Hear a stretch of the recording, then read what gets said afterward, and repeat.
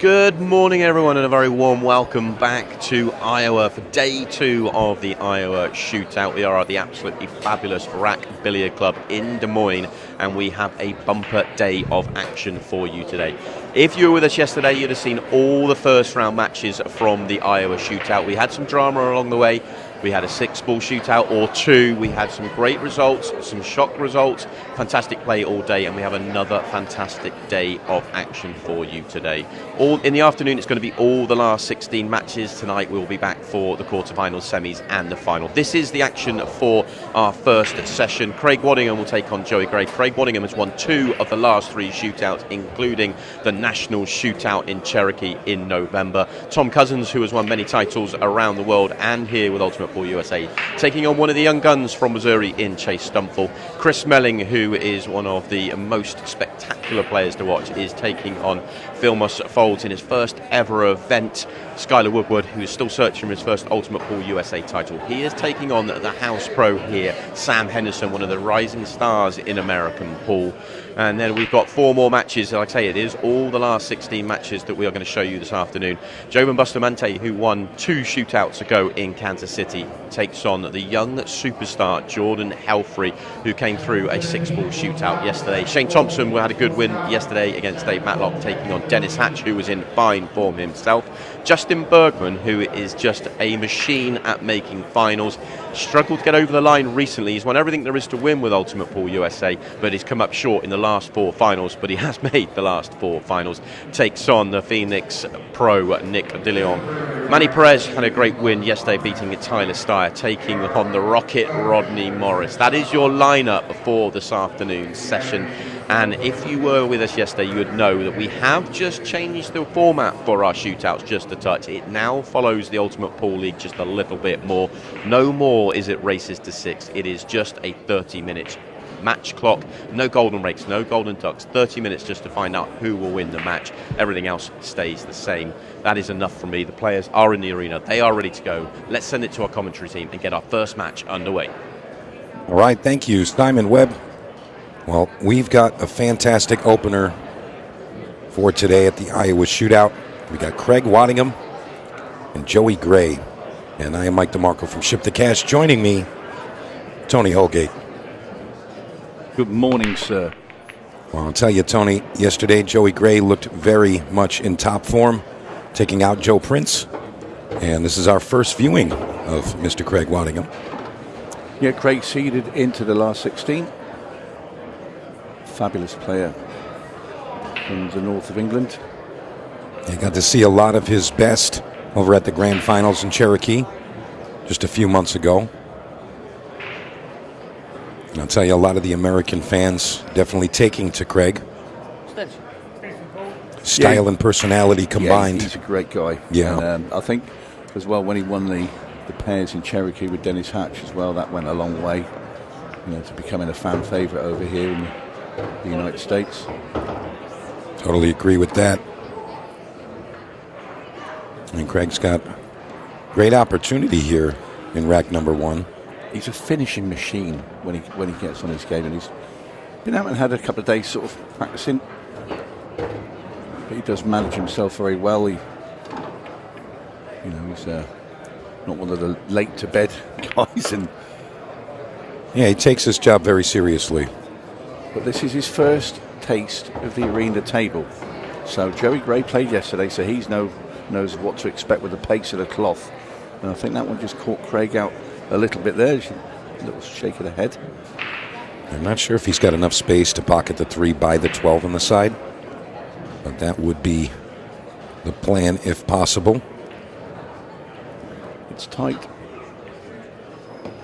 And he makes it work. Very nice position here on the green 6. That's part of being a top player. You get yourself into trouble, you have to work yourself out of it. Yeah, it was handy he had that 3-ball there.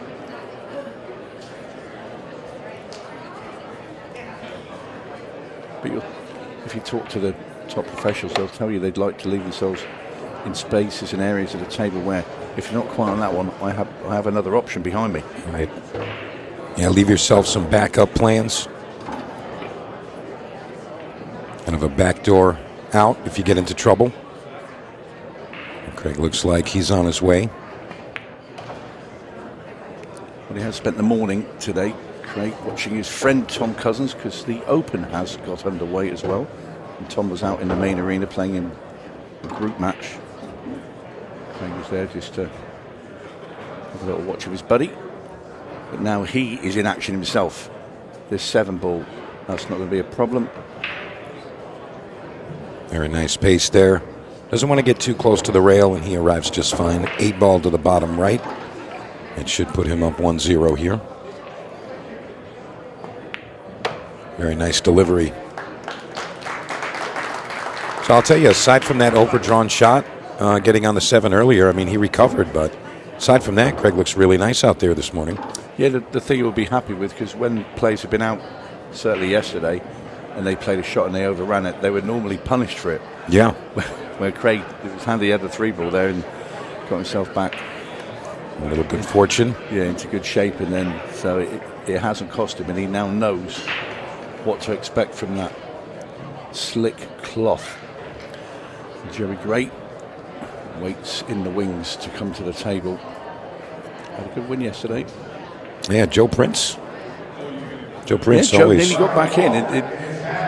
Remember, Joey Gray was, a couple of racks ahead, and then had another chance to push further ahead and didn't take it. And then Prince started to come back, and there was a little bit, I'm not going to say panic in the eyes of Joey Gray, but he was very aware that this all of a sudden could slip away. But Joe didn't take his chance. He did have at the end, and Joe pulled away again at the end.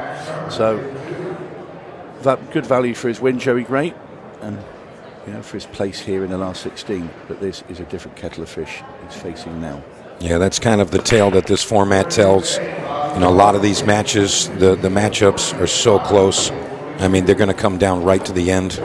It's I don't want to say a rare occasion, but it's unique when you have one player, pull away from the other, with a big score line. But we did see that a little bit yesterday.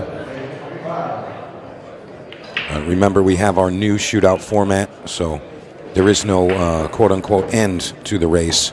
It's a 30-minute match, and whatever the score is at the end of 30 minutes, whoever's ahead will be the victor. And should we be tied, go to the 6-ball shootout. No golden breaks, no golden ducks. This is the Ultimate Pool League format. Yeah, had a couple of 6-ball shootouts yesterday. Jordan Helfery, he came through. The other one, Chase Stumfoll against Johnny Archer. What a talent that kid is. Yeah, 23 seconds, 84 I think it was his time. Any idea what we have as a world record for a 6-ball shootout? The one we have in the UK in competition? 15 seconds, unbelievable. That's in the UK, and I'll tell you, it's harder over here because of the pace of this table. I'm trying to stop that cue ball. Yes, the pockets are easier, but it's just the cue ball doesn't stop very quickly, so you're losing like 2 seconds here and 3 seconds there, and that 23 was a very good time from Chase. But this is impressive though here from Joey. Really good break he had there, Joey Gray. You think he's going to fall on the backside of the one here, play it in the same pocket, or maybe just float straight forward?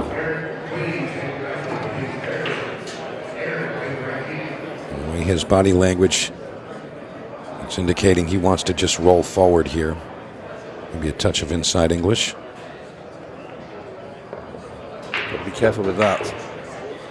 Had a little bit of spin there, which just straightened it up. He's going to be going down to the corner. Just really need to move the cue ball too much here. And that'll do. Impressive. Because first match of the morning, I never like morning matches. The evening matches always felt better because, the atmosphere is built up because people have maybe had a couple of drinks and it's allowed a occasion. And he's missed the 8-ball. That is incredible. I was just about to say, he doesn't look like he's under pressure this morning. He's going to miss this. That is incredible. And, I could see right there, Joey had a bit of right-hand inside spin on there. The squirt of the cue ball overcut it. Just slid right by that contact point. I'll tell you what, Craig's got a tricky opener here. He's going to use that extension.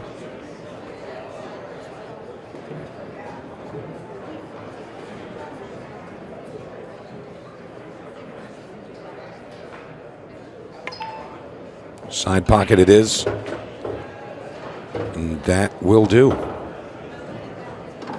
Going to follow up with the 15 here. And that just about gets him out of the woods. Yeah, Craig's potting ability is pretty much second to none. He did play snooker as well, and very good at that. Yeah, it's always a way to tell that a player's going to have that great potting ability. Playing on a snooker table, those tiny pockets. 12 foot. Yeah, it seems like 100 when you come off of this one. But this is going to be very painful for Joey Gray to watch. He knows this was his rack. Did all the hard work. And missed an unbelievable 8-ball. There you go, 2-0 now for Craig Waddingham. And Joey Gray going to think twice getting down on this next 8-ball. Well, the thing is, Mike, now he's got to try and pick himself up off the floor, because that will be absolute torture. You know, you just cannot erase it out of your head. And you see right here, the right hand spin there. You're squirting the cue ball just a bit too far to the left side of that 8-ball. You're exactly right there, because, like you say, it's pushing the cue ball away and hitting a thinner part of the black ball. So the 8 then goes obviously wide to the wide jaw. And to be fair, I don't think you needed that type of English there. Just center ball. Maybe a tad below center. Yeah, exactly. Just put a little bit of bottom on the cue ball, pop it in the pocket. Thanks very much. That's right. Well, hindsight, it's 2020. So Craig Waddingham 2-0 up. And Craig going with that head ball break. Let's see how he delivers here. Tell you what, that cue ball is going dangerously close to that top corner there. Ball came knocked out of the way, but it's dry, so. Joey Gray springs out of his seat like he's late for dinner. Can't wait to try to redeem himself after that missed 8-ball.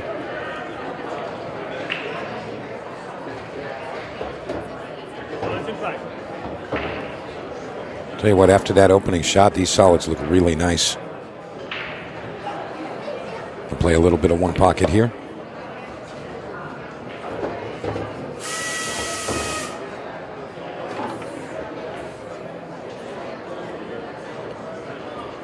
He's going to elect to take the 5 to the side before cleaning up that 2 and the 4.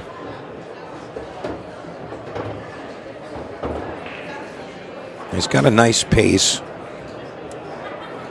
And to be fair, aside from that missed 8-ball, he looked really good. But you're right, Tony. You know, the early matches, it's really a telltale sign of where the player's at mentally, physically. You know, it's not till later in the night where we get to see the top speeds from some of these players. He wants to get a little lower here. He's going to have to settle for this. Now, it's going to be tricky here because he has to stay under the 3. So just one rail position. Thing is now, I wonder if it's going through his head. I'm not going to do it again, am I? Am I going to blow it again? That's a good shot. Now, instinctively, players want to draw a shot like this, but I think Joey's got the smart move, just bump forward. He's got the corner very available, natural space. So, Joey Gray faces another 8-ball.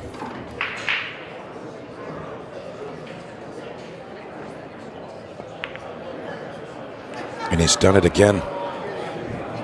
I did wonder, honestly, it's amazing how it can get in your head. Most You definitely. used to call it 8-ball syndrome. Yeah, or 8-ballitis, as some might call it. But, I mean, most definitely, as he was down on that 8-ball, he's like, don't do it again. Don't miss this one. And Craig manages to solve the issue with the 13 immediately. Yeah, but he's not left himself anything easy. I don't think he can get past the 15 to get to it, can he? I don't think so, but I'll be honest, I think he's a heavy favorite to make this combination. 15 to the 13 right in the side pocket, just roll forward. I think he can get through. Is he going up? Oh. Do you know what? I didn't think he'd take that on. I thought he might take the 11 knowing Craig, but that's a really good combination shot there. Yeah, you could tell he was really comfortable with it. And Joey Gray going to be sick about those 2 8 balls. Yeah, this is absolute devastation for Joey Gray. For Craig, this is like all your birthdays have come at once.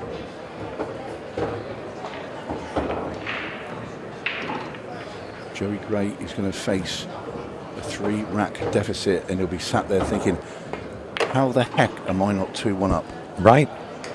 And nonetheless, Craig Waddingham does his job, and he finishes the table. And ironically, both times Joey missed the 8. Craig had to come with the kind of a tricky shot to finish the run out. Yeah, that's tough. You know, and a lot of times a player will miss the money ball or the game-winning ball because it is a different thought process. A lot of times the player's not playing position, which is most of the shots, and mentally they say just make this ball. So they're not really dictating the cue ball as much mentally. So a lot of times an instructor will tell you, play position on the final ball. Yeah. You know, shoot it with intent with the cue ball as well. You see, the thing with Craig, he doesn't miss pots. Very, very rarely. He is a fantastic potter. Where if you do see a mistake, it's a positional one, or he's had a bad kiss. Or a dry break. Yeah. You know, he's such a hard player to beat. And Joey, to get, you know, he had a phenomenal break. And it should have been a run out. Missed the 8 in the side pocket. I think Craig's gone dry. Misses the 8 into the corner. Incredible. All right, well, Joey Gray 3-0 down, but he is breaking rack 4, so opportunity for a break and run here.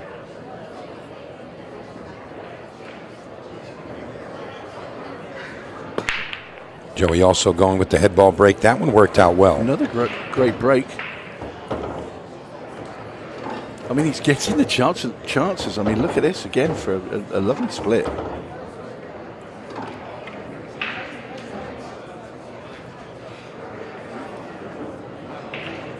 Yeah, this table looks very available. And he doesn't like the combination on the stripes there, but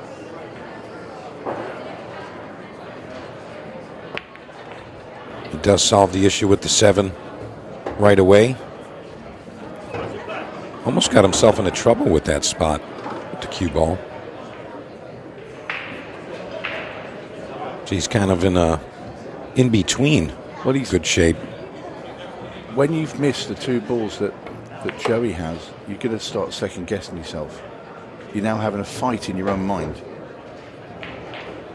You get down on the ball, you think, I'm not going to do it again, am I? And this all negative thoughts, and he needs to get this rack done with. Get one on the board and just steady the ship, Mike. I couldn't agree more, Tony. And Joey's got to try to work his mind back into a positive place.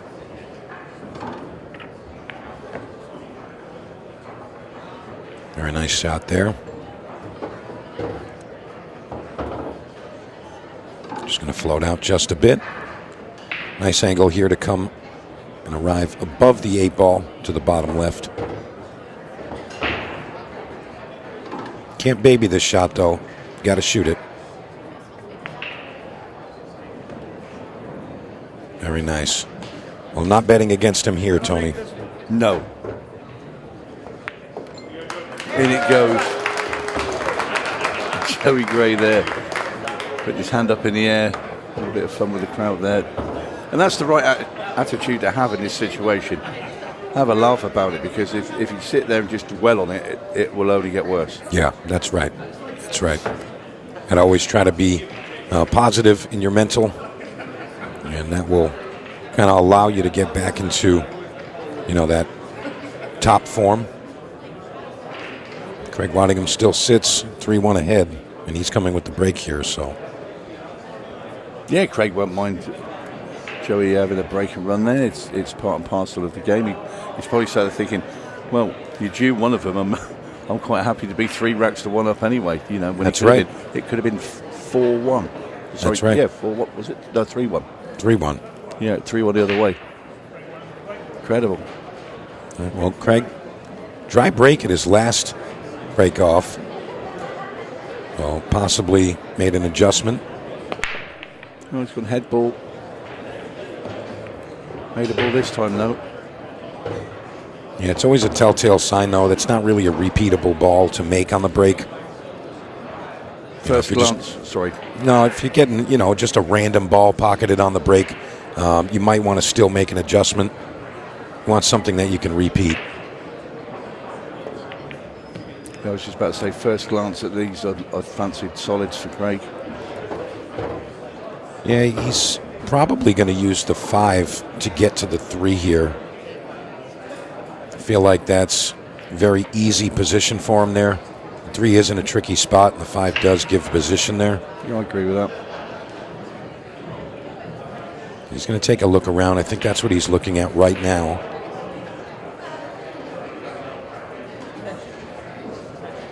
And really, with that 3 gone, he might try to draw into the 8 ball softly just to get it to the center of the table, make the 8 ball position a little easier.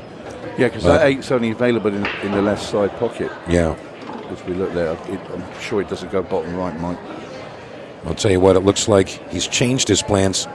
Possibly going to use the 4 to get on the 3 now. Dennis and I were talking yesterday, and he said it, there's so many ways to play a pattern in 8 ball, and it really comes down to player preference and their personal shot selection. Well, he's overrun that as Craig. I mean, he has visibility on the 3 ball, not enough to cut it. So 4 ball it has to be. Going to come up with some kind of fancy footwork to get back down. He couldn't. He could. I think he might be there just enough. Maybe a bit of right hand spin, throw the ball in. He is, because when he walked to that little point there, he's just looking at the path to the pocket.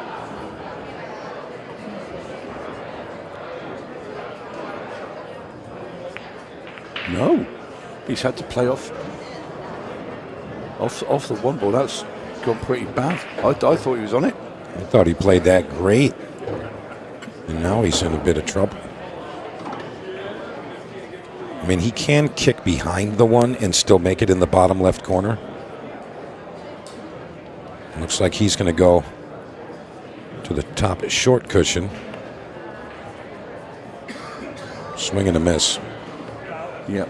Like I say, he doesn't miss pots when he can see the balls, but he's had the overrun onto the 4, which was the birth of that nightmare. Didn't quite get on the 3. Played a good little bump off the 1 ball, but knocked himself into trouble. And Joey Gray, after all that's happened to him at the start of this match, can get right back in here by running in these stripes at 3-2. And it all depends how your head is. You think, well, right, I'm back in it, or do you think I've still blown two 8 balls right. I'd knock in all day, every day? Well, I'll tell you what, if Joey Gray finishes this run out here clean, finishes and wins this rack, I think that's going to be a past thought, and it's going to be gone. He's no longer going to be thinking about those missed 8 balls. Well, in 3.5 minutes, Mike, you won't have time to think about anything apart from running balls in, because we will be down to the 15-second a shot. Yeah, that's my favorite part of the matches. Really get to see nonstop action, fast-paced stuff. And mentally, when you do make those errors, you have to try to take it into consideration. It was all you, not them. You're still kind of in control of the games. Wow. No way. What's he left? Has he blocked the 1 ball going into the bottom left corner? He has. Well, I'll tell you what, if he has, he's got away with an absolute huge one there. I got to be honest. 1 pocket shot comes to mind. I like banking the 1 ball cross corner under the 8. Unless he can see something else. The length of the table. Not going to hit the mark. You know, banking the 1 ball under the 8 ball, playing at pocket speed, you can block the pocket or you can make the ball. You know, so I would have liked to see that shot happen. Joey Gray with an added opportunity there. Yeah, he got lucky there. Most definitely.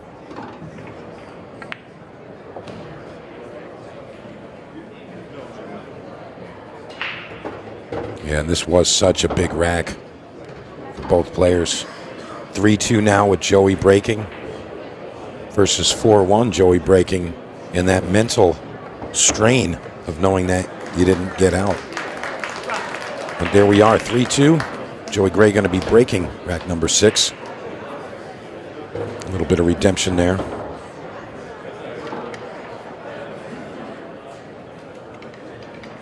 Yeah, Joey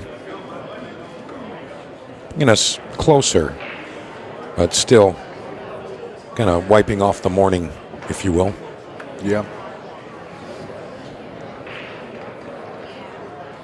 Tell you, the venue packed with folks watching and competing. I couldn't believe how busy it was when I walked through the door this morning at around 10. Yeah, I thought it was going to be one of those slow start mornings, and I mean, it looks like it's 10 p.m. on a Friday night. Yeah, it was jammed. Well, it is jammed in here, but it was jammed at 10 o'clock this morning. Unbelievable. Yeah, this venue is stunning. Absolutely. Heard some of the folks arriving here for the first time, and you know, they're just, this might be my favorite pool hall. This is amazing. It's just plenty of space to move around. Yeah. Designed very well indeed, with the players in mind, but also for the spectators as well. All right, here we go. Rack number 6. Joey Gray to break. 6 ball finds a home in the side pocket. 8 ball a little tied up with that 13. Yeah, this one's a bit more messy.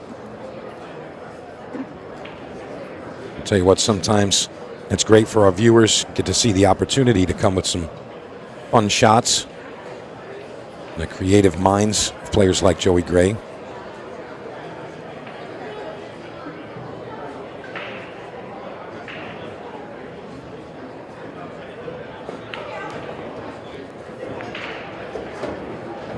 And that puts that 13 into even more trouble.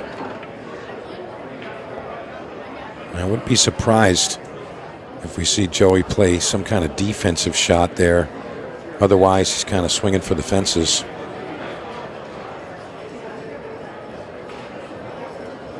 I don't know if he can kind of dig the cue ball underneath that 3.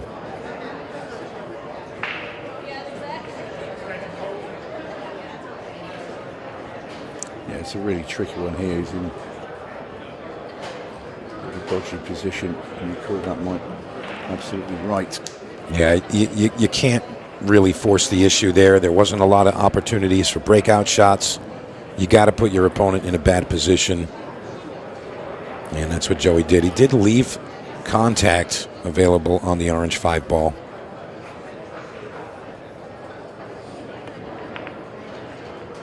Craig trying to eliminate the green stripe from play. Yeah, he certainly did. And a lot of times in these situations, Tony, you know how 8 ball is. You want to try to eliminate your opponent's balls off the table if they've got one in a tricky spot like that 13. Take away those opportunities and kind of safe your way into position.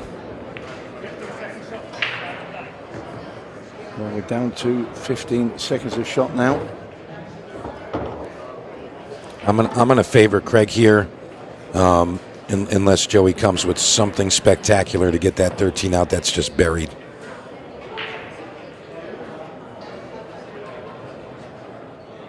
And I'll tell you what, right there, that changes everything. Yep, just rocked back away from going in the pocket. And that now gives Joey Gray a ball to break out the 13. I'll tell you what, though, Craig Waddingham does have an open shot at that 7 and also the 4 ball.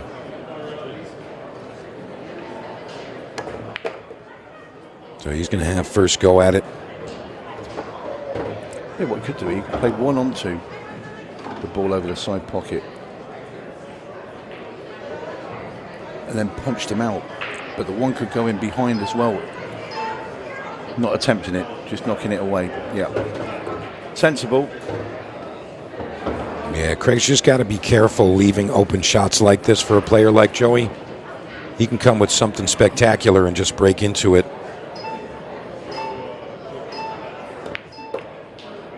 Oh, on the 8-ball. And the 8-ball. Wow. Well, Joey Gray, that adds to the nightmare. Yeah, insult to injury there, Tony. Yeah. Very tough. I mean, he did come with the spectacular shot that we were hoping for, but could not control the cue ball. Well, he wasn't happy with the cue ball going in, but then the nightmare was about to get worse as the 8-ball cascaded its way across the table and landed in the corner. So Craig Waddingham wins that rack without having to do an awful lot. Joey laughing it off, they're having a little bit of fun together about it. It's a lot of games Joey Gray has, quote unquote, given back to Craig Waddingham. Yeah. And, you know, the players, you know, they're friends, having a bit of fun about it, and how the game goes.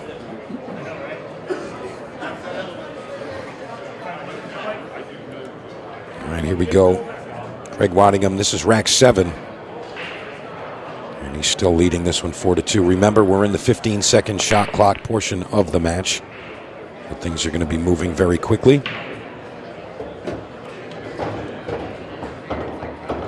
Yeah, next up after this, we've got Tom Cousins taking on the young gun from Kansas City, Chase Stumfoll. And the winner of this will play the winner of that later this evening in the quarterfinals. So we've got some real blockbuster matches coming fast and furious all day, and then into the evening when we will crown our shootout champion tonight. Would it be this man? Very possible. Very possible indeed. He's got a good record in shootouts. There's the combination here. Nice control of both the cue ball and the 11 there. That's the tricky part about playing combinations. You got to control both of those. It's not just about potting the ball. It just asks for the extension there. Seems to be a little bit more of a skip in Craig Waddingham's step now as he comes around the table. Yeah, I was going to say, I think he's going to go to the 12. He doesn't want to contest with that one ball. If he shoots the 11, there's a chance that he was going to run into the one ball. And he's not going to like this either. It's come far enough, Mike, that he can just shoot that into the side pocket now. If it stopped a ball length, it would have been very awkward indeed, but I think this is okay, just run it in. Yeah, I agree with you there. Very nice spotting. And these are the balls that Craig Waddingham never misses. I was waiting for him to miss. I thought this would be right. Perfect for me now for the commentator's curse. It would be your fault, Tony. Yeah, it would. Anyway, Nice he can go to the 8, and now Craig Waddingham breaks clear of Joey Gray now. He's got himself a 3-rack lead. 6.5 minutes left on the clock, Mike. And I think it's going to be a big, big ask now for Joey to claw his way back out of this. Yeah, I agree with that. But, you know, both players very understanding, knowing that that's just how pool is. And sometimes it can be, you know, fun and uplifting, and sometimes it can be absolute torture, but that's why we love it. We do indeed. Well, Joey Gray, all smiles. He is a great guy. He doesn't get downbeat. And you've got to remember, these players all got the Open still to play in as well, so it's not as if it's the end of your weekend. You know, you've got the Iowa Open. They're all playing in the mixed pairs as well. That's yet to get underway. Yeah, that's something a lot of the players really enjoy about the Ultimate Pool events. It's not just one. It's just not one tournament, and it's not just 2 lives. You play, you know, 4 to 7 matches before you even get into the tournament. You know what I mean? There's quite a bit of value for the players. Well, we've got the Women's Open as well, and that's a full field. So that they're all, got a partner for the mix, I think, pretty much. What do you think is going through Joey Gray's mind right now? Just make balls and eyes on the prize? I mean, you just got to keep your head down. No time to look at anything. No, I mean, there is time there. You can do it. Trying to break out that 14 ball at the top, and it's pretty much stays the same. It's not a great position. Well, 15 to the corner. Left. Yeah, this is tricky. Managing the cue ball is the tough spot. And a great pot there. Can he play the bank here? No. Maybe the back cut on the 13. He could also play it into the bottom left corner, try to stall on those solids.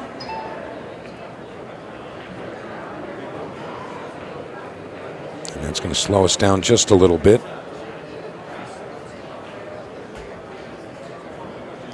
Maybe a bit of clock management now from Craig Waddingham. I don't mind him tapping into the blue 2 ball. And try to get behind the 3 maybe. It looks like, he could make the 6 ball there. He can make the 1 ball now as well.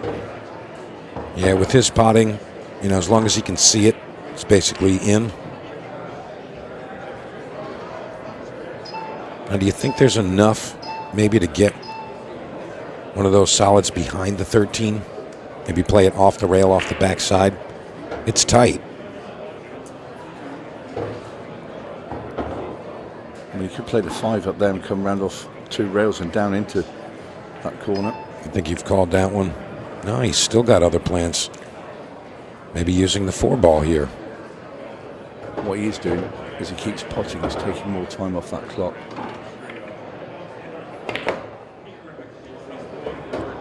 He misses that breakout. See what he can come up with here. Like I said, there's a chance you could play it off the rail, off the backside. You'd have to kind of firm it up a little bit.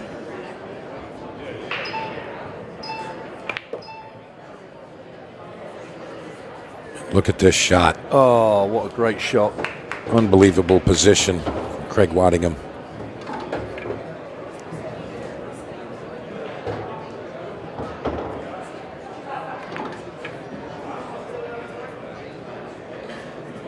And he's missed the 3, but look what he's done with the cue ball. Oh no, he just put his hand up to apologise.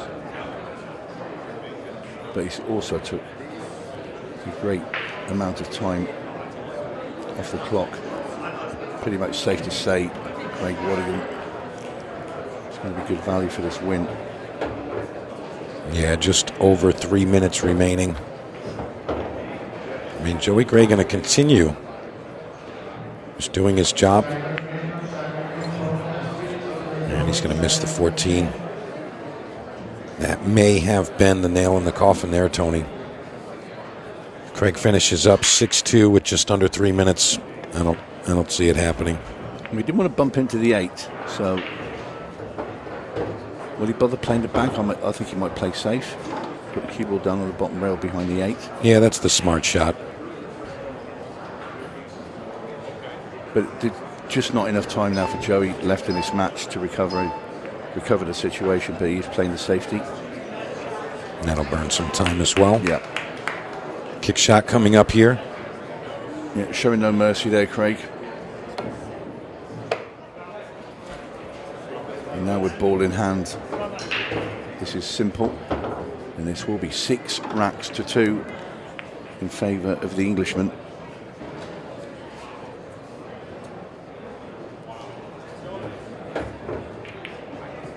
Joey Gray will look back and think what could have been with the 2 missed 8 balls. Cue ball almost arriving perfectly on the foot spot. Yeah. This wonderful shot here from Craig Waddingham. Yeah, that was massive. Ruined it by missing the 3. Tell you what, still glorious. Yeah. Yep, and that was the first thought there from Joey Gray, thinking, ugh, I had those chances there. This could have been a whole different match altogether. Yeah, Joey was sitting in the winner's position multiple times in this match and just couldn't finish. Multiple times missing the 8-ball. Scratching later in the racks. Can't be doing that, especially against a player like Craig.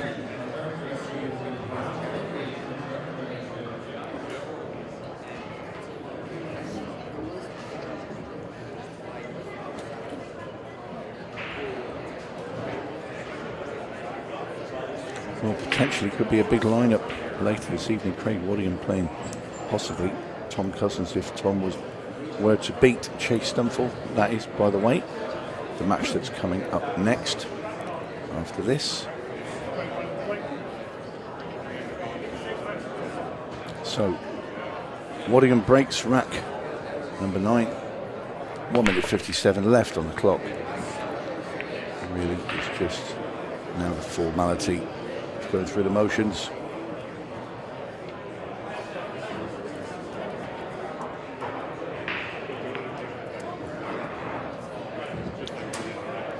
Jerry Gray misses the 1 ball.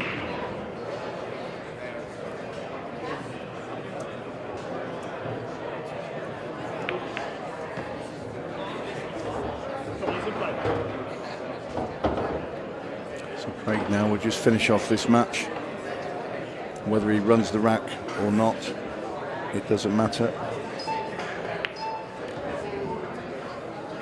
He's going to try and run it though. Give the crowd a bit more pool to watch. Yeah, no, I'm here for that. You know, when you're out there and you have time on the clock, you could go ahead. You're here to play the game, go ahead and shoot. Yeah.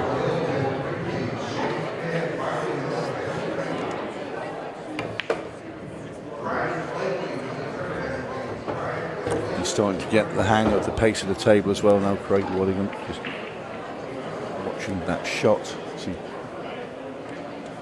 pulled the cue ball down the table.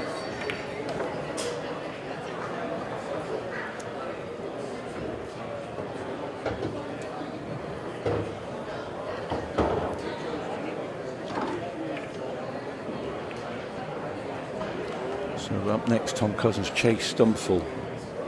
Chase coming through on that 6-ball shootout against Johnny Archer last night in dramatic style. As we now watch Craig Waddingham deposit this last 8-ball. I'm sure there'll be a shake of the hands after this. And there you have it. Craig Waddingham is your winner here. And Joey Gray can only offer the handshake and a smile. So congratulations to Craig Waddingham. He's going to move forward in our shootout. And we're going to conclude this tonight. So we'll be back with more action in just a bit.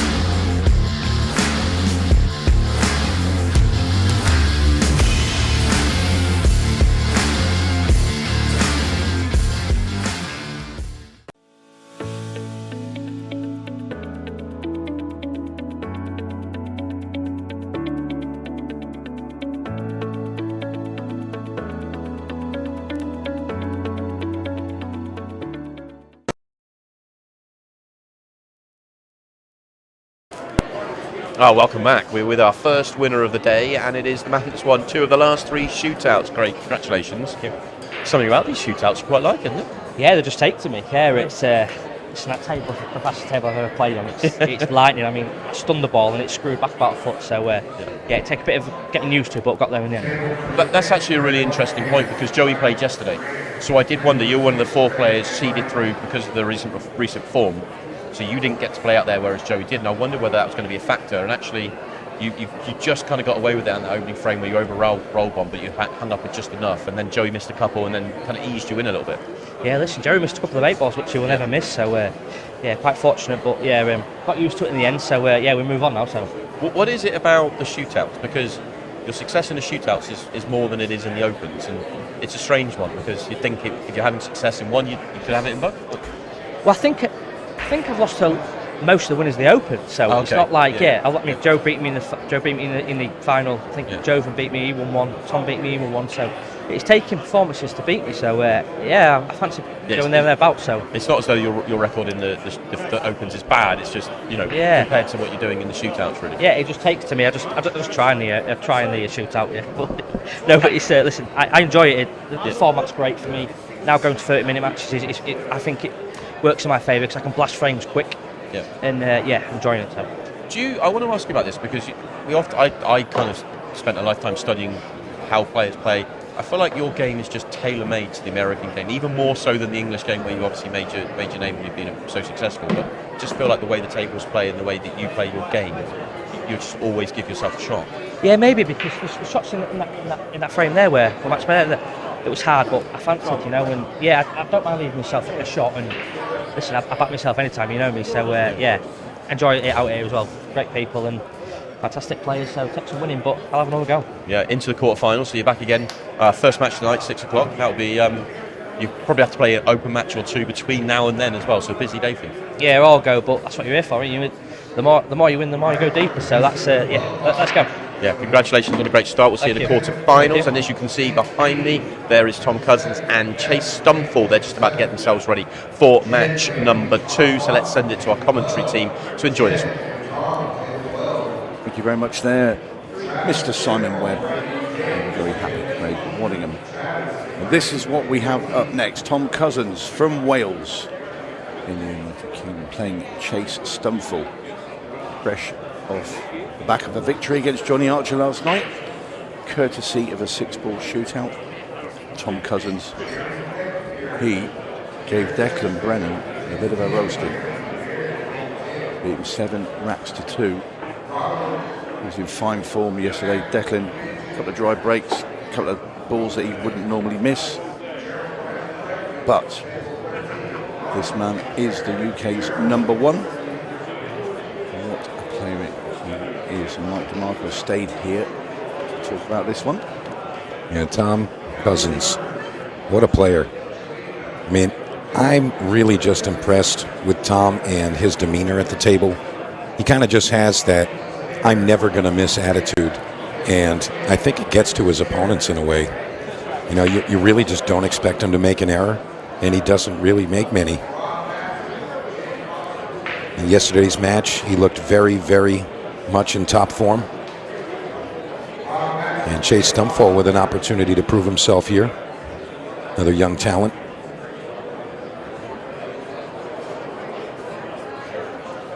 He's going to adjust that cue ball slightly. All right, we're underway. The ball narrowly avoids the scratch. A dry break for Tom Cousins. So it's Chase Stumfoll with the first go.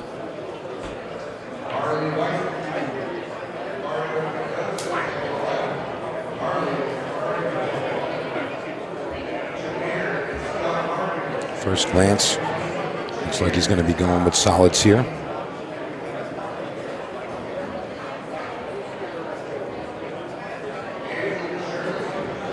It's all about the 4-ball for me, Tony. Play it off the backside of the 14, perhaps. I think I might even bank it from there. Yeah, he's in a decent spot to play the bank right now.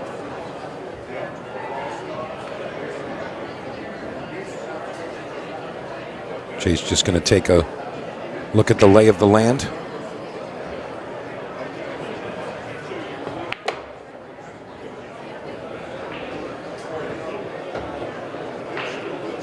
Chase, a lot of firepower in that young back arm. Yeah, he was impressive last night, especially in the early part of the match against Johnny Archer. Johnny then did fire back, as you'd expect a great champion would.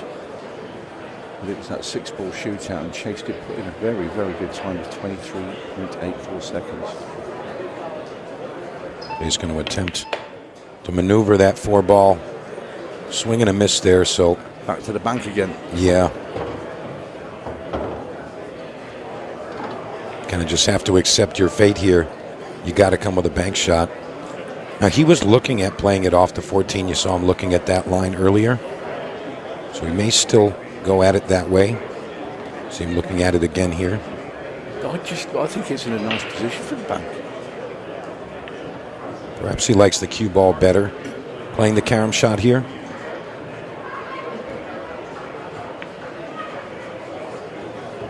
He's played that very well. The cue ball just gets back into shape here. The 6-ball looks like it will go to the top corner. That's what he's looking at here.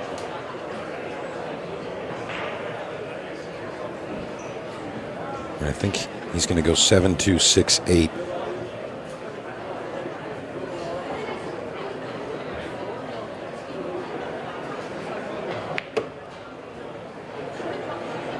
Zinging the cue ball around there. Yeah. I'll tell you that gives me, hope for him. Even though he's playing the top player here, Tom Cousins, that tells me that he's comfortable on the equipment and, this young shooter, fearless.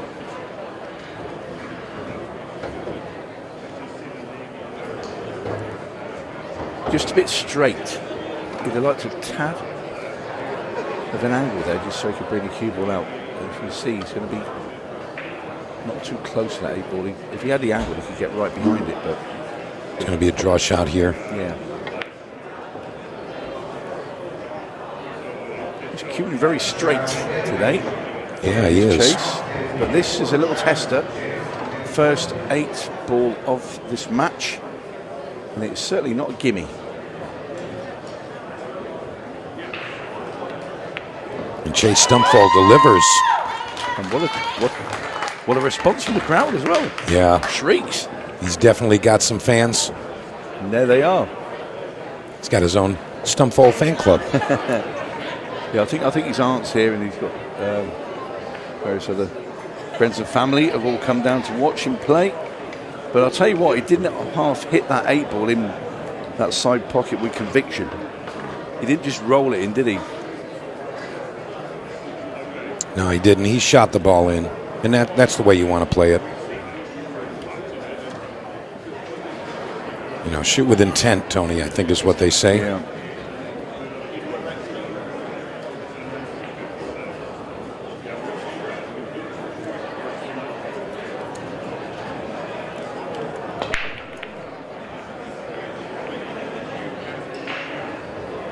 All right.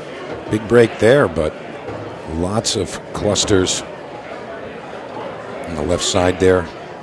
Yeah, there's a lot to sort out here for Chase. I think strikes might be the order of the day to start with.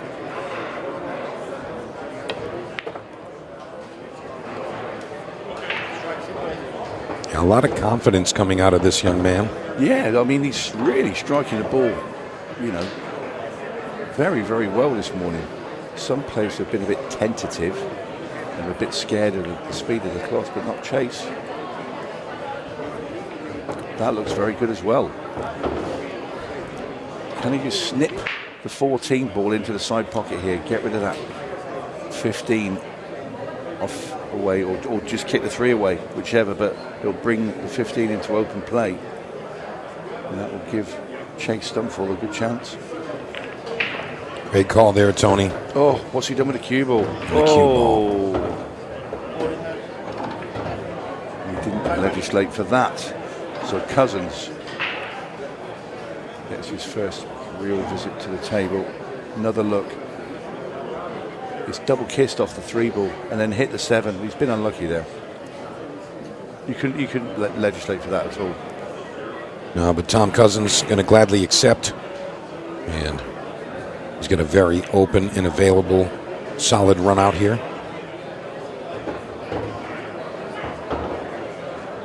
See, the worst thing is for Chase that he's developed his ball, but he also developed the solids as well. Yes, he did. So it's made it pretty easy going here for Cousins.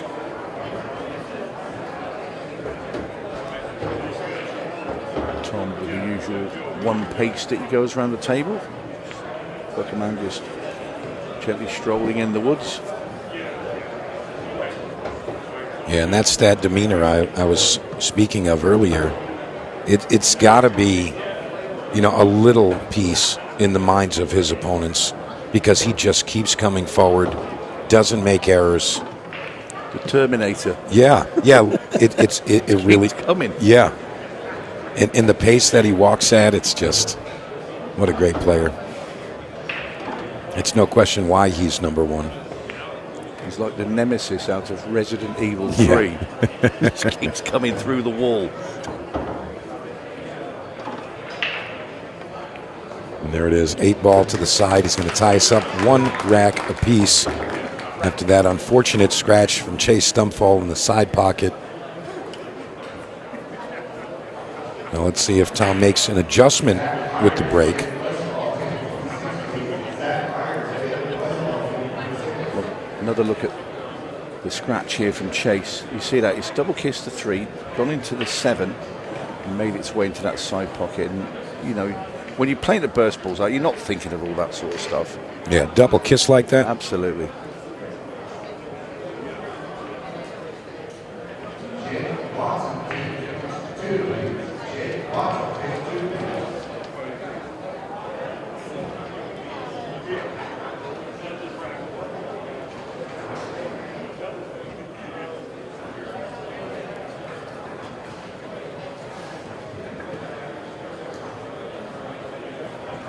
All right, here we go. Tom Cousins. It's like a slight adjustment here. I feel like he moved a little bit more to the left side of the table. And he's going to get success this time. Yeah, if you ever see Tom Cousins go out, mainly in the big events, it's the break that's let him down. And he has a colossal break. But he just seems to... When he goes dry, it all seems to happen in one match. He just lost recently, and I think it was the last 16 of the European Championships on our tables in Cyprus. He lost 8-3 to a guy from Ireland called Sean Walsh, very good player, obviously. And he had 3 dry breaks in a row. I think the match was 3-all, and Sean Walsh has broke and ran all of his.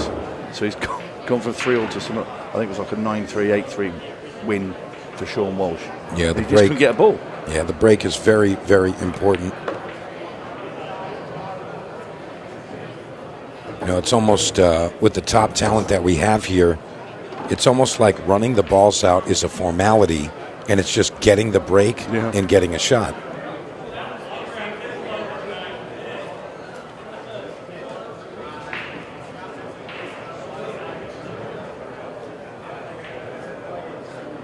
I'm kind of just deciding how he wants to go about this here.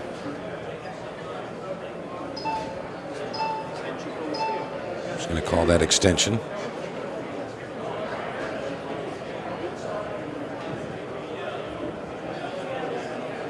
You may see him drag this over to play the 9 right after, just like that.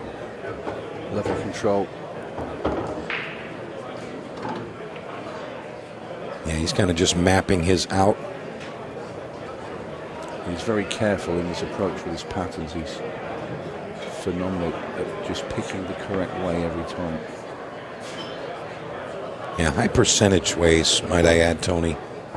Like I mentioned earlier, Dennis Hatch and I were discussing the different patterns and the choices based on the player preference. But there are higher percentage ways of clearing an 8-ball table.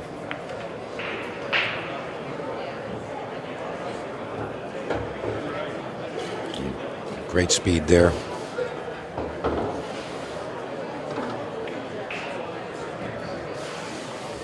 Well, if he has a slight angle on that 15, you want to pop that and bring your cube past the 3 in the 8, just leave the 14 up into that top left corner.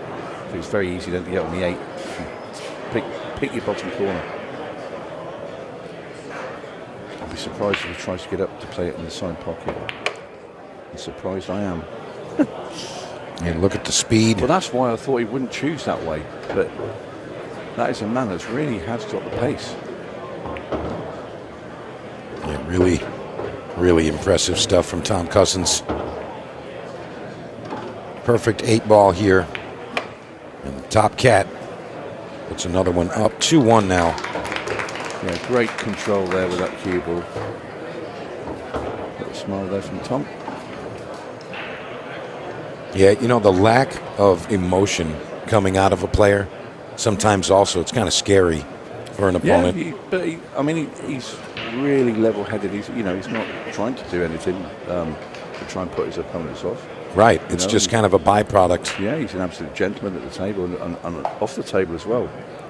I've seen him lose matches where somebody's fluked the heck out of him again, and he's lost. And I've heard him in an interview afterwards and said, no, I'm not going to say it's fluke. He said that's just part and parcel of the game, and the guy played well. And he refused to just blame all of that. He doesn't blame anything. Yeah. You got to be a some realist. Players play the blame game. Oh, somebody opened the window and the wind blew the ball over there somewhere, and I've come out in the wrong shoes. That's why I missed that ball in the side pocket. You know, my favorite socks, I left them at home, and I wasn't able to win today. I mean, some of the ridiculous things I've heard over the years is, you can write a book. All right, here it is. Chase Stumfoll going to make an adjustment here. Second ball break. And he's going to have a tricky cue ball here. A couple of options. 4 to the side. Looks like the go-to. And again, just going to kind of inspect what's available around the table.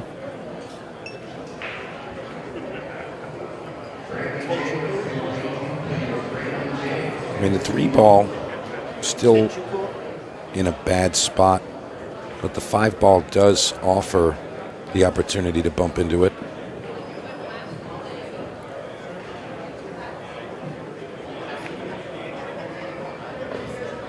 Nice opener there.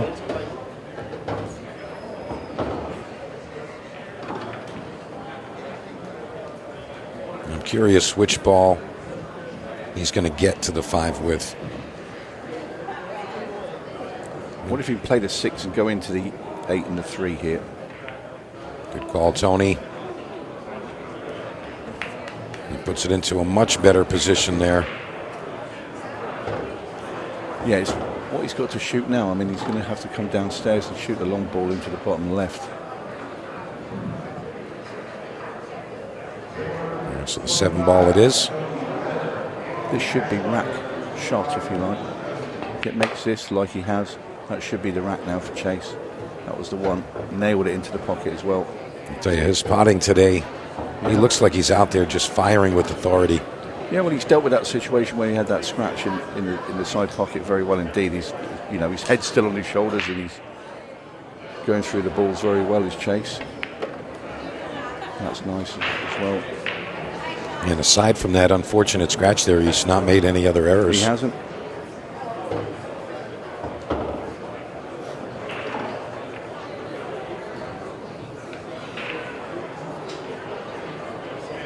The 3-ball passes the 8 in the side. That's helpful. Yeah. And the young man from Kansas City is going to level this match. So Chase Stumfoll going to tie us up. Get us on level ground. There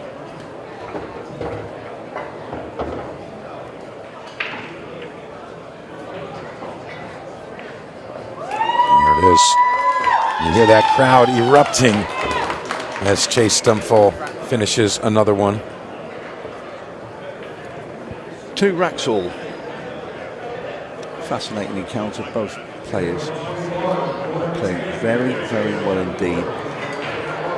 And how about the crowd building as we begin our day here at the Rack Billiard Club? Yeah, it's an incredible place. Good job it is so big to get all these people in, because I'll tell you what, they'd be queuing out the door. Yeah, we need the space here. Yeah. Tell you what, if you need a reason to take a trip to Iowa, this place is the reason you've been looking for. Really just a beautiful place. Plenty of room to move around. Plenty of tables to get on. And you know, it's the first room I've ever seen with a makeshift Moscone table set up. They've got the Rasson table with the red and blue carpet over there, and you know, you can tell that a pool player's mind was in the workings building this room. Absolutely. Rack 5. Tom Cousins going to get fortune, or perhaps not. 9-ball hangs up. I thought that was for sure going to fall. Yeah. I was told last night they have over 45 league teams playing here. Unbelievable. Well, I guess that's why they needed all the space, huh? Yeah. But then it is a popular venue, so everyone's going to, want to come here and play. Yeah, what a great place. So Chase Stumfoll looking at the stripes. I'll tell you what, this is exactly what Chase needed after that unfortunate scratch to try to get himself back into the leading position.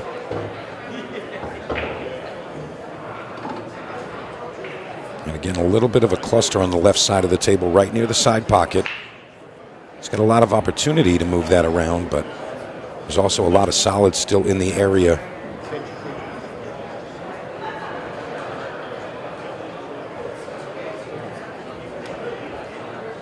Chase trying to work out a plan.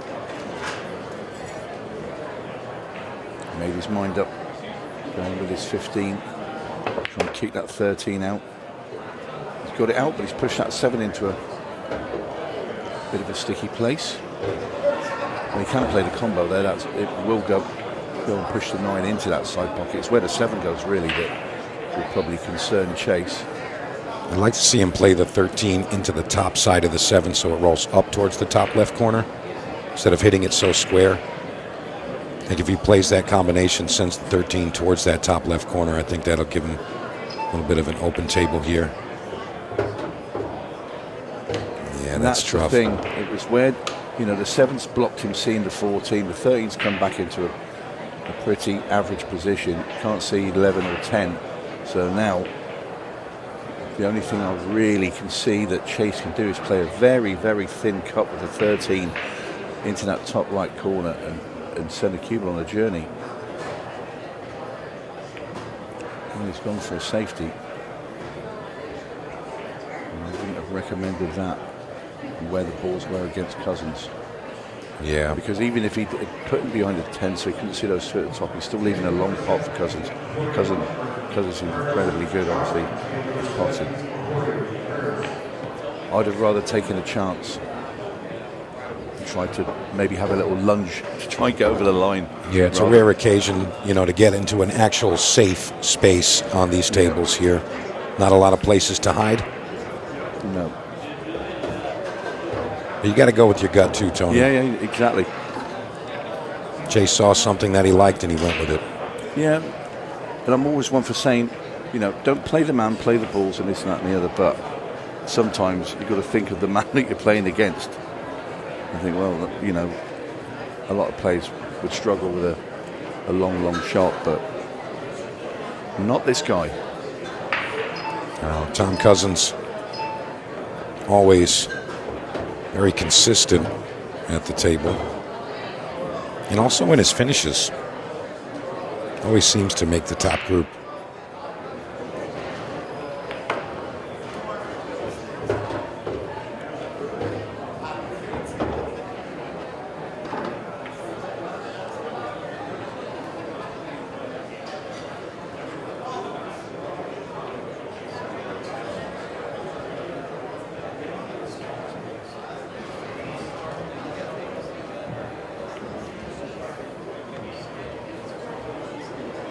Well, we didn't want that flick there. We want to come clean back to be on the 3 next to him. Yes, you can see the 6 ball, but he's close to the rail now. I'm not sure he can drop in a gap between 13 and 8 to see the 3 to pot it. if there is a gap there, it's millimetres. And there is. And he's in it. It's incredible. Yeah, it's a big, to be fair, looking at it now, it's a bigger gap than I thought it was. When you look at the overhead and the camera shot that we've got, it looks like it's really, really tight. Yeah, it's incredible how deceiving the camera angles can be. You know, unless you're really down on the shot like the player is, really tough to tell exactly what's available.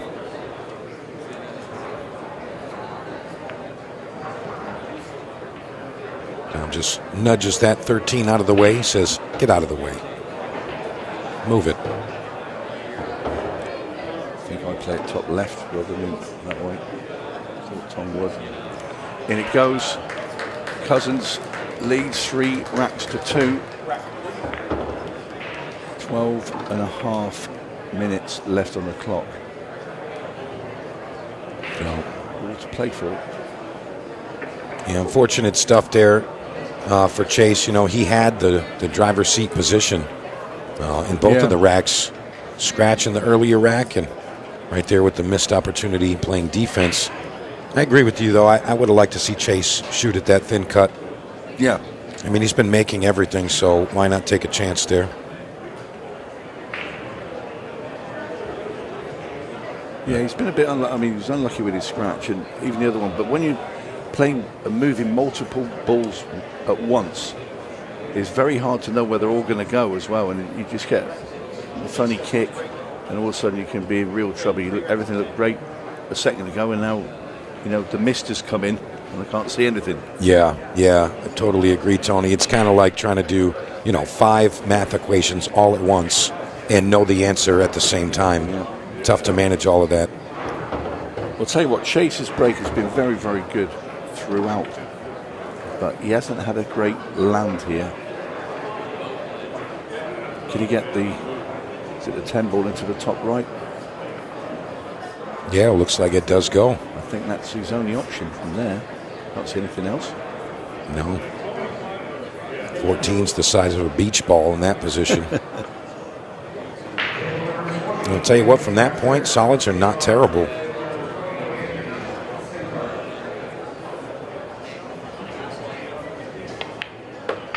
Already makes it. Yeah, right into the center of the pocket as well. It's not a nice nudge though, Mike, is it, when he's hitting to the 12 there? No. Stripes definitely tough. Will the 12 go past the 3 into the side? It certainly doesn't go down into the bottom because the 4's blocking it. I think you got to play the 13 off the solid into the side, play the carom shot. Yeah, I like that. And it's probably going to have the 5 hit into the 14. It's playing safe again. See, the thing is here, Cousins, if Cousins banks that 1 ball, the cue ball's coming down towards the solids at the bottom of the table.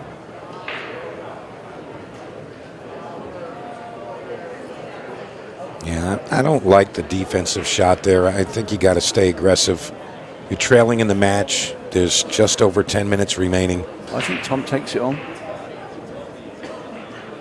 He's going to try and bank the 1 into that top left corner. I'll be very surprised if Tom attempts a safety, because I think, yes, he can get Chase into an awkward position, but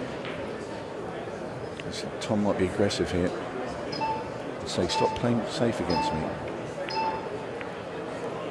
But he's missed. So it did work this time for Chase. And look at the cue ball there. It doesn't look like he's going to be able to make this open ball to the side, so he might have to shoot the jacked up shot to the 14. And he has to. Yeah, he's got some traffic to come round as well at that bottom end of the table on the right. Makes the part. How's your luck? That's okay. You hear the chime there.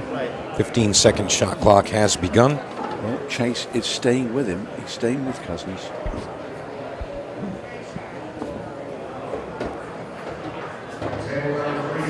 Ooh. Wow.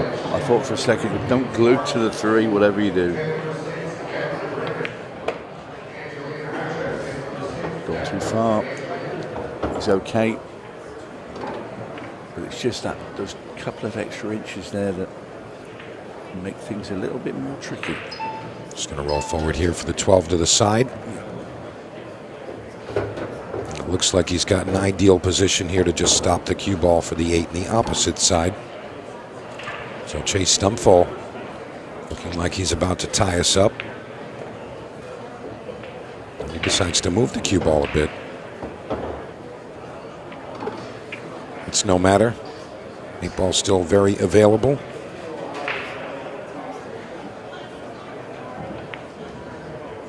And there it is. 33. Chase Stumfoll answers back. And the safety does work this time. Yeah, very, very intriguing encounter this. Up next, we've got Chris Melling taking to centre stage. Playing Vilmos Folds from Hungary, who does reside in Las Vegas, I believe. That'll be a belting encounter there. Yeah, Chris Vilmos. Melling, well, his cue wasn't here yet this morning because with Chris, when he landed in Chicago, and his cues, I say cues, were still at Heathrow. I know they're in Iowa because he had a FedEx message. So we know they're in the state. So they've arrived. Well, but not at the venue. I'm not sure. He was given a time of 10:30. I've not seen Chris, so that will be interesting. Anyway, back to this. 8.5 minutes left. Nothing to choose between Tom Cousins and Chase Stumfoll. What awaits is a place in tonight's quarterfinal and a date with Craig Waddingham. I'll tell you what, Chase is definitely holding himself in this match. And, I mean, this is the one you want to win. This is the one you want to win. You beat Tom Cousins, that's going to give you extreme confidence and, you know, just that mental where you say, hey, I can get it done. Yeah, he's played very well, Chase. He played very well last night as well. Cousins isn't playing badly. You know, no. This is a great game. Yes, it is.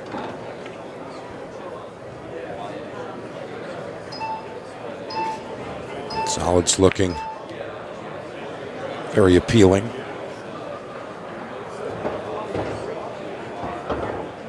Likely finish with that 3-8. Yeah, absolutely. Let's say 1 now, 7, 4 into the side. Might even go 4-7. Take his pick.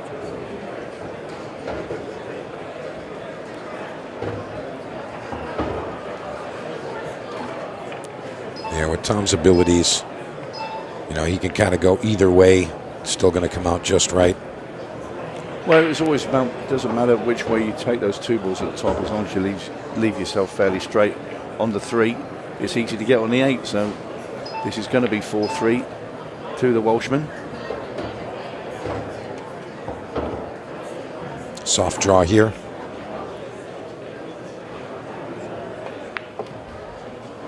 He goes back out. Yeah, I'm surprised at that. I thought he just popped that in and stopped it dead, but yeah, matters not. In goes the 8, Cousins. Gets his nose in front once again. It's like a rowing race. Yeah. Where they're just yeah, 1, then 1, then 1. Yeah. And I'll tell you what, this is kind of giving me the recipe for a shootout here. If they hold pace going trading racks, yeah, we might end up there. And how exciting would that be? Well, Chase Stumfoll getting into another shootout.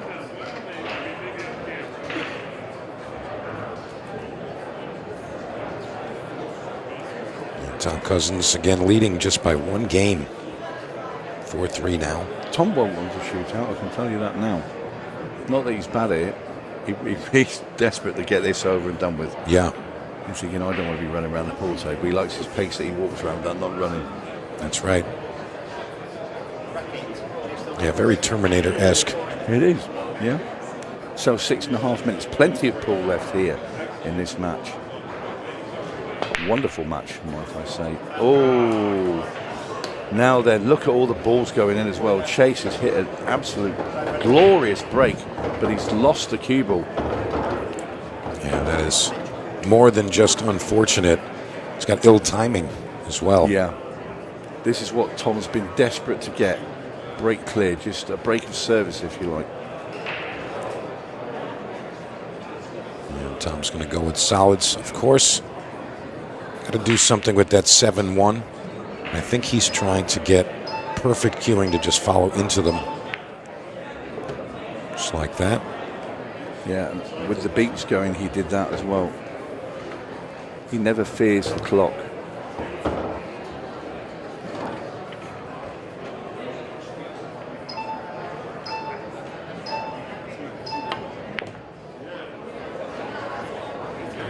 Nice control there. Yeah, could have gotten into trouble if he nudged that a little thicker, but works out just right.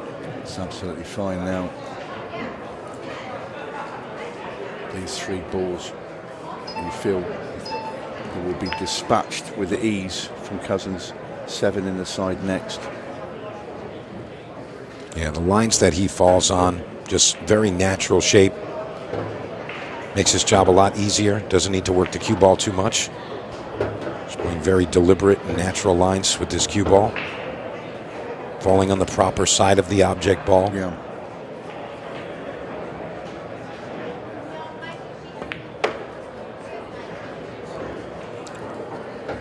A1 once again, Cousins now with a chance to get 2 racks ahead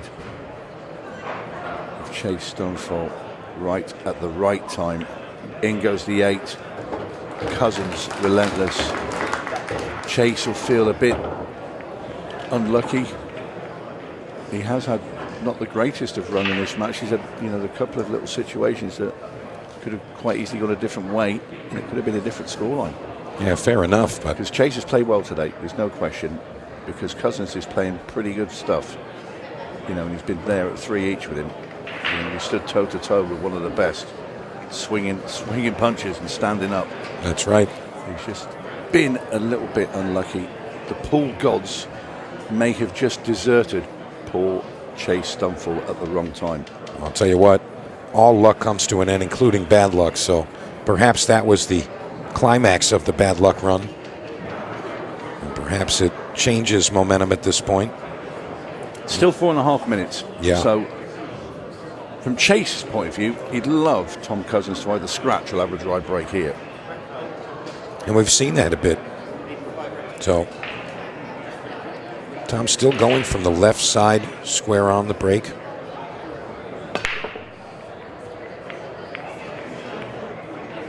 Oh. 9-ball finds a home at the buzzer.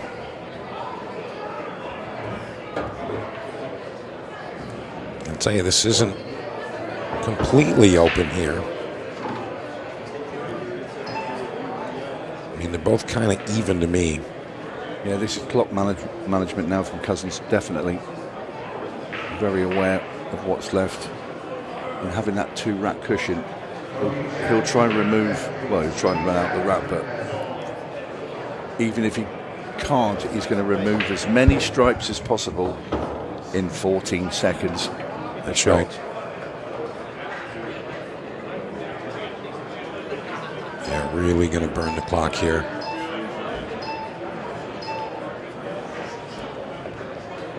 Yeah, you're going to hear all these balls go in right on the last beep.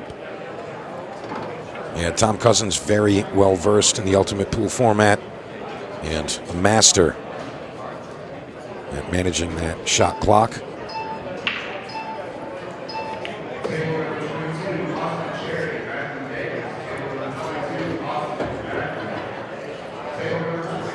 All's okay here.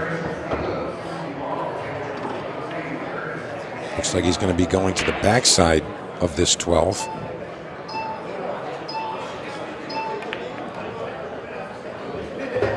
We look at playing that shot like that, which is such a clever little shot, but with the beeps going, with no concern. It's only sort of one feather of the cue and he struck. Yeah, perhaps in his mind he's already shot it a couple of times. He's just waiting for it to kind of play out. Hello. What have you done there, Mr. Cousins? And there's a big frown there.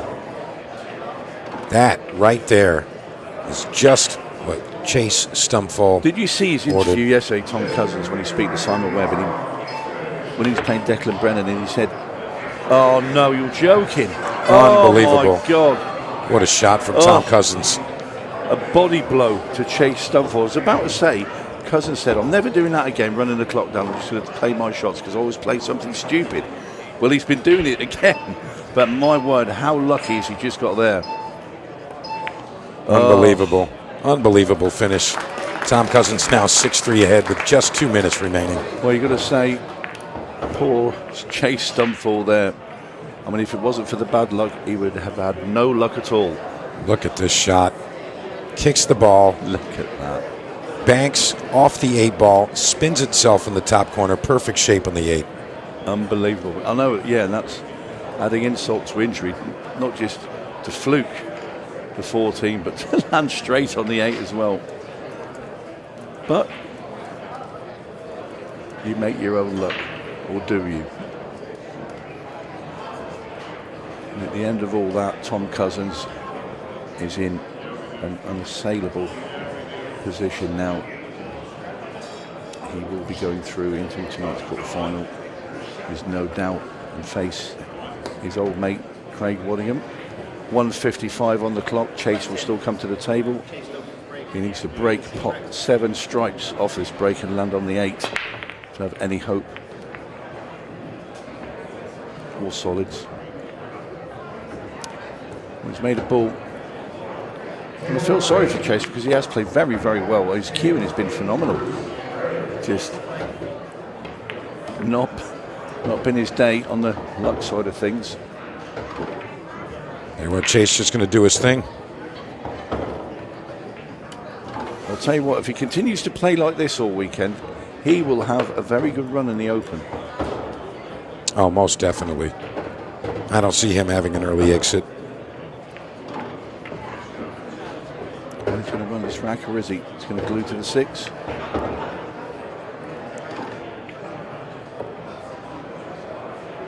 And that's going to be ball in hand. Yeah, no rail. And he concedes. Chase Stumfoll there, very, very unlucky. Had a great performance, played very, very well. Cousins does what Cousins does. He moves through to tonight's quarterfinal. When we come back, Simon Webb will have a chat with Top Cat.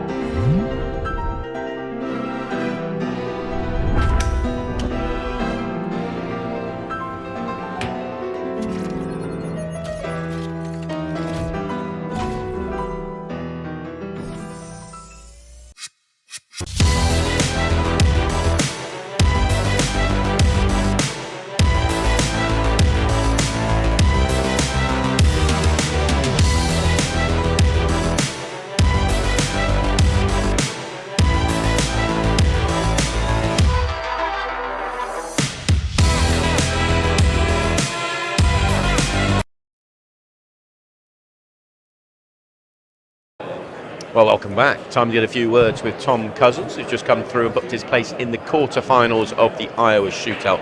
Tom, congratulations. How did that compare to yesterday's match?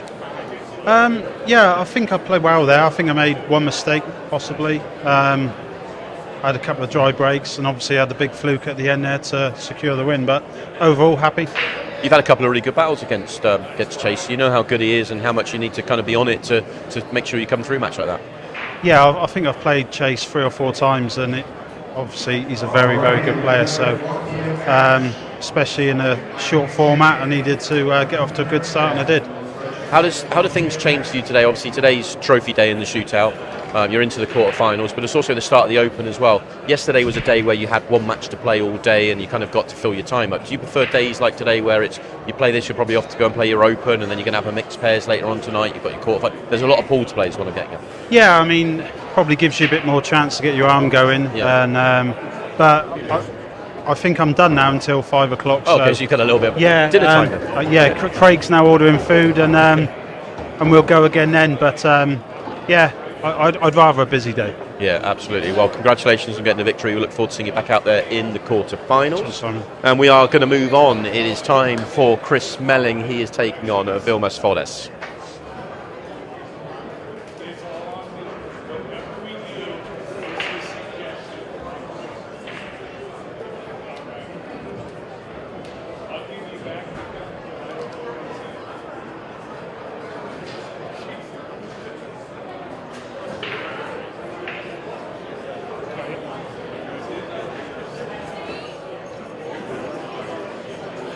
All right, guys, and here we go. Another fantastic match here.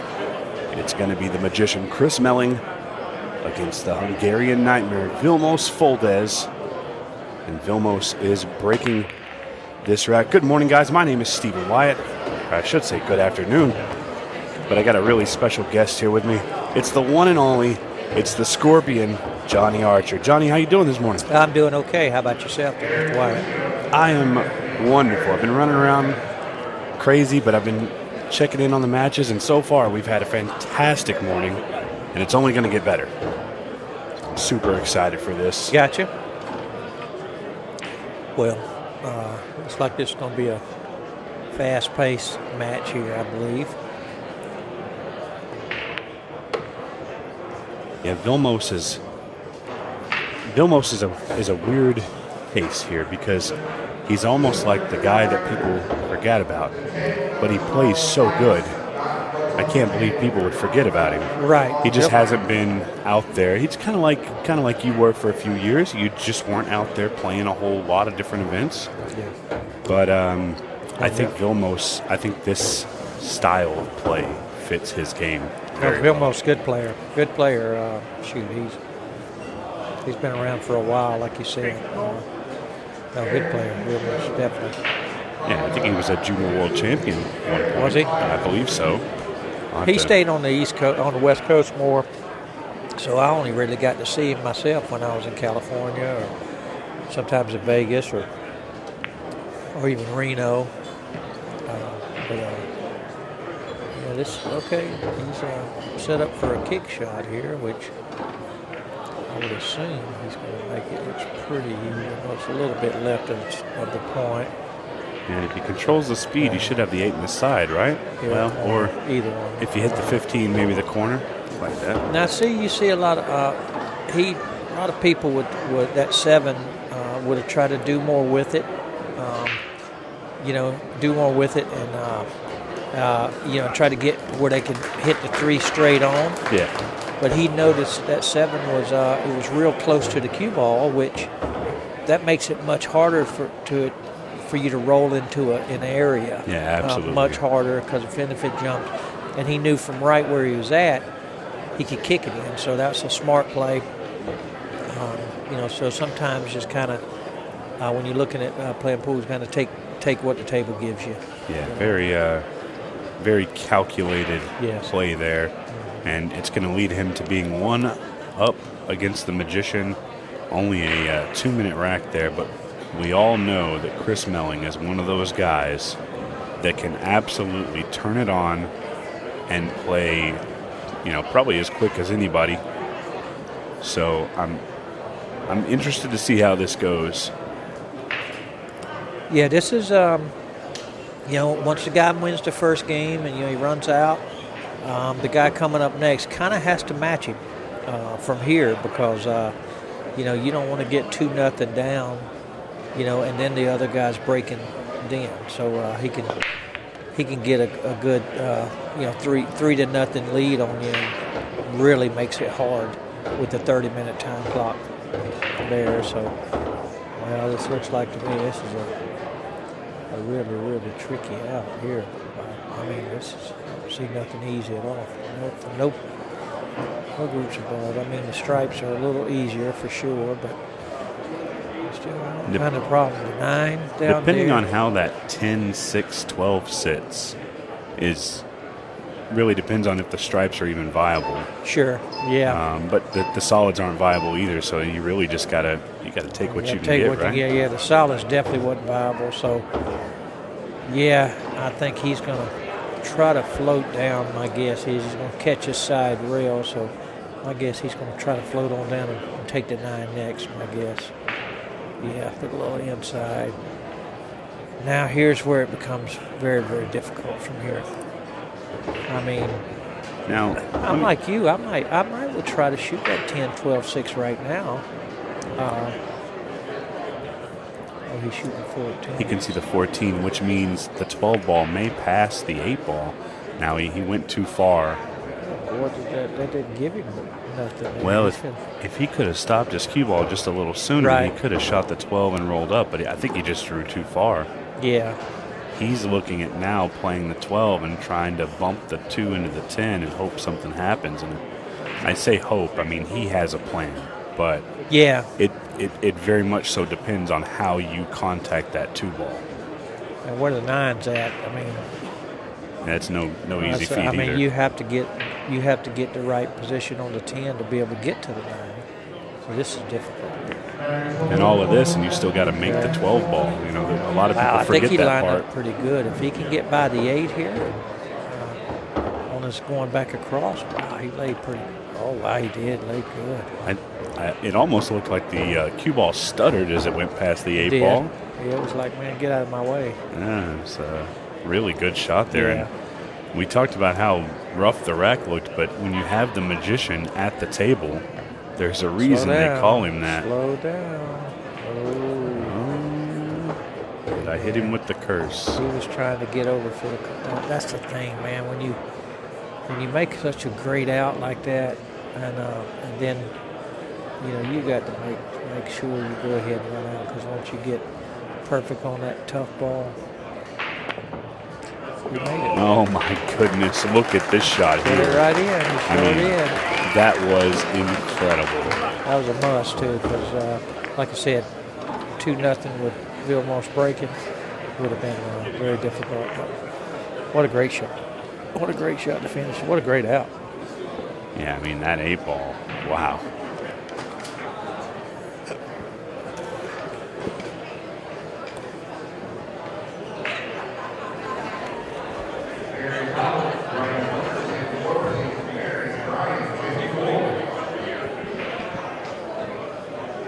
Look here, we have the schedule up.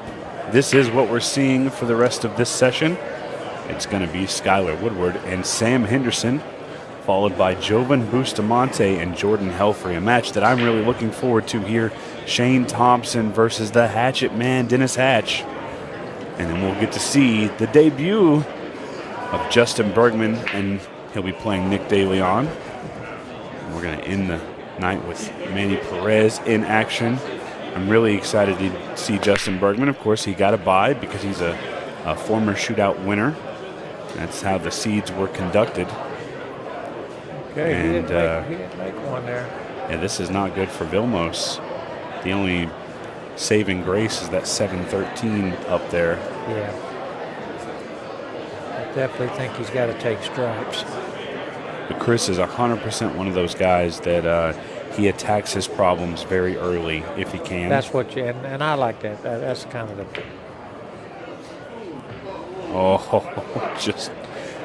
Oh man, that ball couldn't have wobbled anymore before it fell in. Definitely creeped in there, didn't it?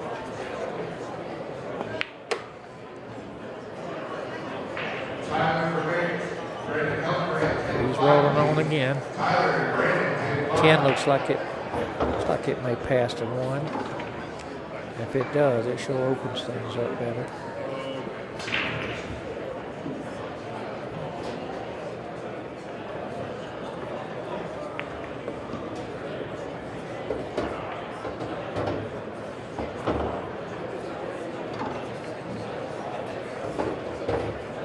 Got everything open now. I think he's just going to float over and bump the 8. Ooh, he went forward. Okay, maybe the 15 goes to the side.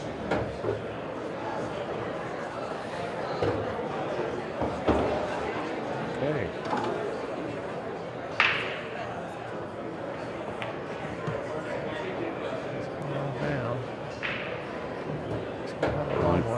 Got a little bit of a brush there, and it might have hurt him just a little bit with the angle. Yeah. I didn't like his choices there. I think I would have bumped the 8, shot the 15, because that 15, you know, is A little tougher to get to. yes, it is. He could have got it out of play. And now he'd been looking at right now just shooting the 12 and then the 8, which would make his life much easier.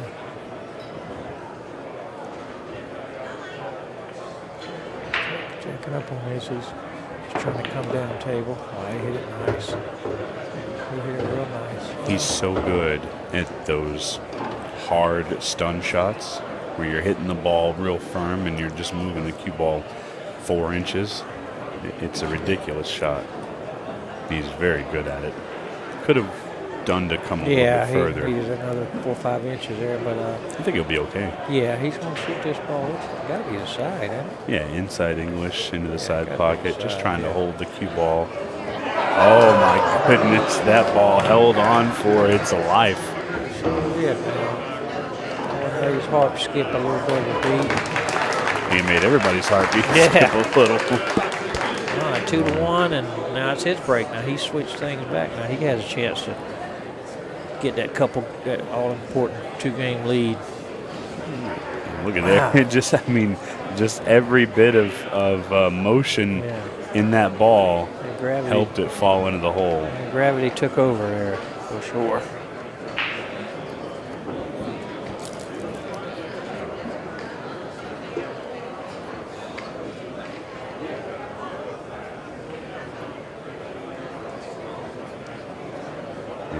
Vilmos Valdez made his debut last night in the 28 round. Of course, we had 4 seeded players, including Joven Bustamante, Craig Waddingham, Justin Bergman, and Chris Melling. Seeing Chris's first shot at the table here. And Chris, as far as history goes, Chris is definitely, especially in the early days, he was the staple for Ultimate Pool USA, winning the first 2 open events and finding himself in the finals of a shootout as well. And I got to say, Chris is one of those players that's just really incredible to watch. And when you look at the short but spectacular history of Ultimate Pool USA, Chris's name is definitely in there. And it's one of those names that quickly got joined by several others, including Justin Bergman, Sophia Mast, Savannah Easton, Shane Van Boening, and of course we look back at the debut of SVB. It also featured the debut of nobody else but you. And you came out here and you showed people why you were still a contender. I've enjoyed. I really enjoyed the bar table 8-ball myself. I mean, the older I get, of course, the longer table is tougher on the sight and everything. But I still enjoy the strategy part of the bar table 8-ball. It's good, and the fast matches. The fast matches. Speaking of fast matches, Chris Melling takes that one down. He is now up 3-1.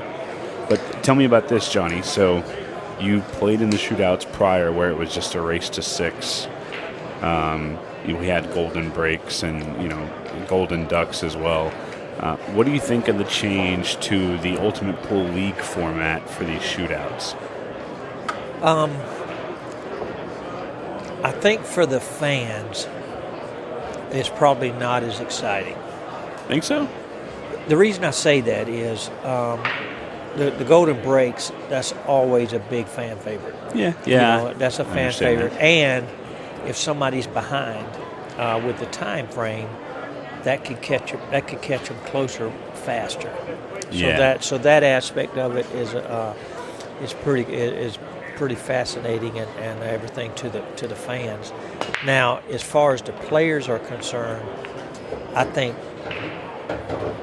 I kind of like this way myself as far as the players concerned, just because you can get some. I mean, it ain't gonna be much difference either way. I mean, I think my favorite thing about it is that no matter who it is, whether you're a fast player like Chase Stumfoll or Chris Melling, or a little bit more deliberate player like myself or Joey Gray, a little bit slower, we're always going to get to see how that player reacts to the 15-second shot clock. We had matches previously where it never got there.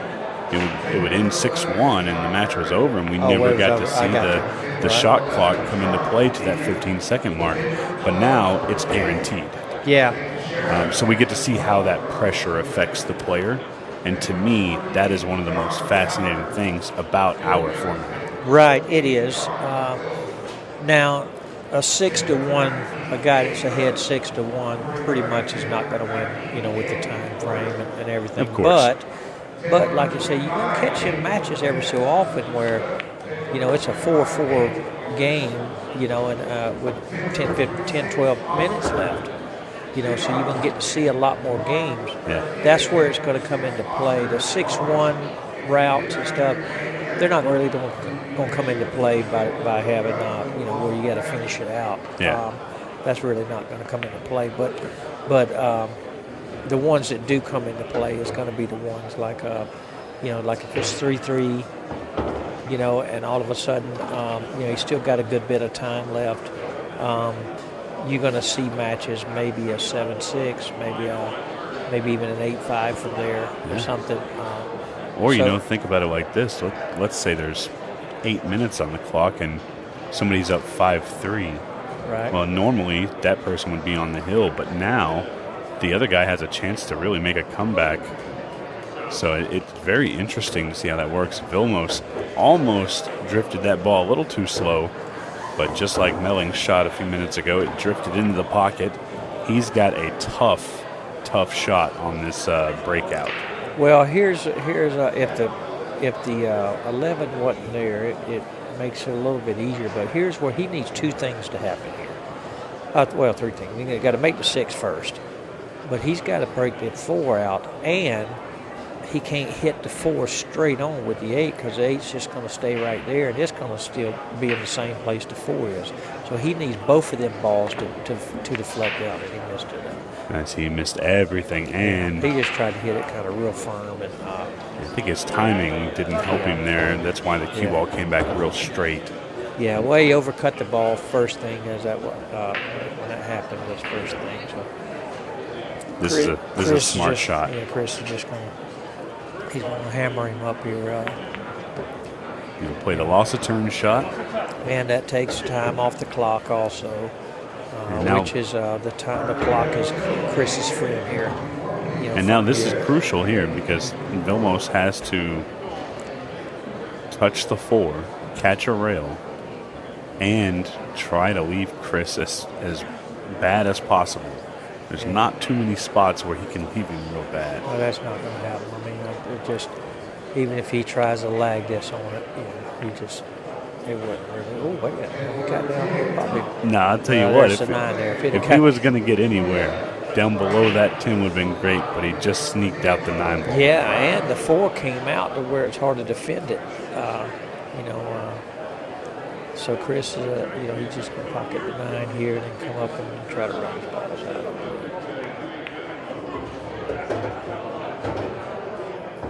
So come a little far here. The table is definitely playing real slick, real fast. Yeah, I noticed that yesterday on a couple of my draw shots.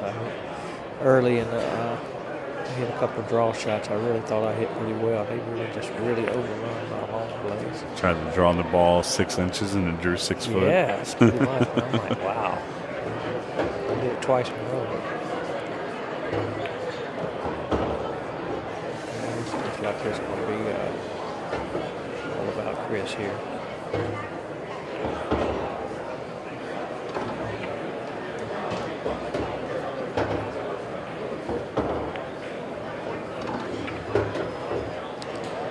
We're looking at a 4-1, and it's going to be Chris's break.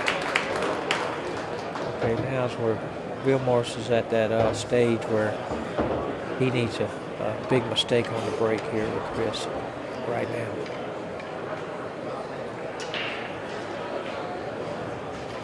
Yeah, it's a tough thing to hope for, you know. It is. It's a couple guys who've really had their break on point, a couple guys who haven't.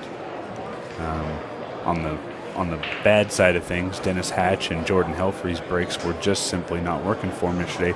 Both of them came through, but their breaks were letting them down game after game. Now on the front side of this, from what we've seen from Chris so far, I don't think his break is letting him down no, very much. Not at all, no. I think it's just a matter of time before Chris kind of runs away with this.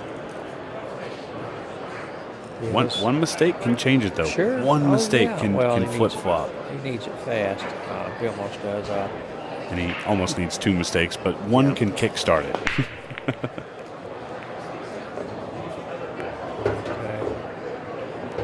Wedged up against that 14 is not going to help. That couldn't have been a more inviting thing for Vilmos there. Now he needed that. Wow, that was. I mean, he could shoot any ball, and that ball just came from. That is an amazing game. Now, if the 14 and the cue ball are touching, then he the can 14 can't move on the shot. I don't think they're touching. He's going to slide up behind the 2. Yeah, he left a little bit of an angle. Yeah, but still, that's not bad. I don't know if he can make any of these. Well, I don't think he can make the 11. Looks like the edge of the 2 is poking out. I think it might be possible to just slip by that 14 with a little bit of swerve and make the 1 on the side. I don't think so, because that ball's yeah, you might be right. That might be the way. Just a little bit of just swerve, a touch, but it's not an easy shot. I'd rather try and curve the ball 4 inches than try and curve it just a quarter bit, of an inch. Yeah. It's very difficult to do. Yeah, because you got to catch about half of the 1 to make it inside. Well, you can shoot that. Maybe you can make it 11. You can see the 11. You can see 11. Okay. Well, I could. Did you get anything out of it? You might have the 9 on the side, which it just floats forward for the 15. This could be the kickstart that he needed. Well, it was on, like I said, it was on Chris's break, so I wouldn't be taking I wouldn't be taking a whole lot of time. There's Vilmos here.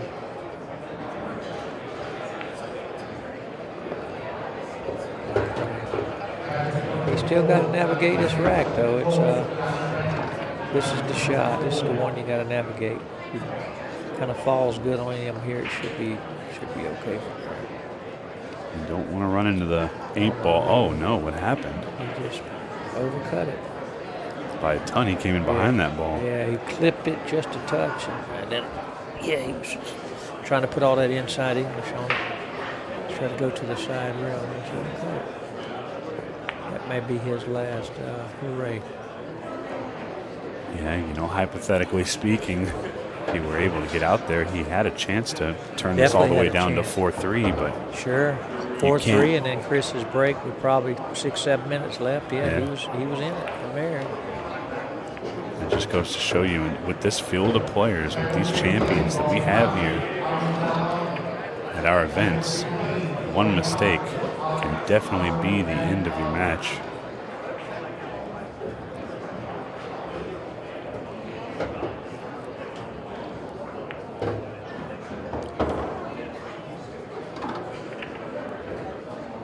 You got to like Chris as maybe one of the favorites in the field, but there's also 7 other guys that could be considered favorites. Sure.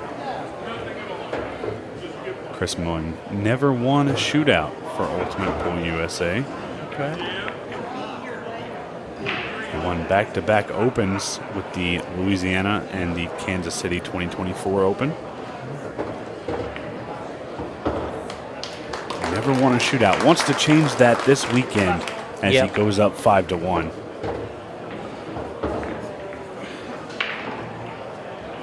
Johnny, have you had any memorable clashes with Chris? We had a couple in the Moscone Cup back when the Appleton, Darren and Chris was always on the same team, so we had some good pairs matchups with them two. Who would have been your partner? That'd be Jeremy Jones. I played with Shane. Me and Shane played against him once. Trying to think. Would have been Jeremy, Rodney, Dennis, somewhere around those areas. Probably Maybe little bit after them. So I think I played with. I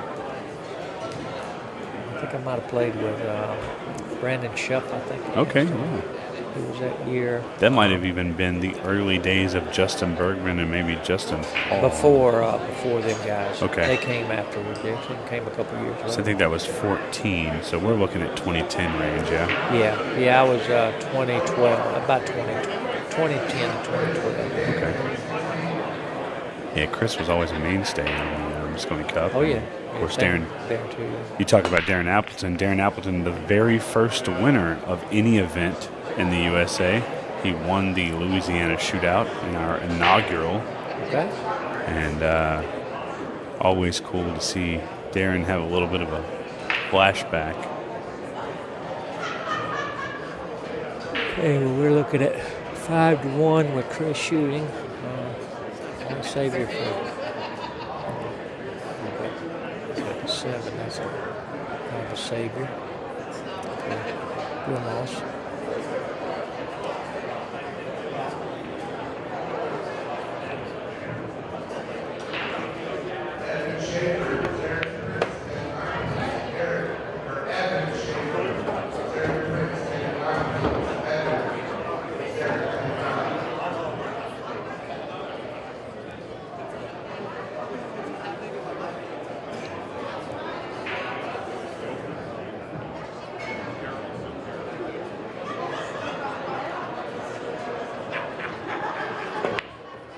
Oh, wow. He has missed that one badly. He was going into that 7, going ahead, taking that tough shot right into it. All right, now, here's the situation, Johnny. Obviously, there's a lot of things that have to happen, but there's still enough time in this match. If Vilmos were to get out here and leave around, we'll call it 9 minutes and 30 seconds, so he needs a minute to get out here. 9 minutes and 30 seconds, and he's down 5-2. He needs 3 racks just to tie it. You're looking at 3+ minutes a rack, which is very, very doable. So he's not out of this yet. Right. And with the shot clock moving to 15 seconds in just about 10 seconds, it's very plausible he's just going to need a little help from Chris. He's going to need a dry break. He's going to need, a good roll here or there. And to play quick and calculated, cannot get on that 3 ball.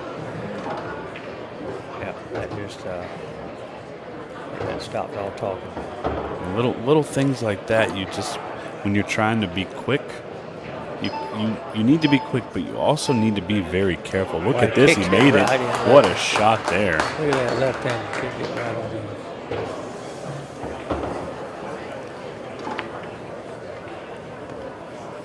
Wow, okay. Well, you gave him that little bit of life. All right, so what I just said there, so we were talking about 9 minutes, 30 seconds. We're at 9 minutes, 18 seconds. Again, still very doable. He's 3 racks behind. There's a kick shot again. Look at that. That's a very, very nice shot there. Played it very well. But he's going to have to stop making those, we'll call them the, I'm playing quick and I'm making little mistakes.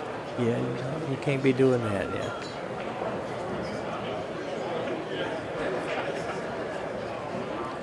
So what was it? Who won the last match? Was that Waddingham? Yeah, Craig What was that score? I honestly, I was not on comm, so I don't remember. But I want to say it was fairly one-sided. Was it? Okay.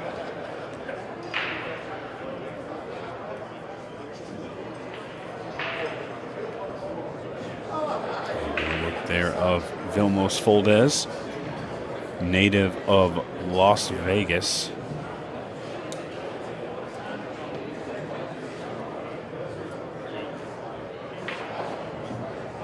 He's actually one of our league operators. Is he? Okay. He is. So he's the league operator for Las Vegas, which is huge. Right. Sure. So if you're in the Vegas area and you're interested in playing Ultimate Pool, reach out to Vilmos Foldez, and he'll get you set up. They've got leagues running now, and they'd love to have you join them. Lots of nice pool halls in the Vegas area, so I'm sure that they'll have something available for you. Okay, he's got almost gets a shot here. And we're at the 9-minute mark as he starts his run here. You see, I like this. Before, he looked like he was over-rushing. Now, I feel like he knows where he's at on the time, and he just needs to take it nice and steady. Right. And slow and steady wins the race. Just can't do it too slow. Yeah, right. There's a fine line there. If he can drag over on this shot, he may be able to shoot the 9-ball in the side pocket. Yeah, that was beautiful. Now he needs to get fairly full on the. Oh, I'm going to shoot this ball here. I think he's going to try and manufacture a better angle on the 9-ball. So now he can draw back and just try and get on the rail. Okay.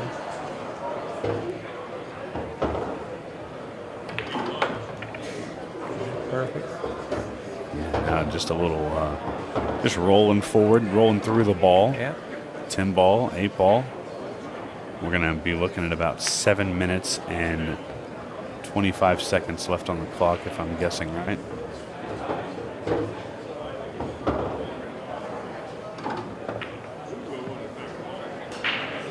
Very nice.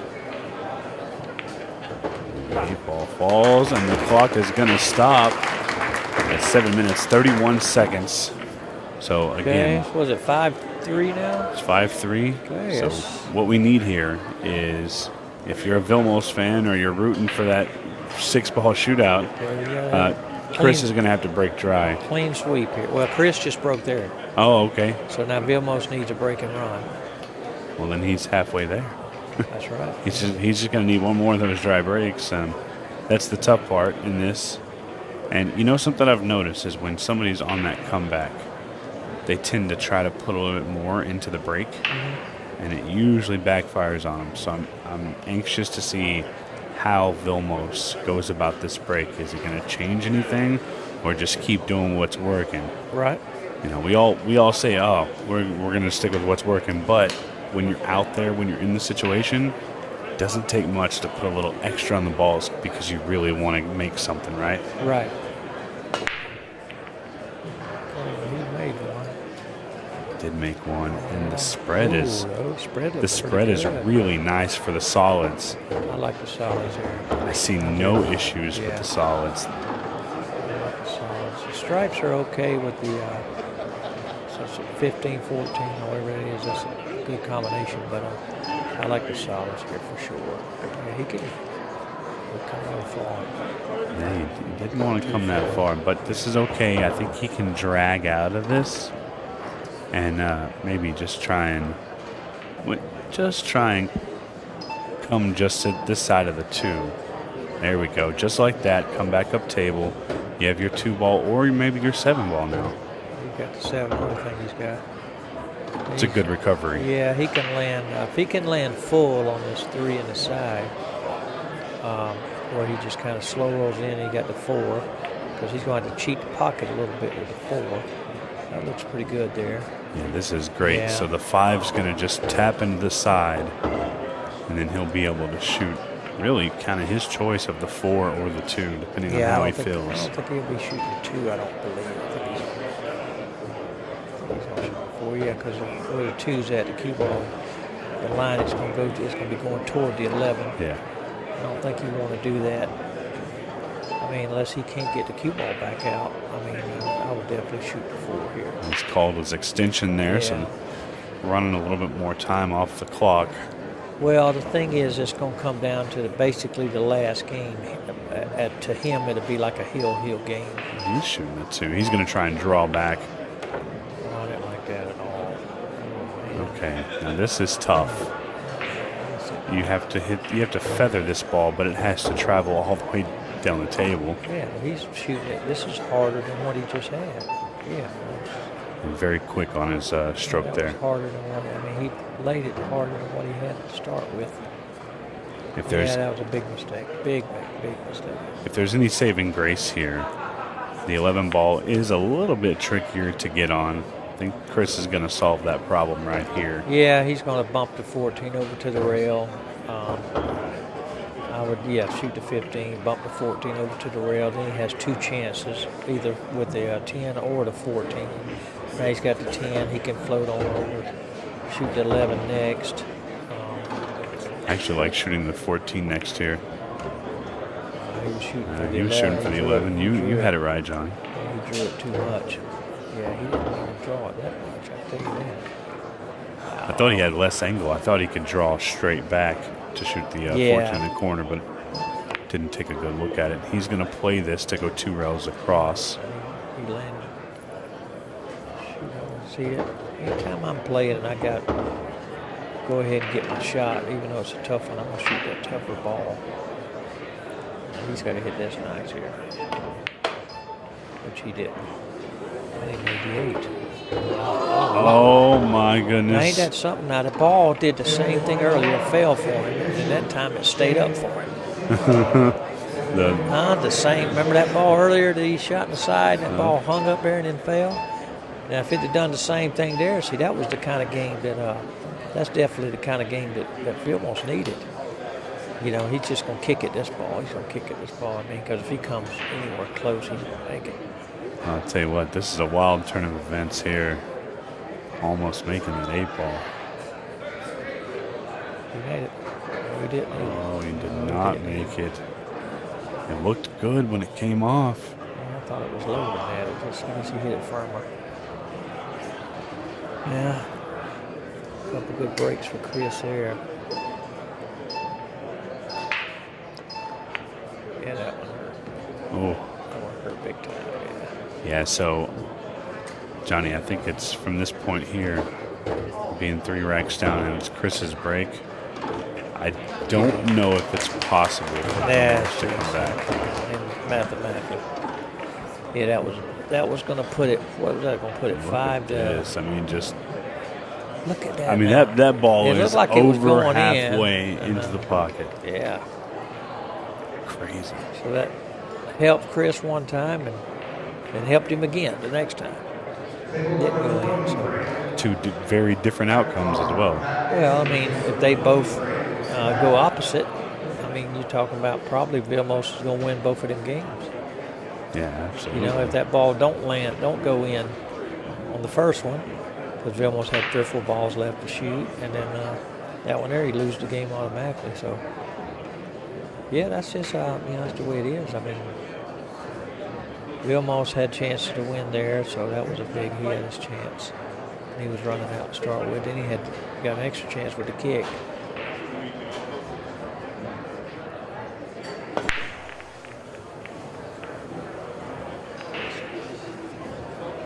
Yeah, ball's tied up there. Yeah, Vilmos don't really. Yeah, his time unfortunately has just kind of run out here. Yeah, he don't have a whole lot of time here. There's a point in the match where you feel comfortable trying to run around the table, right, to get back to an even score, and I think that time has passed for Vilmos. Yeah, I think so too. So now this is just a formality, and I got to say it was a great debut for Vilmos. He had a fantastic match last night, and he did really well with hanging close to Chris in this match. Yeah. Unfortunately, the Magician a little bit too much for Vilmos to recover from, and now it's just kind of running downhill. You know, he's mentally checked out, maybe. Pretty much, yeah, that's right. And it's kind of like what you were talking about the league format. Once there's not a lot of time left in a big lead, you're really just playing to play at that point. Right.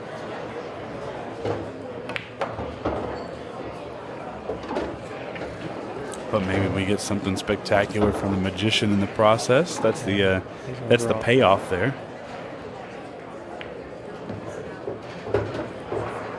He's going to shoot this from the corner and go right toward them balls. Nice touch. What do you do here? Chris is going to cut this ball. I like that shot on the 3. I shoot that ball a lot with this extreme English here. And it's funny because you actually have to aim to hit almost half the ball because the deflection is going to take you half a ball out.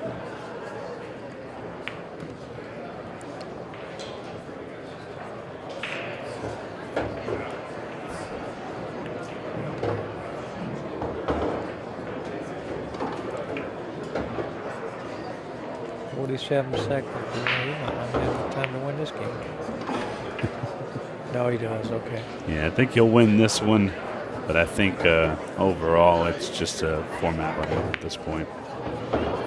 Uh-oh.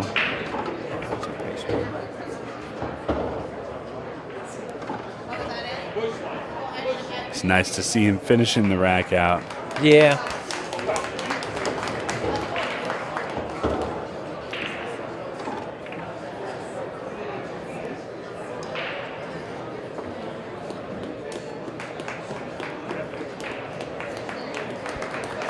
Yeah, and they're going to go ahead and concede the match.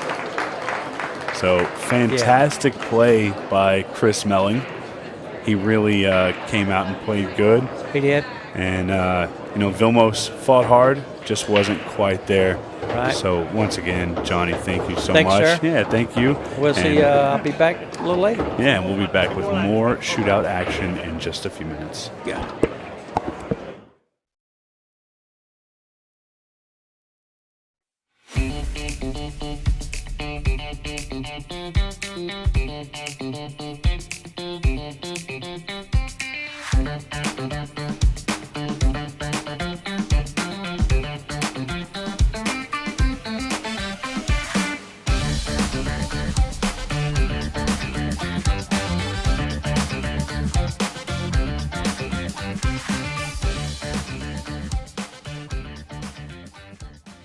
Hey, we're back. Everything that's happened over the last year is going to come to an end. Some team of amateur pool players are about to win $100,000. That's pretty special. 8 runners southbound are your national champions.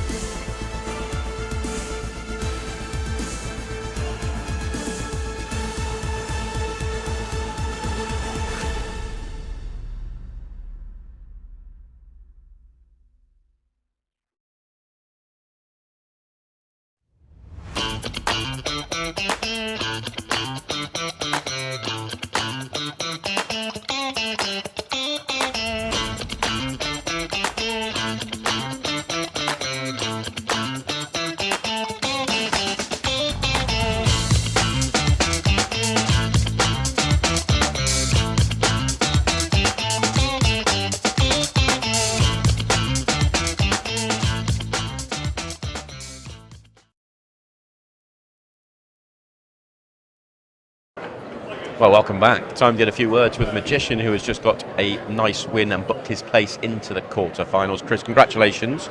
First, obviously, you got by in the first round as a seeded player. So how was it to get going in the event? Yeah, obviously to play out there in that arena. I was just saying to one of the guys there before I was at the interview, you can't replicate these conditions. Yeah. It doesn't matter what you do to the cloth, to the lighting. You just can't play on conditions like this in a club.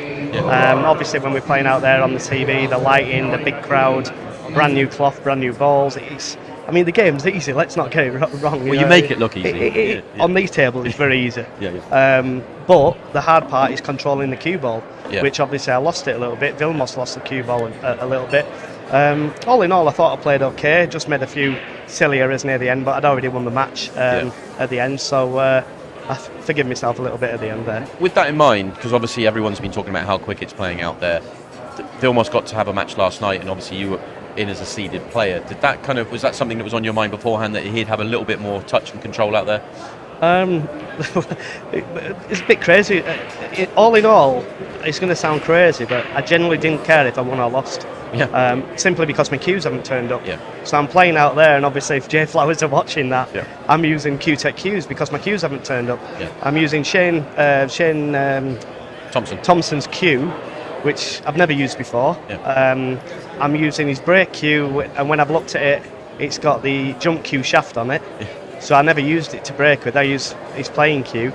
But I've been here 3 days and my cues haven't turned up. So to still be in and still win a couple of matches, I won a match earlier 6-0. To still be in, obviously I'm delighted. Are the cues going to be here for the quarterfinals? Apparently they've turned up, but whether they haven't, that's another thing. Obviously, they told me I'd get them the day after I landed, which I didn't. And then when I contacted them, they told me that it was going to be delivered to my house in England, which obviously that's no good to me because I'm going straight to China from here. Yeah. So, a little bit worried because obviously, for those of you at home who don't realise it, it's like a part of your arm. Yeah. Granted, I've only had the cues maybe 6 weeks, a couple of months, Yeah. so I've not practised a great deal with them, but just delighted to get through against somebody like Vilmos, who has been missing off the circuit for a long time, and he's one of the great players. For somebody who's just started playing the game who may not have heard of him, don't take him lightly because he's a brilliant player. That's what everybody's been saying. It's just how good a record he had as a junior and coming through the ranks. So you kind of knew that you had to be about it there and make sure you're on it.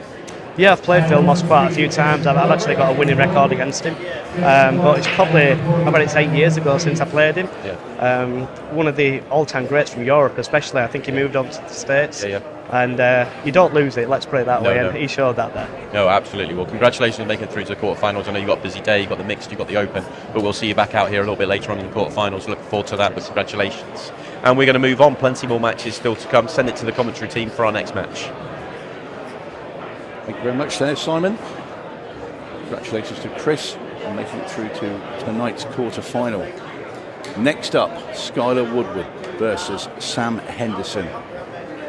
Great match in prospect. Tony Holgate joining me in the commentary box. The legend that is the Hatchet Man, Dennis Hatch. Good afternoon, sir. How are you? Thank you for having me, sir. Are you well? I'm Apart good. from your knee. Yeah, my knee's hurting, but I'm good other than that. That's great news. Chris Melling just played that whole match without his cues. You haven't come? Nope. I got asked that question. I haven't seen it since early this morning. And I couldn't answer that. Yeah, I just asked him as I was walking through, and he said they still haven't come yet. So I need to pay attention to the break here so I can use it. Well, yeah. If anybody saw Dennis play yesterday, didn't make a ball off any of his breaks, but he is suffering an injury to your knee, which is not helping when you need to put pressure on it. No, to it's not good. Get a decent break going. So you did well to get through that. But you actually time at the table was very, very good when you got those. Just showed me an X-ray of my word. That doesn't look very clever at all. No. Ouch. So, yeah, a little pain. This guy broke the balls, and he's elected to take stripes. This guy played last night against Kobe and didn't play the best match. He missed quite a few balls, actually. Yeah, he did early on. He still came through victorious, but today will probably be a different day. Sam Henderson, of course, defeated Eric Charlton. Yeah, he played good. He did play very well. This guy got a little funny here, but he should be able to draw back and shoot the 9. So have you played a couple of games in the Open or one game in the Open? I played one match this morning and won 6-0. Oh, there we are then. Yeah. A nice little warm-up. Yes. I thought he would just stop that there and shoot the 10 and come back down. So he did get a little straight, but I do believe he can hit it with a little bit of high left here and come out to the center of the table. Of course, we will see you in action very shortly. You will. Not the next match, the one after, taking on Shane Thompson. And hello, what's the cue ball doing here, Dennis? He hit it too hard. I said center of the table, and that's where he landed, but he was trying to come up before the 5, and I probably would have elected to go past the 5. He won't hit this soft. Look at this. Oh, hello. Look at this. Wow. By the Woodward. Wow. That's how you do it, he says. That's got to hurt Sam Henderson seeing that. Incredible stuff there. Scott. He's nothing but smiles. Yeah, I might be smiling there if I'd made that shot. Double kissed the 7, kicked it back cross corner. Wow. Unbelievable stuff there. So, Skyler Woodward gets the first rack in a bizarre fashion. He's shaking his head. Sam to break. Sam's going second ball today. Yesterday he was hitting them head on. Today he's going second ball. Have you been working on the break at all to try and develop a new break? That you can I haven't. Today I'm just going to play Shane Thompson, so I'm just going to have to grin and bear it, as they say, the pain. So I'm going to have to put some weight on my front leg, my right leg, because I'm left-handed. So when I break the balls, all of my weight goes on that front leg. Yeah, so I'm going to have to suck it up today. No, I mean, I know, because you do need to put all your weight to generate the power. Yeah, exactly. And then there's a little twist involved too. It's not just a straightforward movement. Your timing and you twist a little off that front leg. So I'll do it though. I'll be able to handle it. I'll tell you what though. If you go deep in a few of these events this weekend, you're certainly going to feel it. I'm feeling it already, but yeah, I'll take the trophy over the pain. Yeah. So Sam broke dry there. Sky shooting solids. Everything appears to be pretty open. Yeah, it was quite strange last night. I was watching the Skyler game, and right at the start, he missed a couple of balls that he'd knock it in his sleep. Yes, he did. But Kobe could not take any advantage of it. He got good on the one there. Just stop the cue ball behind the 6, shoot the 6 on the side. Everything from here looks pretty routine. He did get a little angle on the 6.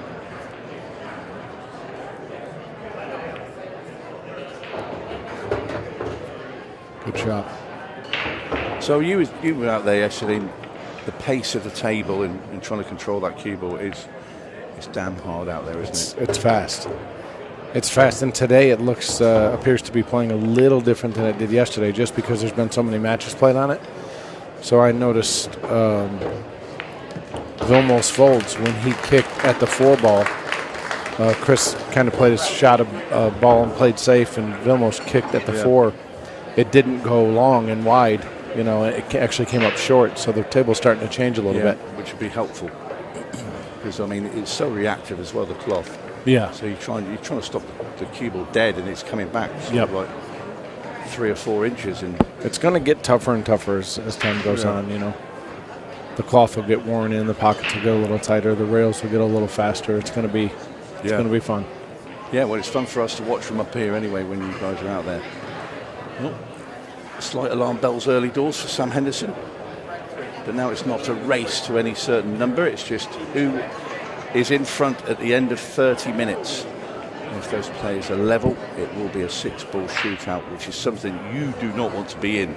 I do not. But that's the great thing about the 30-minute match now. It's not a race, so even if you get down 2 or 3-0, you still have a chance to come back because you have a lot of time left. Obviously, it's working against you because it's alternate break, but you still have a chance. Absolutely. Sky broke those perfect. That's the thing, it's the break as well. It's so important. It's huge. Yeah, it is. I mean, when you were playing yesterday, because you played Mike Banks Jr. and his break. Yeah, he was crushing him, wasn't he? It was the biggest break of the day. Without a doubt. But he was just falling away, running out of position. Couldn't get a hold of the cue ball at all. And what you did was just say, okay, just mop them all up. Thank you very much. Yeah, it sounded like a bomb went off one of the first times he broke the balls. I was like, whoa. I think one of them, he put 3 solids in the he did. right in front of him, and the 8 balls.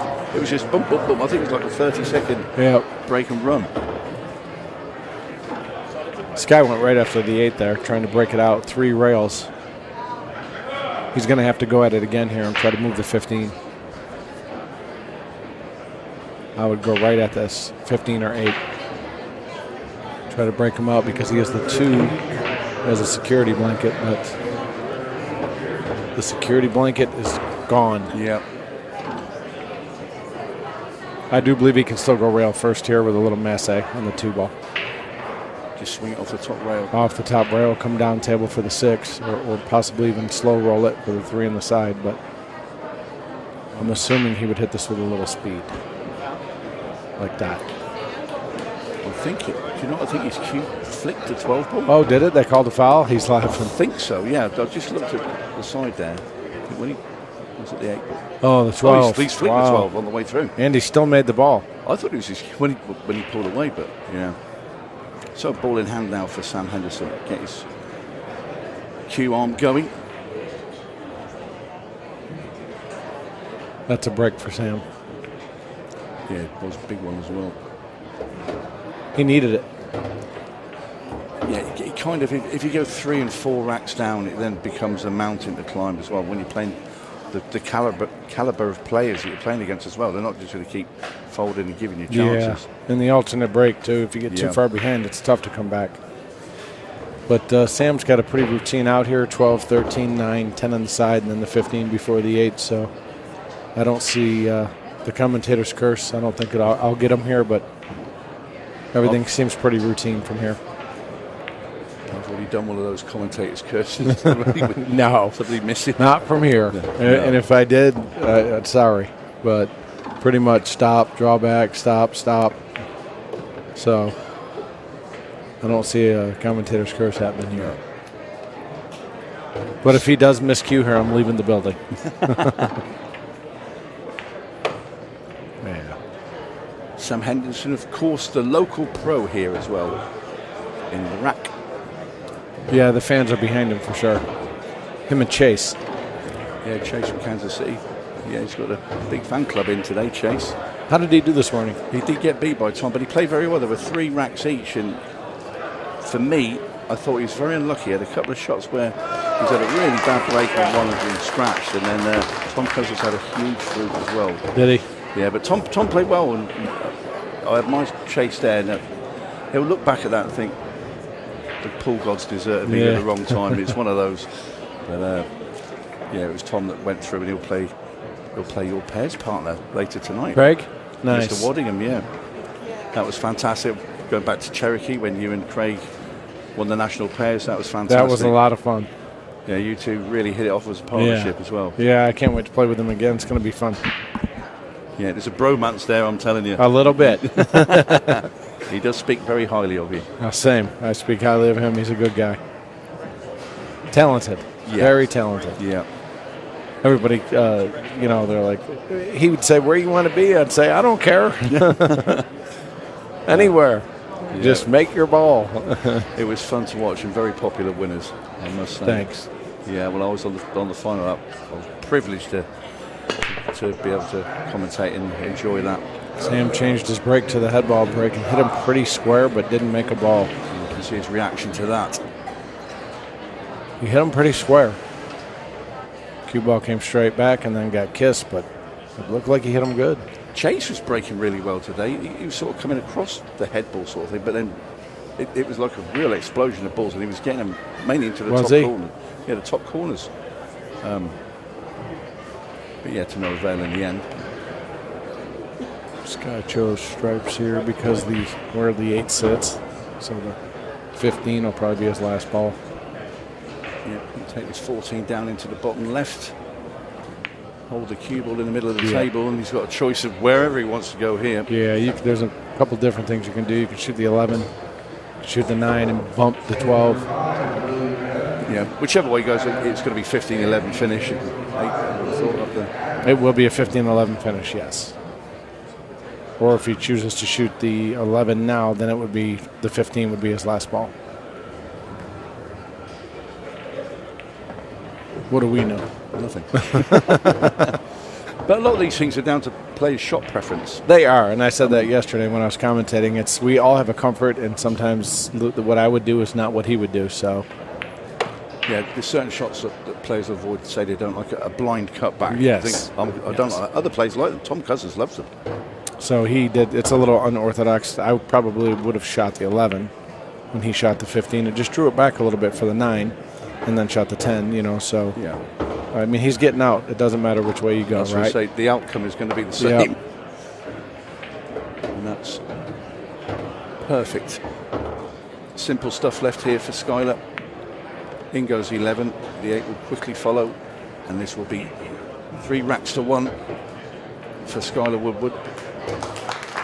They've already played 4 games in about 10 minutes.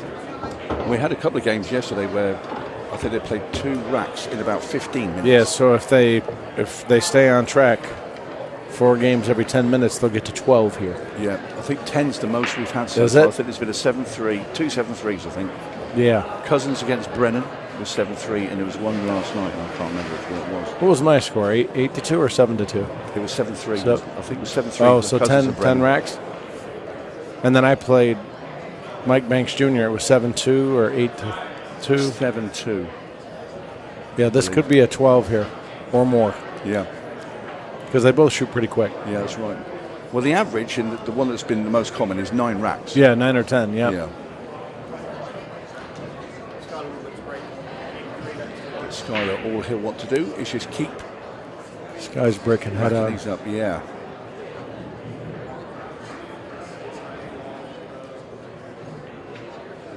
If he keeps making balls, I'm going to have to break from there. Yeah, he made the 4 ball that was right behind the 8, straight in the side.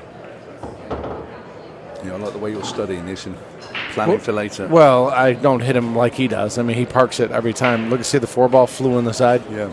I mean, he pops it every time. He's so consistent on the break. It's unbelievable. I don't hit him that consistent. What he has done, look at the layout as well, Dennis. Yep. Solids only and pretty sweet. He was trying, I believe he was going to try to break the 3 out there, but it goes in the upper corner, so we'll see what he does.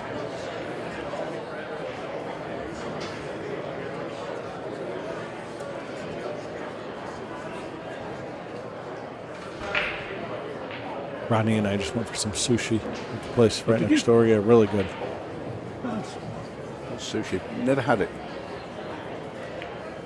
So he'll probably try to bump the 13 here if he can, or get behind the 3.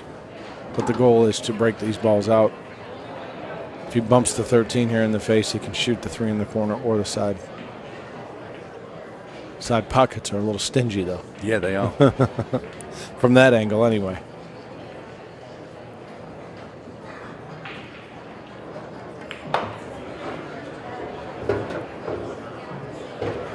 Down to the 5 ball. Yep.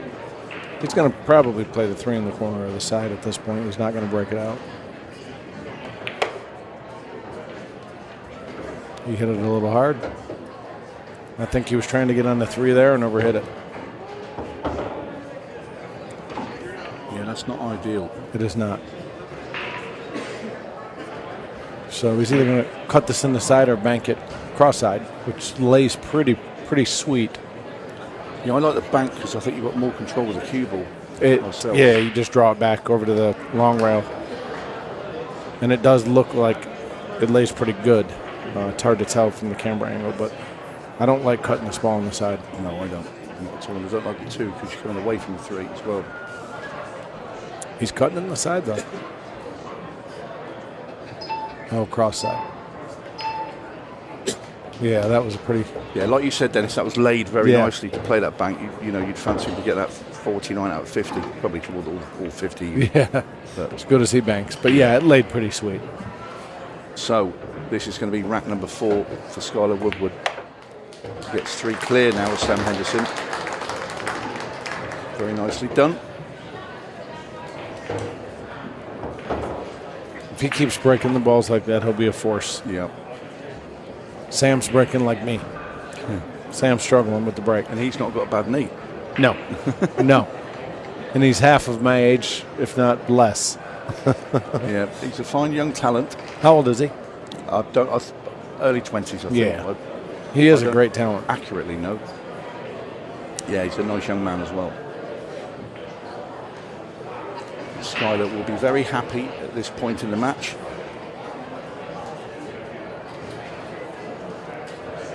Of course, if he does go on to win this, he will have a meeting with Chris Melling tonight.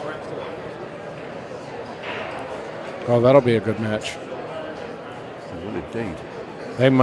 That'll be a good one. They might get 14 or 15 out of that one. Yeah, that's potentially. Yeah, as fast as they shoot.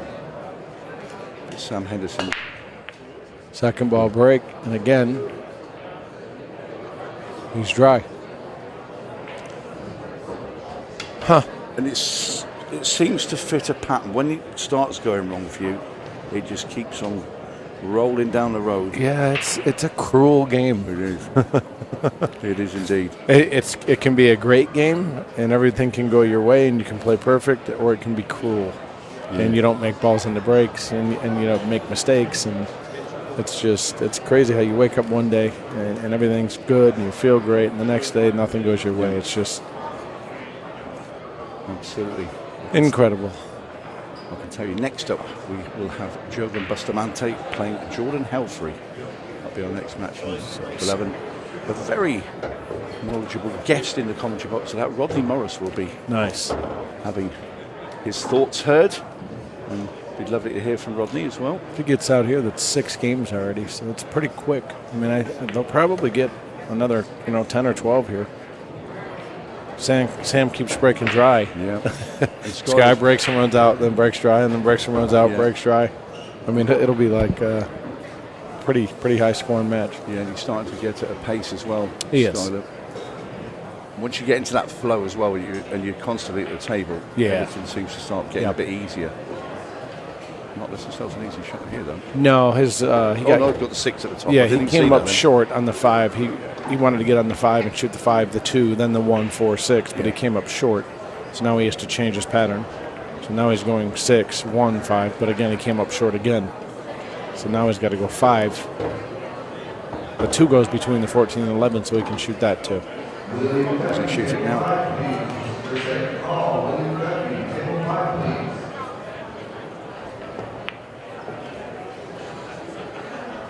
And that's perfect. Yeah, he recovered nicely.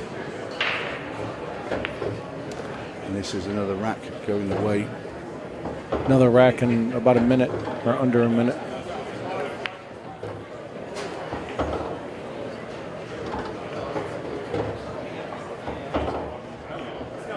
Skyler Woodward now 5 racks to 1 in front and looking like a real force out there. Though, honestly, if it can change very quickly. Sky breaks here and doesn't make a ball or scratches. Sam runs out, breaks and runs out. All of a sudden it's 5-3. Yeah.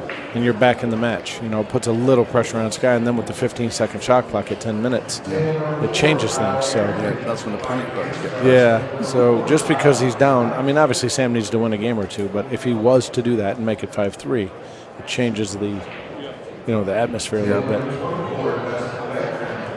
Puts a little heat on Sky. 15-second shot clock, right? Well, nobody can say that they're comfortable with that. It's not just to playing the shot; it's making the decision and playing the shot. Well, it's more the decision than the shot. It is more we know what we want to shoot, but sometimes you can't find a pattern or a path, and it creeps up on you quick too. The clock starts beeping. A panic goes off in your head. Sam needs a roll here.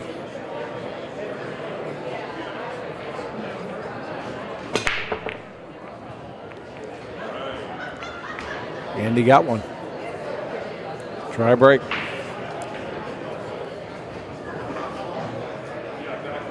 Got to try and take stripes here, in my opinion, just because I think the 5 might be a little tricky going past the 13. But as long as the 5 goes, he might take solids here. But again, the 4 I don't believe goes by the 12. It's hard to tell from the camera angle, but No, I agree with you. I would definitely try to get stripes here.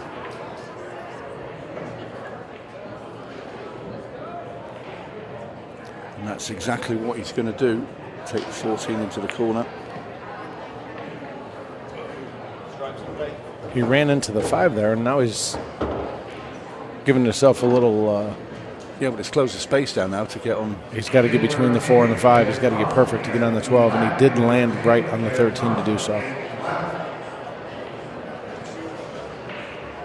But he's... I thought maybe I thought maybe he fouled. Yeah, but he got dead straight on the 12, so he's not shooting it. So it's going to be, this will be a tough out here now.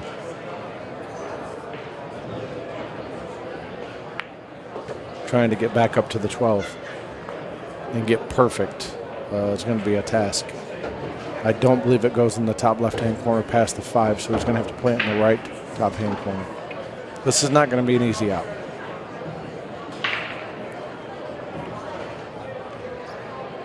He got good on the 11. So where do you want to be then, Dennis, on this 15? You want to be right behind it? You want to be right behind it, almost straight in, a little bit, just a tiny bit to the right of it. Unless the 12 goes by the 5 in the top left-hand corner, then you just get straight in on it and roll straight down. He got perfect. So it must go in the top left corner. He's just going to follow it up. He's going to use the 1 ball here to push the cue ball up as well. As he might, or he just cheats the pocket and follows it forward and doesn't hit the 1. Speed was good. I think he got perfect. Well, it's an impressive out if he gets it. It is. Under pressure at 5. He's still not there yet, though. No. He still has some work to do. I think he's going to try to follow it behind the 5 and settle for a long shot on the 8. Yeah, it's sensible. You give yourself the shot. If you try and be too cute and come out through the traffic, you could end up hooked. Yep. Good shot. Yeah. Nice out. Very well played there from Sam Henderson. So he's not giving up the ghost. It is now 5 racks to 2. Well, I think I commentator cursed Scott. Yeah, you did. I said if he breaks dry or doesn't get out, Sam breaks and runs out. It's 5-3. Let's see if it happens. Yeah, he's fine at the moment, Skyler, but like you say, if it goes 5-3, then like you say, he's put a bit of heat on. He's like, starts to look over his shoulder. Yeah, a little bit. 5-3, 15-second shot clock. You get a rush, maybe miss. Yeah. Now it's 5-4. He's breaking, so it changes quick. It really does. It's amazing how fast you can be ahead. 5-1, the next thing you know, it's 5-4. Yeah. They're both cutting it up, though. I like seeing that. Yeah. They're having fun out there. We said that in stereo as well. We did. That's what's so great about Ultimate Pool. I mean, you watch these guys play, and win or lose, they're both laughing out there, having a great time. Yeah. It really is amazing. I can't wait to get the league started in Northwest Indiana. That's going to be great. Yeah, that's great news now, isn't it? Yeah, I saw that come up on the old Ultimate Pool USA Facebook page. Yeah, Tina Larson and I bought the leagues, so we're going to get started probably April. Sam broke him good that time. He broke him head on, made a couple balls. He's got a chance to make something happen here. So how do you see this layout then? Obviously, we're going to see the break again, but I think it was quite He got a little unfortunate just on the way at the ball lays. I don't know if he can make the 5, but I would definitely, if he can, try to get solids here. Obviously, shooting over the 15 to make the 6 is tough, so the 5, if it goes, would be the shot, just because of the way the 13 sits. Well, he's being forced to play that shot. This is a tough shot. No. That is a let-off. Well, he got a little fortunate, so he tied up the 6-9. 13 is tied up. So, but what he does do is give Skyler now some table time again. Exactly. This guy's going to I would shoot. I would probably try to take solids here just because of the way the balls lay. Yeah, but that 13's not in a great place for a start. No, and the only ball that he has to try to break out would be the 6 because the 2 does go in the lower right-hand corner, and he can play position on the 2 off of the 7. So he's probably going to try to shoot the 3 here and then play the 4 and break the 6 out if he can. Want to go right after it.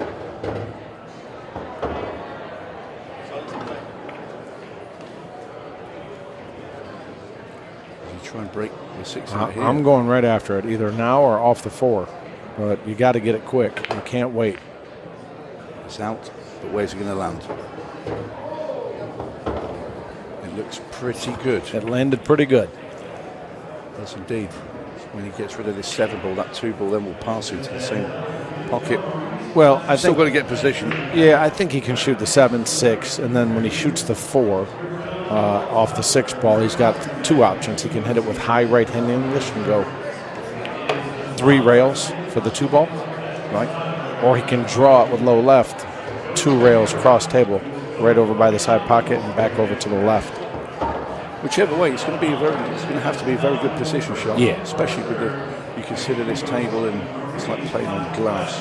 It is. See, he hit the 7 there and he went a little long. He wanted to play the 6, right? But he got perfect. Now just 1 rail back over for the 2. So how do you play this shot? Do you dig this with some right-hand English and? No, this one you want to stay kind of high, so you don't want to use a bunch of English. You want to try to get straight in on the 2 ball like that. That's a great shot. Yeah, because if you get low, then you're going into the 13 and the 8, and you don't know what's going to happen. Yeah. Nothing fancy here. Right. Now I just shoot the 8 in the corner, just stop the ball, slide down a little bit.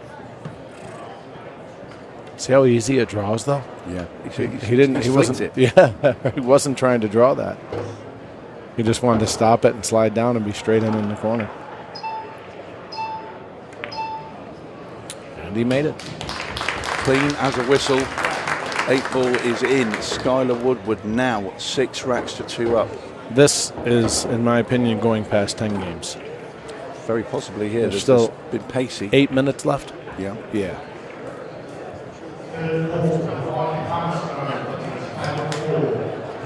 All smiles in the Woodward camp. Unfortunate Sam had to shoot the 6 there, jacked up over the 15. I probably would have elected to not shoot that ball just because of the difficulty of the shot. I think that he could have shot the 9 straight in over the 15. It was a little bit easier shot and the pocket was bigger. Yeah. He would have had to break the 13 out, but it's still, he would have control of the table. Yeah, you're at the table, and that's what matters. And the thing is, you handed the table over to, one of the greats as well. Huge game. Yeah, 9:16 we've got left, Dennis, so I think you could well be right. It's been played. And there he goes again. He pops him so good. He gets that cue ball past the side and it just swats. Watch how far it pops back. Past the side pockets and then. Yep. 7 ball, side pocket. This is going to be a quick game. It's a very consistent break, isn't it? It is. And it is very consistent. This is going to be a quick one. 14, 12, 15.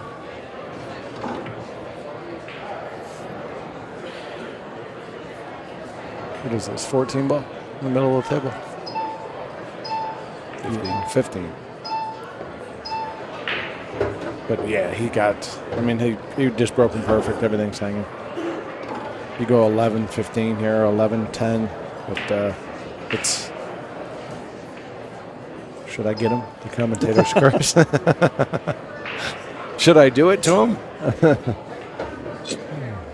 I don't think he's any stopping him at the moment. Yeah, he should get out from there. But just shoot the 15 in the side, the 10, roll up for the 9, come down for the 8. The goal here is to get on the bottom rail. Yeah, leave a nice angle just to just play plain ball and just come off the cushion over to the right-hand side of the table, or just right of centre. Yep. Hit this with high left and come down to the center of the table. Oh, he poked it a little bit. And that's just in the back of your mind. You're scared of going too far. Yeah, the table's fast, so you're scared of going past. But he made quick work of it. 7-2. We still have 7:20 left on the clock. Yeah, this is going to be the most racks we've seen so far in this shootout, certainly. It's keeping our referee Mark Goff busy anyway, keep racking the balls up. Yeah, he's working pretty quick. Yeah.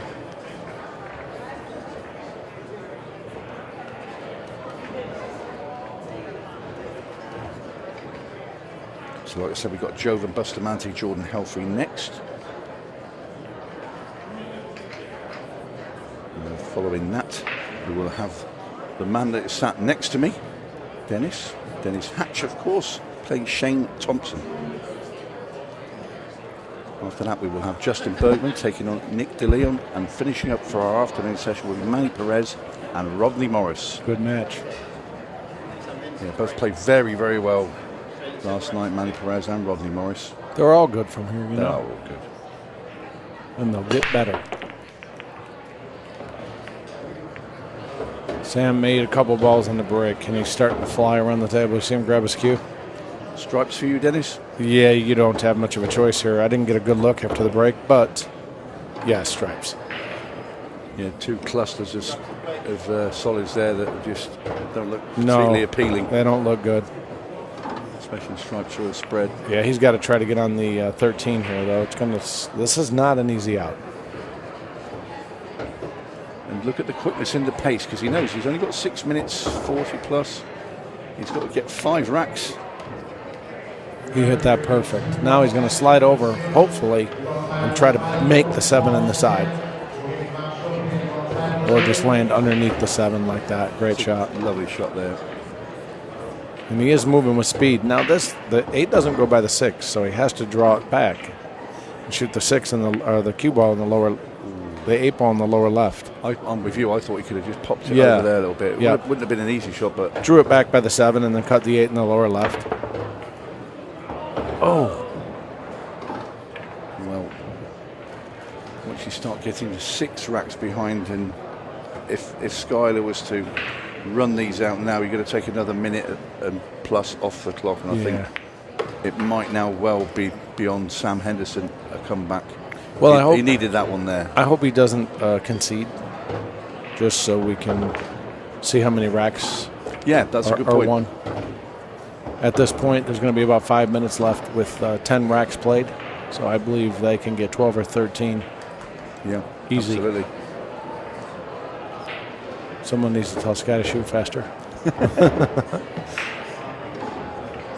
Yeah, he's just he's in robot mode right now. It's just 7-2. He's just going through the motions. It doesn't matter what you shoot; everything's open because Sam didn't make the 8. So I'm drawing back here. Watch, he'll follow forward and shoot the 2 in the corner. Just it's so amazing the difference in play styles. Yeah, I'd probably draw that back and shoot the deuce in the side. He bounced off the rail, a foul, and shoots it in the corner.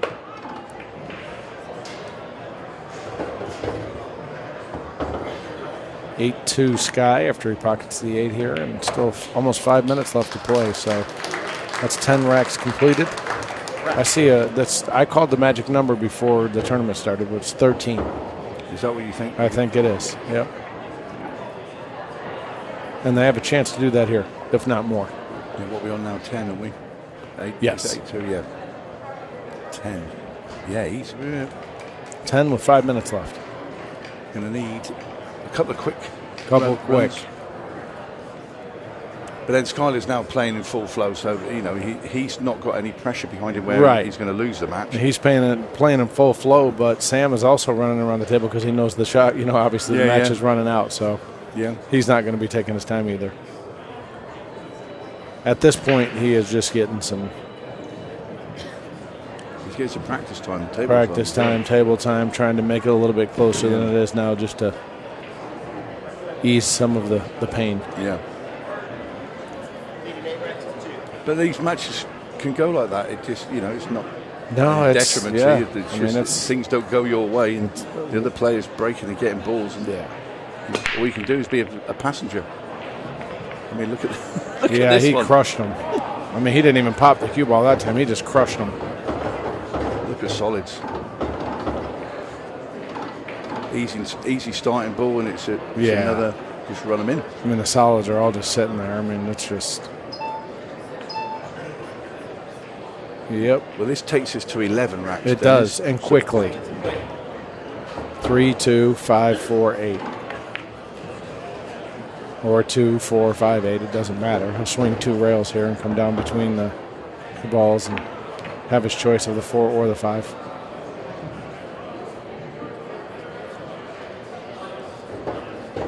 Certainly perfect on the 4.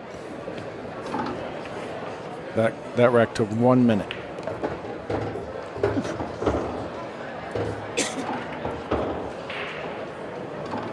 So now That's we a nice officially out. have the most racks we've seen so far in the shootout. We are on 11. It's now 9-2 to Skyler Woodward. His break has been obscene. He in is, this match. I mean, man.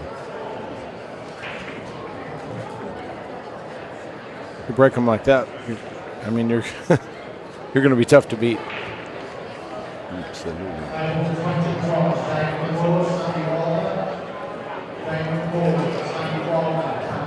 You know, I feel as I get older, I start to have some empathy and compassion for the other players.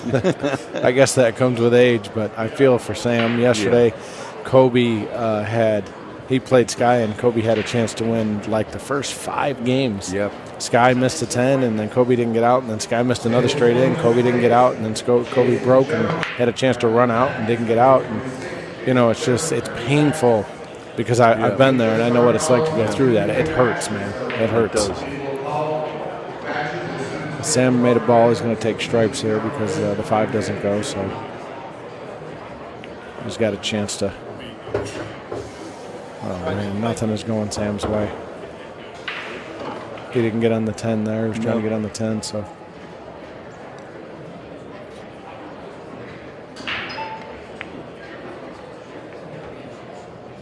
Well, made the pot.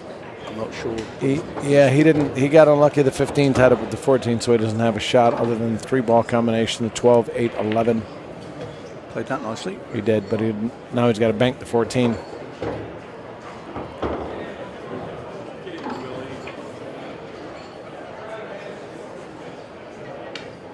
Yeah, he should be able to bank this and try to. Man, he is just not getting shots. He is he is grinding his way through it. Oh boy. This guy's out of his chair already and ready to shoot. Yep. I feel for Sam. It's just painful. Well, you've got to pick yourself up because you've still got the Open and to play for. Yeah. That's the big event. Back into group matches. In that.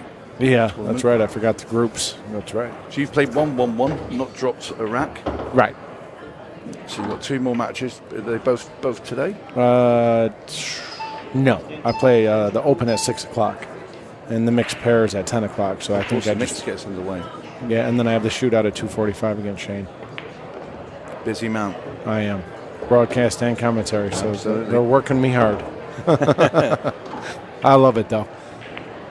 It's fun. Yeah, well, we enjoy you in the studio as well when you go in with Simon. Thank you, sir. It's always great to listen to. So I believe that we might see a concession here after he makes the 8. Yeah, I don't know if something was said just to the players that you can't concede until there's under a minute. Oh, really? I don't know. I did hear a whisper of that, but because otherwise somebody, if they're having a really bad day, you'd be like 8-9 minutes and say, right, I'm off. Well, bad enough. I mean, if it's 9-0 and there's 8 minutes left, I'd like to concede myself. But yeah, you want to get out of there I now. do. I want to go hide in the corner, but it's not the right thing to do, I guess. No. But Sam's a level-headed guy. He knows that this happens in pool. It's not been his fault. He's had caught some bad breaks. Yeah, Sky's been breaking and running like a beast. Yeah. Sam's a great player. He's young. A great player. I'd like to see him bust out on the scene and start playing a lot of majors and maybe at some point in the near future, in the next year or two, maybe trying to make the Moscone Cup team. It would be incredible.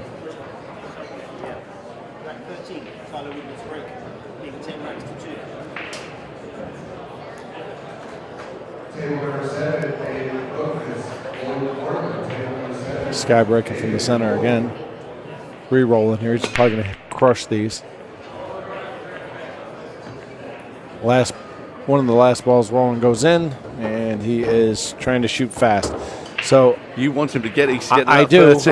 Yes, I'm being like greedy. Nostradamus. I'm being greedy here. I want him to run out so I can be right, but. And he is going to be able to get out now. That's a lovely shot there. Yeah. He'll just lovely control. Yeah, I'll just roll this in and shoot the 12 on the side. 9, 10, 14, and 8. So it does appear that he is going to get to 13 here if he shoots fast. 25 seconds. And is Dennis Hatch going to be bang on the money with his prediction? 13. So I don't think it will be likely to happen again tonight. But it could do. Oh, he hooked himself. No, he hasn't. He did. Stopped. He hooked himself. Oh, he has. He made it. He made it. Oh, not quite, Dennis. 12. Very close. You can have a go at Skyler for that. Good shoot. Anyway, fantastic performance there from Skyler Woodward. He eases into tonight's quarterfinal. Unlucky for Sam Henderson. It just wasn't his day. When we come back, Simon Webb will be having a chat with Skyler Woodward. Thank you, guys.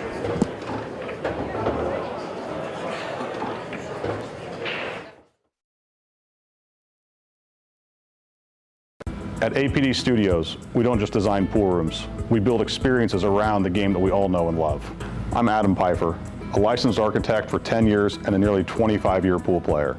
I bring nearly 2 decades of real-world experience designing, setting up, and optimizing pool rooms and tournaments, both locally and nationally. Whether you're upgrading your pool room to host larger tournaments, planning a full-scale event, or just looking to perfect your home playing space, I design with purpose. From traffic flow and lighting to vendor zones and spectator comfort, every detail is considered, making it efficient for staff, welcoming for players and spectators alike, and compliant with local building codes. For residential spaces, I bring the same precision, crafting rooms that feel luxurious, play beautifully, and reflect a true passion for the game. At APD Studios, we design for more than just gameplay. We design for the future of your room.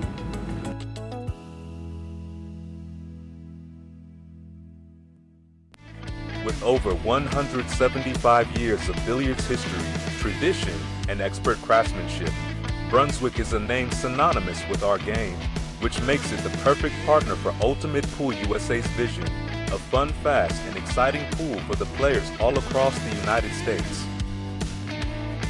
Brunswick, Ultimate Pool USA's official table partner.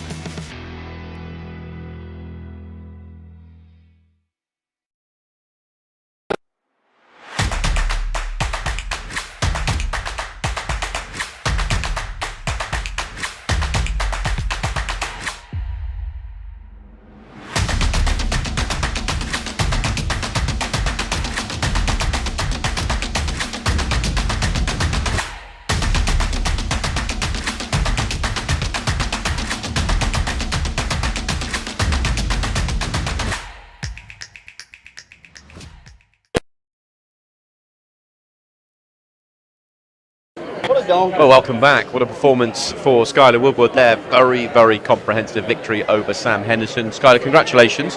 That looked a bit more like it. That was some pretty good stuff there. Yeah, you know, I mean, I made balls on the break, and he broke dry the first 3, which let me get a big lead and stuff. And, you know, it's what it comes down to is the break, and I played good on top of it. You know, it's nice. I've been playing again, so it feels good to actually feel like I'm playing, you know. Is there also like a freedom? Because normally when you play pool, you're playing to a number. Therefore, you've never won until you've won. But once you got to the last 5, 6, 7 minutes, you knew the match was over because you were so far ahead. You could then have a bit of freedom to express yourself, maybe? Yeah, for sure. At that point, I was just trying to get, as many games in as possible, you know, as much play on the table. Even though I was playing quicker, but the racks were there, you know, I could get out. So it was just kind of like, yeah, like you said, I was free to play and you know, just play the game. First player to hit 10 so far in the tournament, which is pretty cool. I know, I dogged it to get to 11. I know. Golly. I want to ask you about the next match because you're playing Chris Melling in the next match. You play super quick, he plays super quick. You're both on it. We could see some fireworks there in terms of number of racks. Yeah, it could. Could be big numbers. Yeah, I thought that. I thought if I won, I played Chris. So I was thinking, yeah, it could be a high-scoring game, you know. But we'll see. It might be low. You never know. Well, you never know. Your team might mix it up and stuff, but we're expecting it to be fireworks and high. It'll be good. Yeah. Well, congratulations on the win. We look forward to tonight in the quarterfinals against Chris Melling, and hopefully you deliver some fireworks. That'll be fun. Yeah, thank you. Hope so. We're going to move on. Plenty more still to come. Joven Bustamante, he is in the background ready and raring, and also Jordan Helfery, who is the young superstar. Let's send it to commentary. All right, thank you, Simon Webb. And what a match we have coming up right now. Joven Bustamante and Jordan Helfery coming out on top with a shootout yesterday. And she continues her run here. The Iowa Shootout. Massive crowd here at the Rack Billiard Club in Des Moines, Iowa. And this is day 2 of the show. And for our daytime session, we've got 3 more after this one for you. Shane Thompson, Dennis Hatch coming up after this. Justin Bergman, Nick DeLeon, then Manny Perez and Rodney Morris. Lots of action still to come. And I am Mike DeMarco from Ship the Cash. And in just a moment, I'm going to be joined by the Rocket himself, Rodney Morris. And I'll call the shots for this nice matchup here.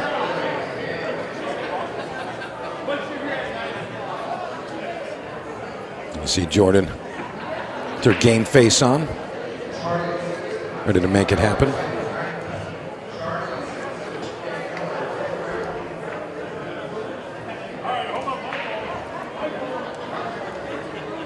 And joining us now, Mr. Rodney Morris. Rodney. What's up, everybody? So, what do you think of this matchup here, Joven Bustamante and Jordan Helfery? It's going to be interesting. Joven's had the last couple of times I've seen, he's had tough matches in the first go. So let's see how he performs when he's on paper favorite, right? Yeah. So you want to see not making mistakes, but like I said, 8-ball break is making balls and getting a shot, right? That's right. And Jordan on the other side of the coin, with an opportunity to prove herself and say, hey, I can rise to the occasion. Absolutely. Yeah. It's so Joven went with the 2nd-ball break. He's got shots on either one, so he's looking at right now at the 10-ball and the 4-ball up there. That's tied up. So Rodney, you've had some experience on this arena table already. What are the challenges playing on this table versus the outer tables? It's like lightning. This TV table here with the cloth, slick cloth, and the lights, keeps it warm. It travels like crazy. So a different type of stroke on the table, or? Yeah, definitely. And then you want to use like he just did there. He hit the 1, hit the 10, but you notice he didn't whack at it. He hit it with nice little smooth control because you can lose your cue ball and it can find the hole real easy here. Yeah, we've seen a lot of the stroke shots where someone tries to force follow and the English actually reverses with the slick cloth, and it doesn't really travel on the line you were hoping. So you're saying that a nice adjustment here, just smooth cueing, don't really overpower the shots. Yep, hit everything full. This one here, 5-ball, is probably going to come low. Yeah, come around. I don't know if he wanted to hit that ball, but he ended up pretty good. Now he can use the 6 to get to the 2, to get to the 4, and then come back. Yeah, a bit of good fortune there. Yeah, definitely. And the adjustment for everybody is the cue ball so light. So if you hit low on the cue ball, even if you hit center, it comes backwards. Gotcha. So you got to understand what that cue ball's doing because 8-ball, it's all those little tricky rolls here and there, millimeter here and there make a difference. Well, you looked in top form out there. We saw you playing yesterday. Yeah, I was prepared for the slick cloth. So I just told myself, just hold up on the shaft. Yeah, right. Choke up a lot. Yeah, exactly. A lot. So yeah. This is a tricky one here. I think he's going to draw all the way back for the 4-ball. Yeah, there you go. Because now you can use the rail to bump the 10 or you can just roll it there, shoot the 2. Looks like he's going to come backwards. Yeah, he's got a reasonable angle to just peel that 10 ball off. Don't need to really hit it too hard. Yeah, unless it goes, then he. Oh, look, he decided to do that. He wasn't taking any chances of not having a shot. Yeah. So he just wanted to stay in that zone. Yep. And you notice he drew it more than he wanted to because Yeah. the cue ball comes back a little more. So he should make this ball and just kind of go into the 14 or. He just needs to float this one in. Just make the ball hit the 14. You're automatically on the 8. Very nice control there from Mr. Bustamante.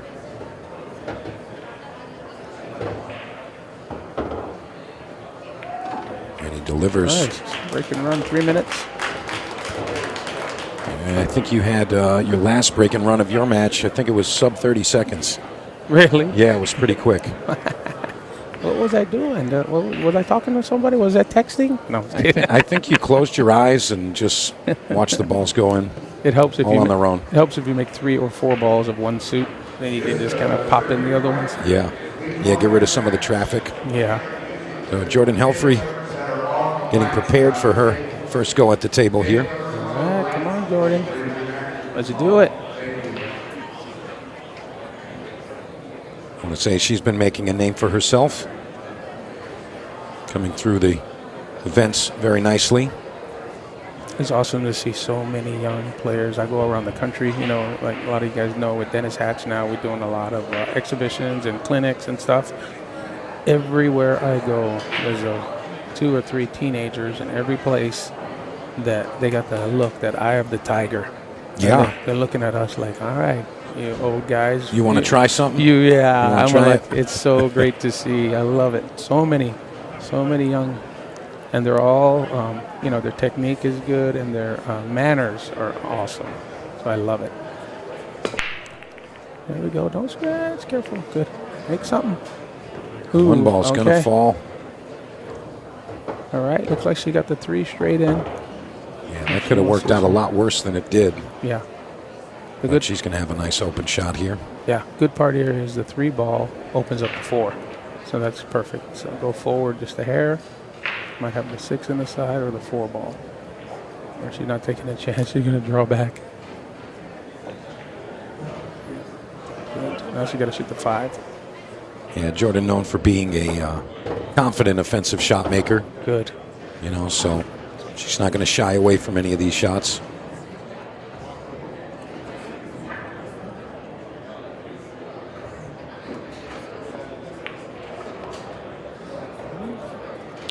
Hold on. Now she's going to shoot the 7. She's trying to work herself back to that 4 ball. And I think it's going to be the 6 that gets her there. Yeah. She needs to get perfect on the 6 now. No, she can't take a chance on overrunning it. Oh, she went into something. That could be a little trouble there. Yeah, she's in kind of a tough spot now. She's got to super cut the 6 now back there. And then hopefully hit the 8 from behind and stop the cue ball there. Hope the 8 doesn't accidentally go in though. Well, she's looking at the 2 ball right now. Oh, that's better. That's a better shot. Sure, if she can see it.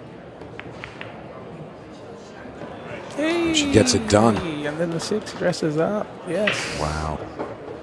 Great stuff from Jordan Helfery. And again, you got to be on the attack. You know, we saw a couple times with Chase Stumfoll's match, and he played safe against Tom Cousins, and it just didn't work out. You know, there's not really a lot of places to hide on the 7-foot table. Yeah. Oh, that was tricky, and that's why I would have shot the 4 and drew off that 15 because that 11 was huge on that shot. So that was a little strategic error on that one. Yeah, missed opportunity. I mean, in Jordan's mind, she was thinking that she had almost the whole center of the table to get on the 4. Yep. Oh, side pocket. She going to go around the rails? Well, not going to arrive in a good spot, but Joven does have options. I was really liking her to finish that one there. Yeah. Yep. That was tricky. See what he does here. I like him. I like shooting the 10 ball real soft to the left and just floating the cue ball on the back row in case I miss. You're not selling out. Yeah, totally get that. Joven going to burn his extension. And it looks like he's going to attack the 11 ball. Yeah. Just going to come straight back across. Yeah, he doesn't like it. He's taking his time. He don't want to shoot. He knows he wins, he makes it, but he wasn't trying to shoot it. Yeah, good shot. That was a good one. And he kind of buries the 4 ball on top of that, so yeah, moves it right out of the way. Big favorite here now. Remember, we're still in the 30-second shot clock portion of the match, and that's for the first 20 minutes. And just a reminder to our viewers that this is the Ultimate Pool League format. No 8 on the break, so no golden breaks, and no golden ducks. And also, this is not a race 2 format, so no longer race to 6. Just who's ever ahead at the conclusion of the match clock, that's the winner. And if we're tied up at that point, 6-ball shootout. Only difference in this shootout format is that in the final 10 minutes, 15-second shot clock. It's the only difference. And you're also able to concede if you're down like 3-4 games and then you only got a minute left. It's like you can't come back. So sometimes you'll see people just shake their hand. Yeah. So you can concede if the time's not even giving you a chance to win. Joven comes out very nicely here. Stop shot here, 8 to the side, and he's going to go up 2-0.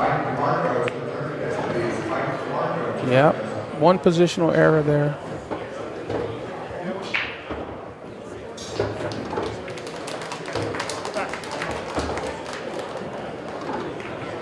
Joven takes a commanding 2-0 lead. Jordan, missed opportunity there, getting out of line, getting back to the 4 ball, but she's been here before. We got the legend Dave Matlock in the house. Hall of Famer. That's right. Yeah. Just had a birthday too. Yeah. Wow. Yeah, he's 32, 33 years old. I think I heard him say something like that. No, 36. 36. You're being yeah. too kind. I know he's only a couple years older than me, so I'm 29. So.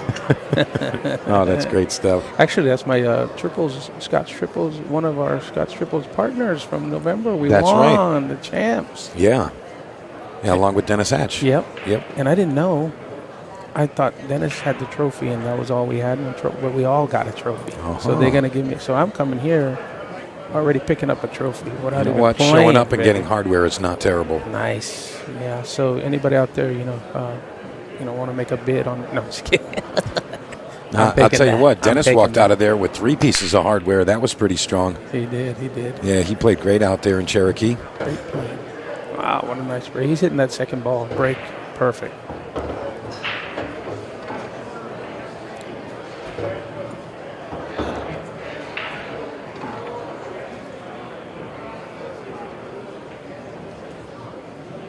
This looks like a stripes he's taking. Unless he likes the 4 ball. If he determined that the 4 ball is in a good spot, then solids would be okay. But if not.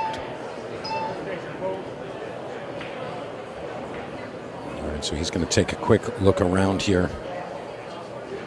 You know, when you got 30 seconds, that can feel like a lifetime. Yeah. And he's going to use all of it. That's no good. Oh, he put inside. Tricky. Nice. That was a really good shot.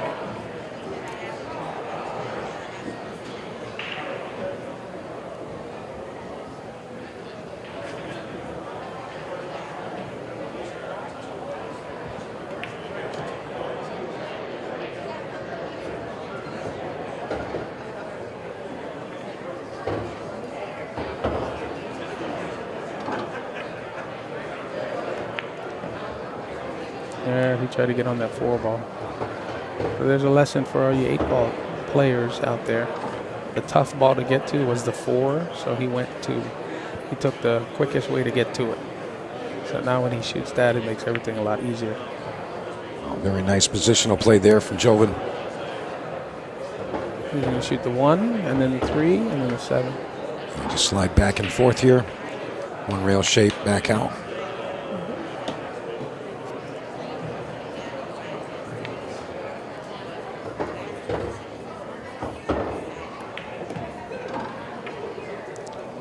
looking real comfortable.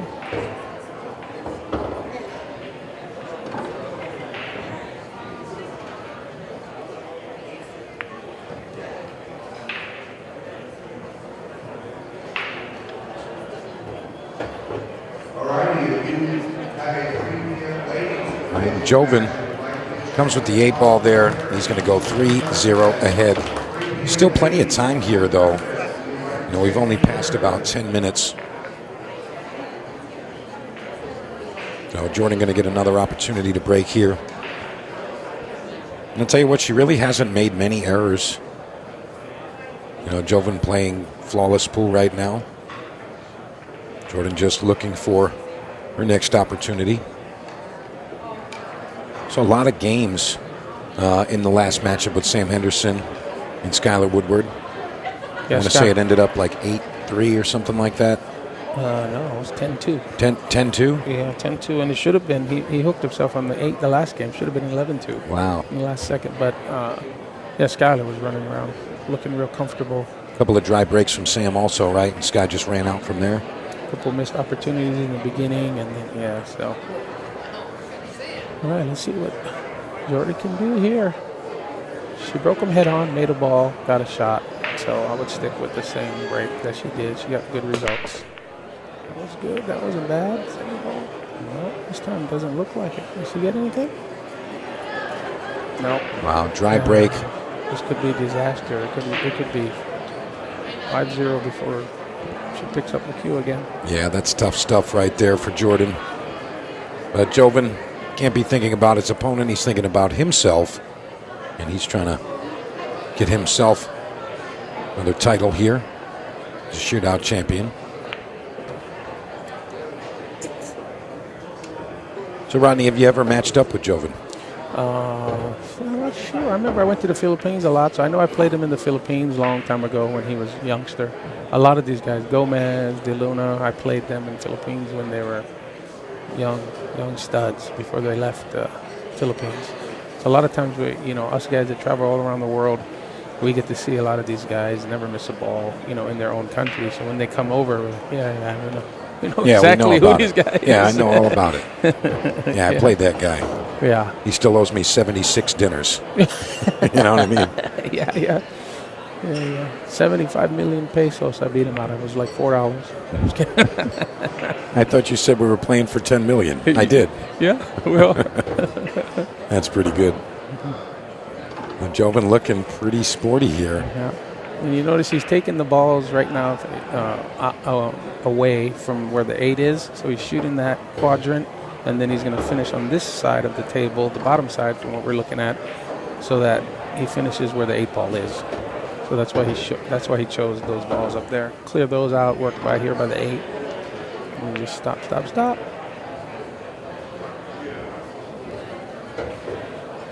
Yeah, that was a disastrous dry break for Jordan. Yeah, it would be different if it was 2-1. Now it's 3-1 with the dry break. That's a little different, but 4-0. 4-0 and it's not your break. Yeah, that's devastating stuff right there. But Joven Bustamante coming through spectacular fashion. 0 errors there. Just another day at the office.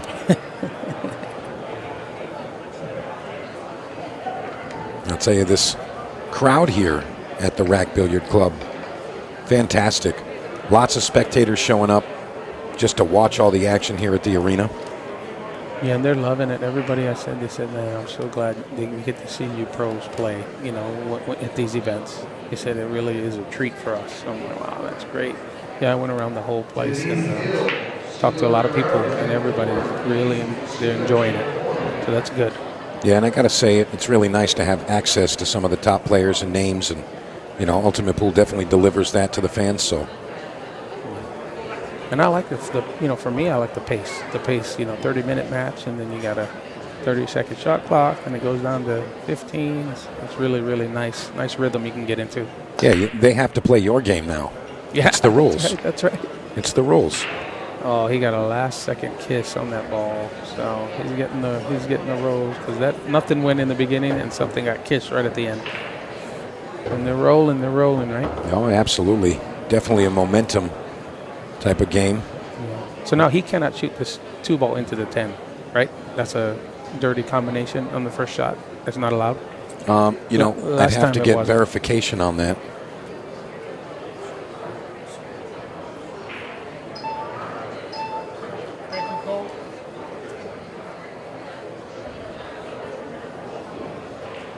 Okay, so yeah, you can't shoot that. It would have to be solid stripe, solid. Yes, to be able to make that work. So. Oh, you can shoot it, but it has to be the same suit that you're making the first contact. Okay, correct. That's a good clarification. Yeah. I want to thank the Wizard for that information. There's a gentleman in the back here pushing buttons like a maniac. Call him the Wizard. Chris does a great job. Yeah, so this is a tricky. He finally got something not perfect. The 4-ball's tied up with the 10. So let's see how he figures out.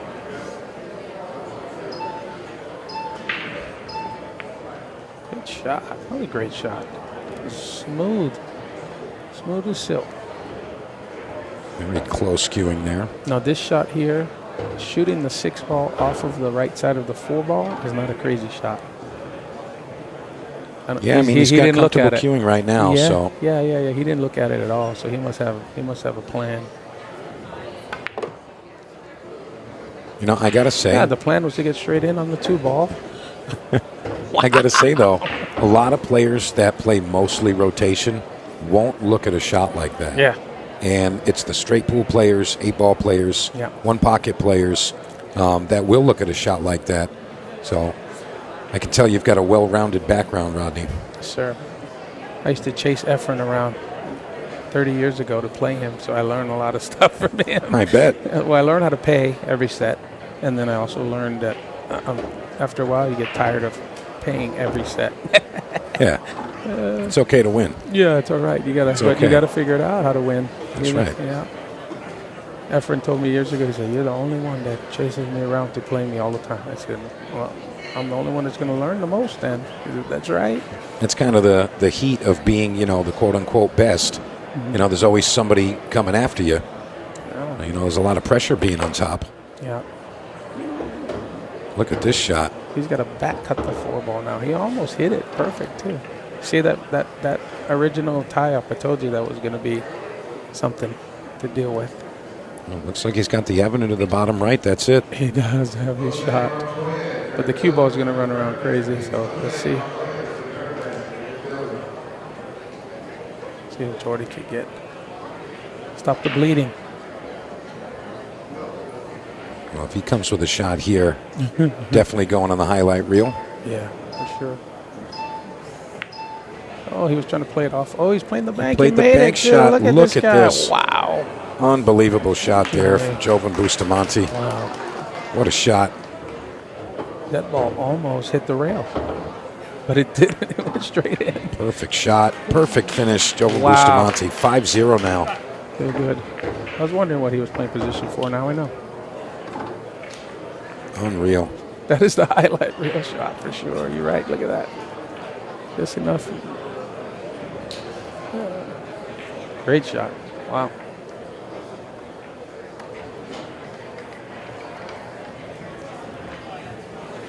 All right, so Jordan really just waiting for another opportunity.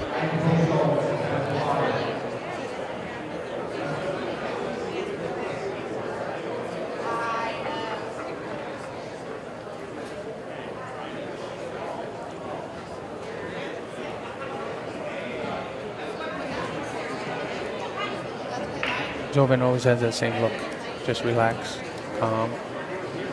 Don't get excited. I mean, he looks cool as a cucumber over there. Oh, she's changed. You notice? Second ball break. Let's go. Hey. Yeah. That's a great break right there. That's how you know she's paying attention. She's That's like, right. I'm not dry breaking from the head on it anymore. She's a smart player. Yeah. And in her young time in this game, she's gotten a lot of experience. That's great.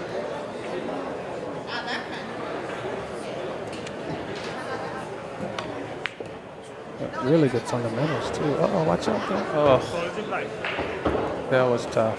And that's where that light cue ball you just hit just below center and it comes back, and it's very, very difficult to control if you're not focused on it. So that was a perfect example. She's just trying to come back 2 inches, and she came back, a foot. So that was a big situation there.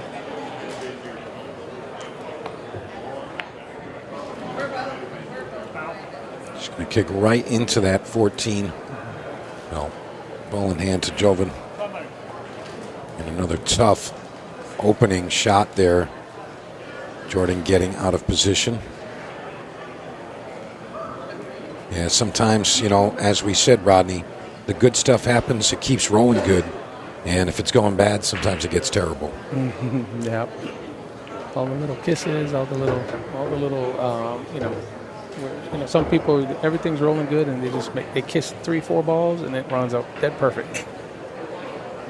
Yeah, sometimes it feels like every time you get to the table, you're kicking, you're banking something, and your opponent gets to the table, everything's sitting in front of a pocket, you don't even need position. Yeah. It's just that's the way the game is sometimes.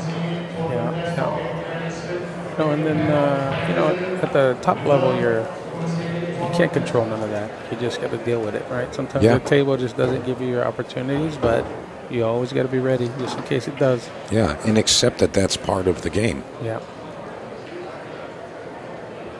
Yeah, sometimes there's not just a simple solution. You just got to come with something good.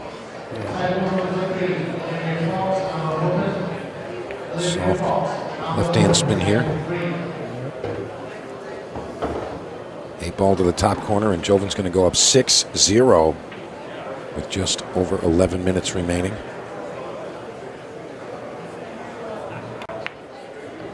Yeah, and then with this, alternate break format, it's pretty insurmountable here, with the time left. Yeah, you have to kind of hope that someone's going to make an error, and it can't be on you to hold serve and dominate, in a winner break type of format. So. Yep, she's got to break serve 3 times to catch up, which is a tough task. Yeah, and with Joven playing the way he is, that's a very tall order. Very tall order indeed. I'll tell you what, though, she's definitely not thrilled about the situation in the match, but she still looks composed. Yeah, she looks like she's just not happy, obviously, with the way things are going, but I call that the electric chair. When you're sitting down and you can't do anything. Yeah. It's the electric chair. You just feel like, somebody's just shocking you the whole time. That's right. What are you going to do? Yeah, you can't do anything. And just a reminder, folks, coming up after this, it's going to be Shane Thompson and Dennis Hatch. Ooh, that's going to be a good one. Yeah, that is going to be a good one. And Dennis Hatch having a great time out here. And that will be Mr. Stephen Wyatt and Nick DeLeon in the booth for you.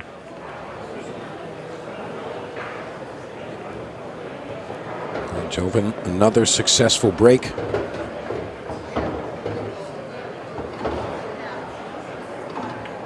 Okay, good thing to look at for you aspiring 8-ball champions. You're looking at the 13 and the 1, the first thing, and you're looking at recognizing which ball you can get that's going to break that up as soon as possible. So it looks like the 15 is probably a ball. So I wouldn't be surprised if he shoots this 11 to the left-hand corner and gets a little angle on the 15 to break it up. I think that's what he's looking. He's going to side draw to the second diamond over there by the 12 and just come off the rail and get himself an angle. There you go. Now he goes right into the 1. And then, very nice. Then it's all open. I'm glad he listens to me. Yeah, honestly, just tell him what you want him to do, Rodney. It's like playing a pool player video game. Yeah. So this one here, he's going to side draw just softly and go into the 1 or the 13. But yeah, see it. So he just he hit it too hard. See, the soft was the one because it comes right back. Table's too fast for that shot. Now he put himself in a bad spot. Now he's going to have to. Well, he's going to have to make this 9, jacked up over the balls, which is a tough shot. And he's going to do it under the gun with that clock ticking. Yep, that was a tough one. Now Jordan got a chance. He can break serve. Well, it's the 15-second shot clock portion of the match. And although things are going to move very quickly here, 6 games in just about 9 minutes, that's a very tough task.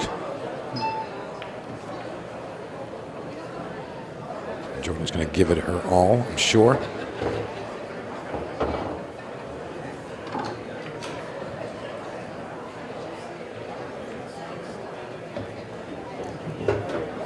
Get up there. Tricky. I don't know if the one goes. If it does, that'd be great. Yeah, there's a chance. It does. It does probably.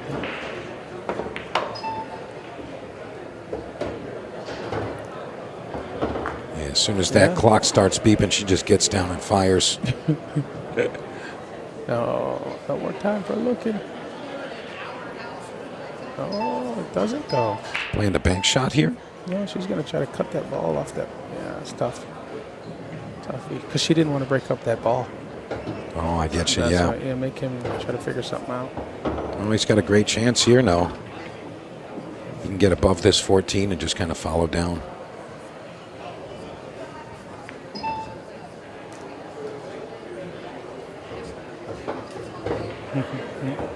So he's going to draw to that top rail on the other side of the table by the side pocket and put a lot of left-hand English and go 2 rails and try to hit the 13 from behind. No, gotta watch it. Oh, almost. No dice. Now he's going to smash it off the 2 into the corner over there by the 4. Yeah, that's the shot for sure. He's looking at it now. It's curious because he didn't recognize the carom earlier. Yeah, earlier. Now he's got to hit it hard, though. Yeah, and this one's tough. Yeah, see. Look on the side pocket. Lucky. Oh, my goodness. How they rolling.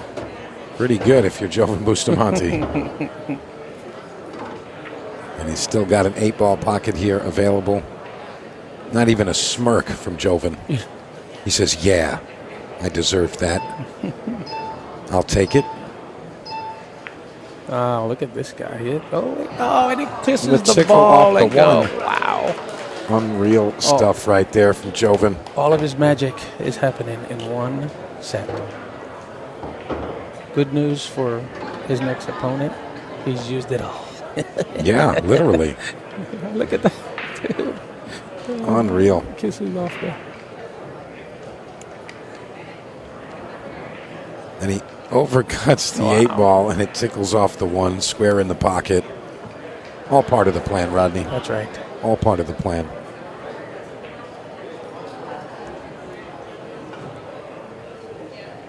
Well, Joven definitely giving us something to entertain us here.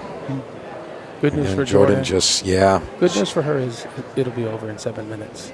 Yeah, 7 minutes from now. Possibly sooner. But I don't think she's Move on to the next. concession type of player. Yeah, no, me neither. I'm going to play on. Get as much time on the table as I can. That's right. That's my thought. Come on, somebody. Nothing going to fall there. And it's tough. Tough action right there for Jordan. Probably going to shoot the 3-ball first.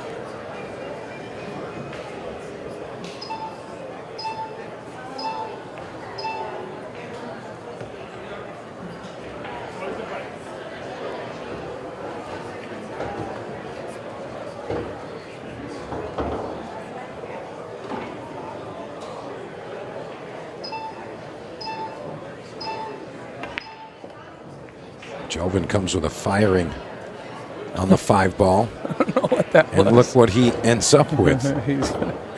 Yeah, I don't know what was that. 2-rail kick coming up. If he hits it just right, he can get that 7 out too. Yeah, look at him. Of course he hits it just right off the point. Good shape. Yeah, of course. That's Joven. What else would you be doing? That's how he rolls. Wow.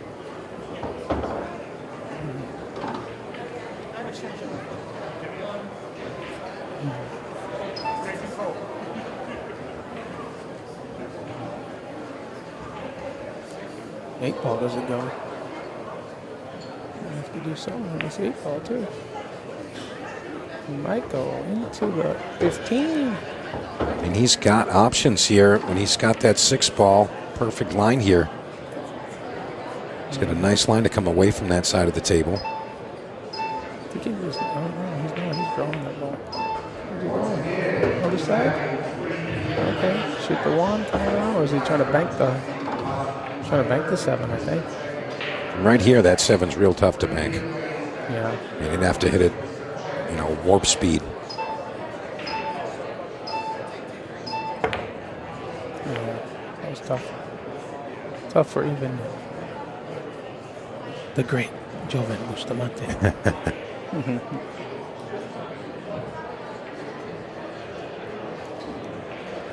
Jordan, be nice to see her put at least a singular point up right now. Yeah, at this point, I've been in this situation, many times in my career, and you just want to finish strong. Yeah. Just finish strong, finish on a positive note, kind of. And I'll be honest, I don't think we've seen, any, indication of Jordan's speed here. She had a bunch of dry breaks and a couple of bad bumps, but, really only 2 errors aside from the dry breaks. And Joven's just kind of dominated, and he's gotten some good fortune as well. Absolutely. So that's good. I like. She plays good. Yeah, she's a great player. Sometimes, that first match, though, can be tough to get things rolling, especially on this arena table.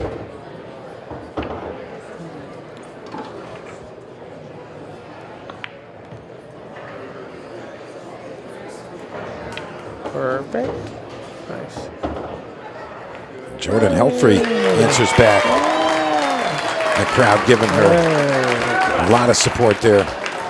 I'm gonna go out on a limb and say she's a crowd favorite. Oh, most definitely. Joven wins the rack. Silence. And that's all good. And again, the Rack Billiard Club here in Des Moines, Iowa, piling in the spectators.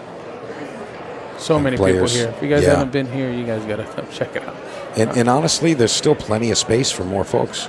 That was much the amazing space. part that I saw. I was like, man, this place is jam-packed, and it still feels like you can feel double. Yeah. Yeah, there's tons of people here, and you still don't feel like you're packed in close. But I'll tell you what, people want to be close when they're getting around this arena. Yeah. Jordan's got smiling now. That's what we need more of. Whether you're winning or losing, enjoy yourself and learn. All right, rack 9. Hey, did he try to hit that? Did he hit him head on? He did. Huh. Well, that's what you get. So I'm watching this match, and the head-on break doesn't. The balls are not finding the hole. I might have to change my tragedy myself. I mean, I'll be honest with you, Rodney. Every time I see matches played out on the arena table, medium pace second ball break always seems to get the job done. The move, yeah. That's the move. Yeah. We've seen third ball break, head ball break, breaking from the side, hitting the head ball, the Prince break, you name it. We've seen them all. Which Prince, though? There's a couple of them. Well, we're not going to get into that debate, but we'll just say one of the Princes. And, it seems like that medium speed second ball break gets the job done more often than not. So, all right, well, my next match, I play Manny Perez at 4:15, so I'm going to use it. And see how it goes. Every time I come up dry, I'm going to point at you.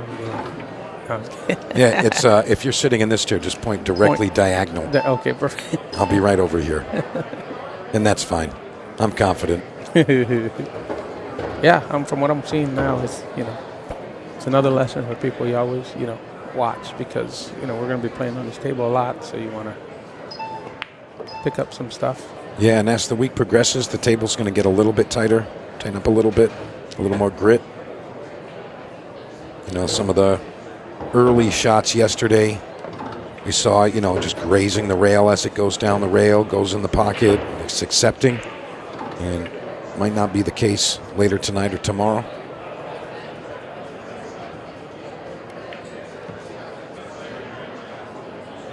Look at this guy. You think he knows the speed or no? Oh, that's a little short, my friend.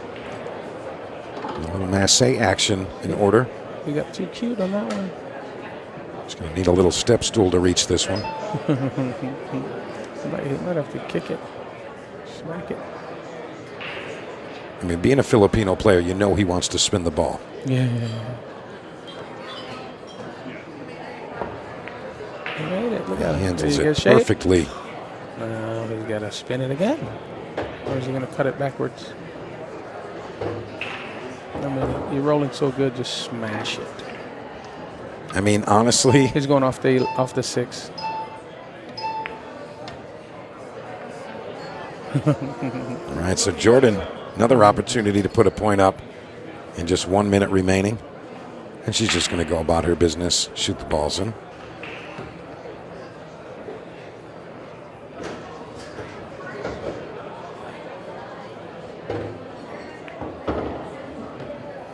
You see her falling on the ball. She gets down on the ball so great. She looks really solid over the ball for sure. Oh, yeah. I like it.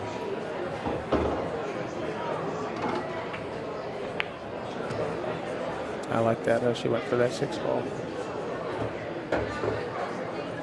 Yeah, it's like if she had this as rack number 1, this could have been a totally different match here. 100%. Most definitely.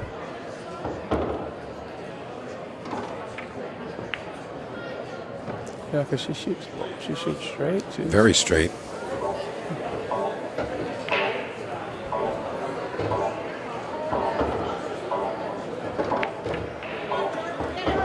Come on, run over there. All right, so that's going to be Joven Bustamante over Jordan Helfery. And when we come back, we're going to have Shane Thompson and Dennis Hatch. And that's going to be our next matchup here in the arena. Rodney Morris, thank you very much. Yeah, thank you. And we'll see you in just a few. Take care, guys. Joven Bustamante looking to get on a shootout title. But guys, real quick.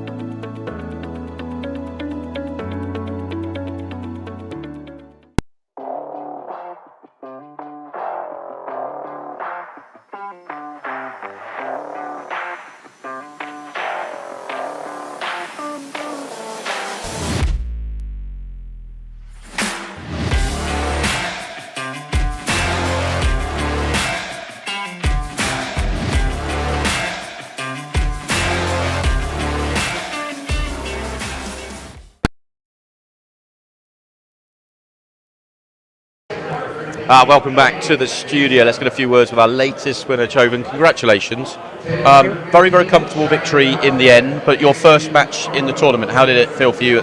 Certainly at the beginning, how well did you feel you played? Well, in my first match in the tournament, I having hard time in the table because the other table is a little bit sticky. Yeah. I can make a ball. So Yeah. I can break it anywhere. Trying to find that spot. Yeah. Find the spot. A word for Jordan. She obviously had to win yesterday to make it through to today. An unbelievable talent for 14 years old. Yeah. Actually, I think she's amazing. She played good. At her age, I think she's a very good player. Yeah. Only 14. Only 14. She's already won a national championship for in Cherokee not that long ago in the women's division. It's a good experience for her. Yeah, absolutely. No doubt we're going to see her again. She's in plenty of events this weekend.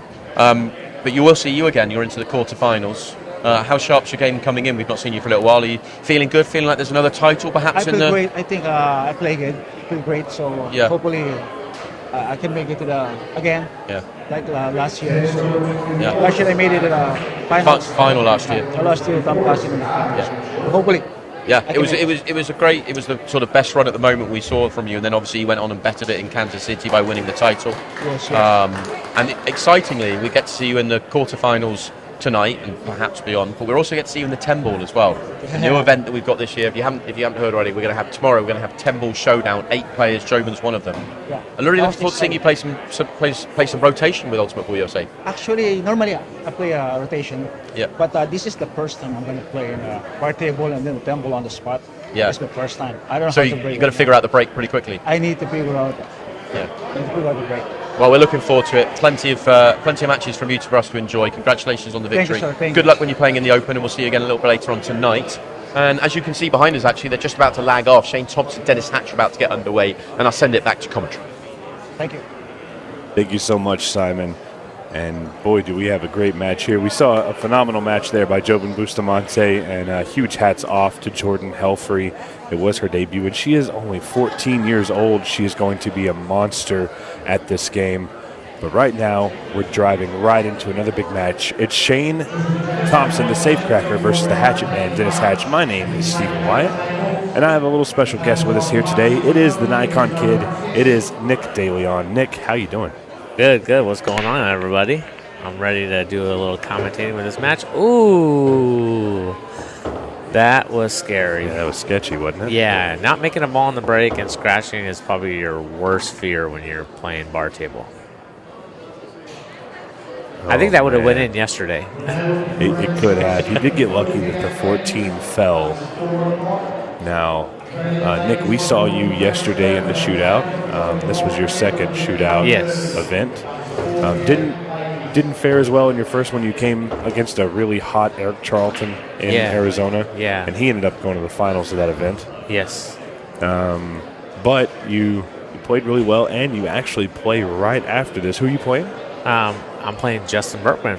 Oh, that's going to be a big match. I mean, if there's maybe a pick of a favorite, Justin might be it. But from what I remember, you had a thing for making huge comebacks and beating a couple of favorites. I think you were down 5-0 against Chris Melling in Arizona. Yeah, and you ended up winning that match. I got lucky that, he played an incredible 9-ball, come around 4 rails for the only ball that goes in the side pocket, and he ends up missing the side pocket, and it was crazy. It's like I run that out, I break a run, he breaks right, I run out, and I break a run, and it's 5-4. Like, just one mistake changed everything. But sometimes you make a ball on the break, sometimes you don't, and it's just the thing in bar table. Yeah. Well, really going to be nice to see you out there. I'm a big fan of your game, and we've been friends for a couple of years now. Yeah. We've spent some time around each other, so I see some of your quirks, and I can tell when you're playing good, and it looks like you're playing pretty good right now. I feel good. It's just like, you just let me make a ball on the break. Like, that's what it comes down to. And sometimes, like you watch the last match, you break, you make 2-3 balls on the break, and you have sitting ducks everywhere, right? Yeah, you just have to get out. But sometimes everything's tied up, so it's a little bit different.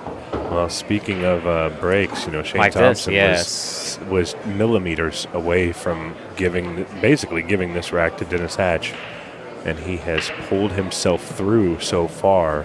He plays very, very good on the bar table. His so smooth stroke and his delivery on where he needs to be is very, very good. Shane, and it's funny because Shane is so smooth and deliberate with everything he does. Yes.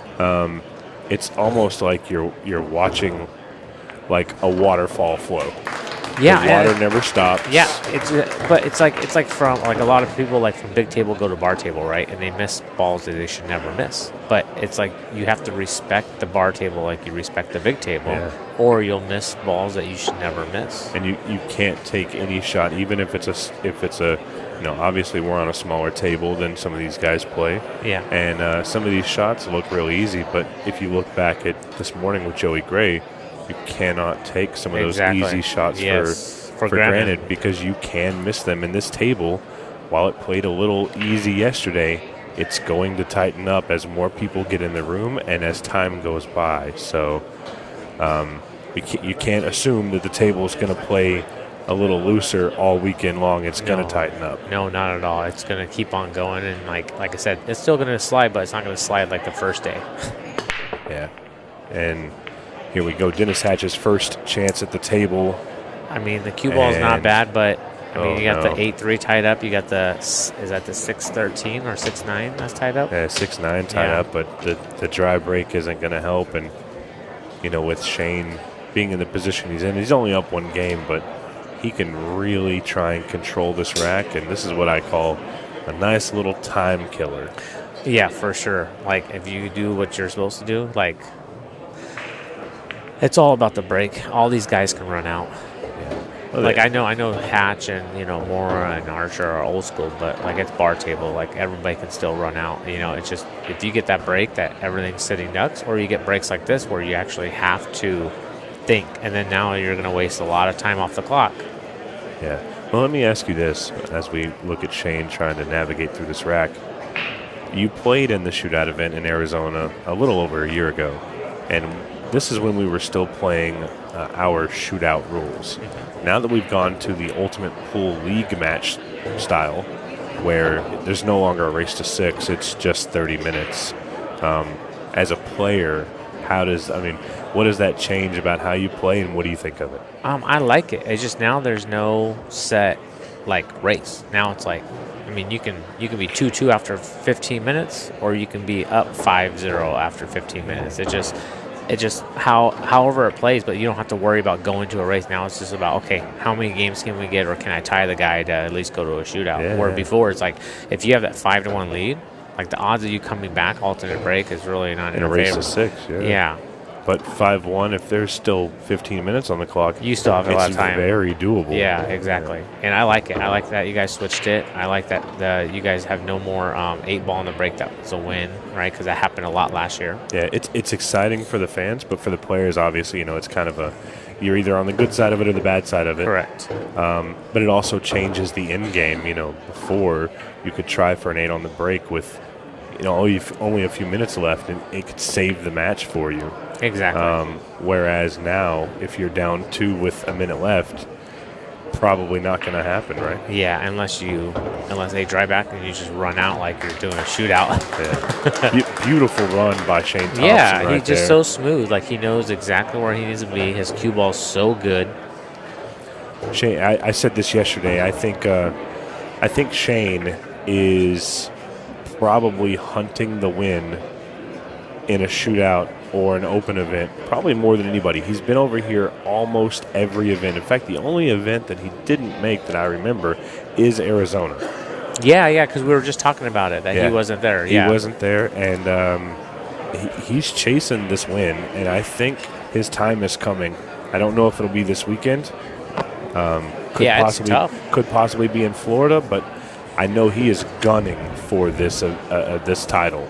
Yeah, no, for sure. I think it's. I mean, I like his cue ball. I like how he plays. He plays very, very smooth. I think he's finally really getting. I mean, he was accustomed to the American table and the American balls by the second or third event, but I think he's really getting comfortable with the game differences from here to the UK. Yeah, he was just telling me, because we were just talking, that when he goes back home, the cue ball, other than the orange and red, right? Those balls are smaller, but the cue ball is actually smaller than their object balls. So that plays a huge factor of coming here and playing with a bigger cue ball, like what he has to adjust to. Yeah, absolutely. I mean, there's a big difference in that size. So anytime he comes over here, it's almost like he's kind of, in a sense, he's learning a new game. Yeah, he said, like, he goes back home after this and he has a tournament in a week and a half. He has to go straight to the pool table so he can dial back into the small cue ball. It's crazy. I wish we can show it. Very crazy. I've actually got one in my hand right now, and it's so small. I'll take a picture. It's like a little bigger than a golf ball. Like, I mean, probably like maybe another half size up from a golf ball. That's how small it is. It is pretty crazy. But we're looking at it here. So Shane at the table again. The 4-ball is no problem, but it goes down it goes in the side, it goes in the corner, so he can play behind it. So are you liking the 5 or the 7 here? No, I like the 5. Okay. Nice, and his speed is so good. Like, he knows, okay, I need to overcut this ball, because if he hit that ball thick, he was scratching. So what's the plan here for the 4-ball? Do you think? So if you can stun follow, I like this. If you can stun follow this ball right now, and you can play the 7 ball in the side pocket, you can even play it off the 2, but you can come around to the back side of the 4, around the 10.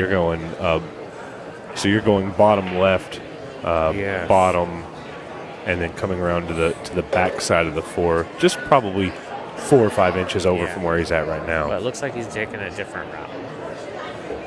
This is the only bad problem. You know what? I actually like got this. He got perfect. I like this. Because if he's another ball over, he can't get there. Yeah, this is smart. He And he's hit that looking ball at it perfect. there. So where you saw him stick his cue stick is exactly where he wants that cue ball at. He wants to be able to shoot the 4 ball straight into the top right and just float forward to be able to make the 2 ball. Yep. And now you go anywhere in the middle of the table after you make the 2 ball, you're making an 8. Yeah. I mean, as long as you don't end up behind the 13, you're good. Yeah, exactly. Shane Thompson starting off very hot. Well, like I said, if that scratch happened the first game, the momentum totally changes. Yeah. But sometimes it's like that. Sometimes. This is very interesting. I am so shocked that he did not play short side there. Now, I'm wondering here. Like he's going to play him to the point? He may very well, but this is tight. This is I would have never shot that ball. Oh my goodness. How good did he hit that? What a shot there. I mean, he knew that it was a very, very close shot. I mean, the chances of scratching were massive. Wow. I'm so shocked. I'm like blown away because he could have easily made it in the side pocket just rolling forward and then running into the 12 or whatever to shoot the 8. Yeah, that was huge. That was huge. Yes. Somebody already said it on the chat, but yes, I would have said the same thing. I would have just easily rolled it in and played the 2 ball on the side. Hope all you guys are enjoying this. Yeah, it's pretty incredible the growth we've seen in Ultimate Pool. Yeah, and if you guys haven't seen this room or haven't been in this room, I did 2. It's absolutely amazing. My first time here, and I did 2 big videos on my page, and it exploded. Like they couldn't believe how big the place was and how nice it was. I told you. I told you 2 weeks ago when we talked on the phone. I said you're going to love this place. It's amazing. Yeah, Pat and everybody is great.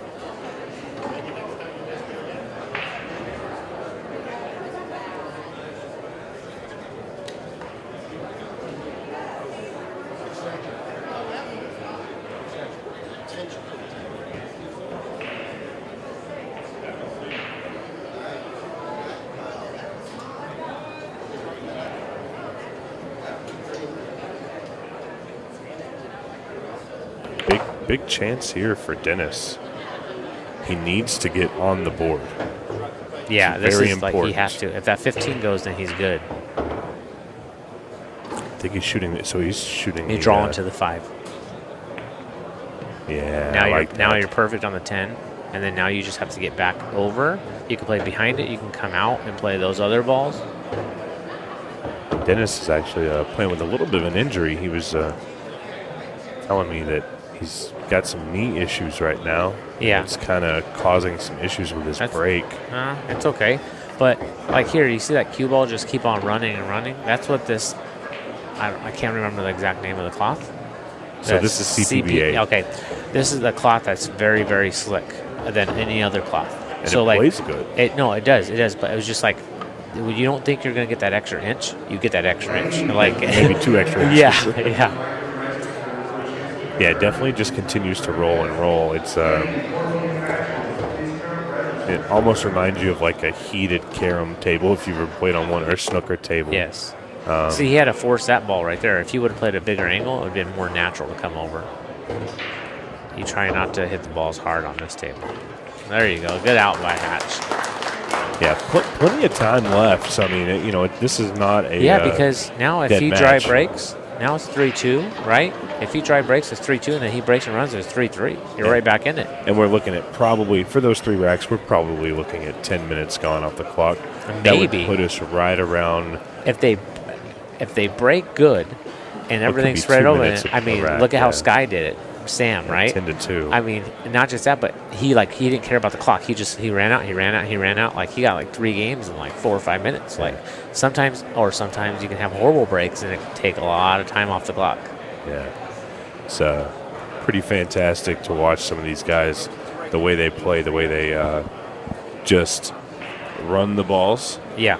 It makes it look so effortless, and for guys like me, I'm sitting here like, this is dumb. Yeah, and then it's so easy, right? Playing short side. Why can't I make it look that easy? Uh-oh. Oh, what did I just say? No. Shane with a little bit of a difference there on his break, but he makes the 3.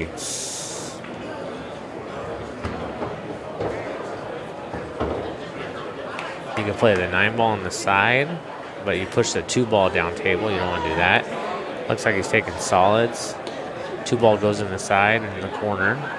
So if you're taking the solids here, the one I'm worried about is the 4. Are you using the 2 to shoot the 4 up top? Yes. That leads you to the combo? So just like this right here. This is perfect. I roll in the 2, 4, come down, the combo, and then you're out. Okay. I like that. Is the 8-ball past the 10 coming down to the bottom right? No, but it'll play off of that ball. Yeah, we'll play off of that ball. Go right off actually, yeah, it has a clear path for sure. Okay, yeah. I'm but you could always use the 13. Yeah. Oh, he's going inside ball. Okay. He can get the same angle now, here. Yes. He can go off the 9. He can draw into the 4. I like going off the 9 because you can just stop the cue ball. I don't like it because if you hit it too hard, there we go, he hit it perfect. Most people hit that ball hard and then it checks up down table. Or the 9 ties up. thins up and blocks the pocket or something like that. Really smooth play from so the safecracker. He plays so good. Lucky he's on Team Q-Tech.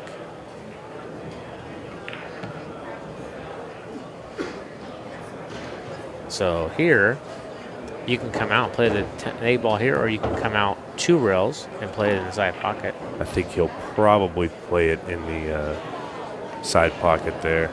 Yeah, he goes 1. Okay, he does 1 rail.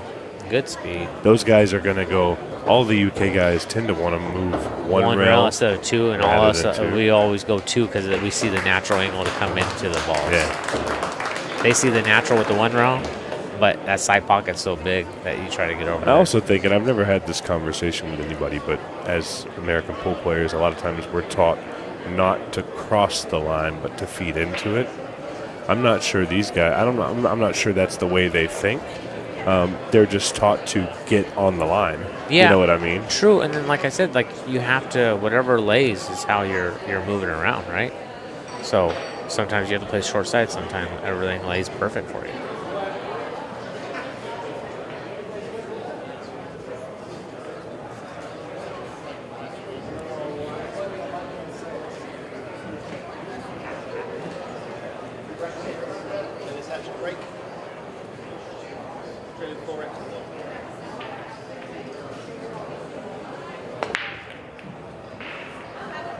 No, not good. Not good for match. It's perfect. You guys didn't see it, but Hatch kind of took his butt into his cue and he's on this table. This is a character, isn't he? Yeah, he is. He is a character.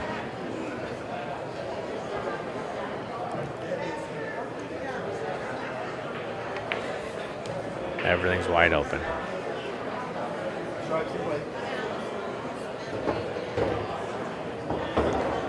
I think I'm going to play these 2 balls on the rail and then play the 9-ball after this ball. Or he might play the 9 and roll forward and play the 11-ball. No, I like doing this too. Oh, he plays this way. Okay. Leave the 9-ball for shape. I would have went the 9-ball, 11, and then this ball, and then the last ball. Now he's on the wrong side, but he should be okay. Just baby the ball in, give yourself an angle to come back out by the 6.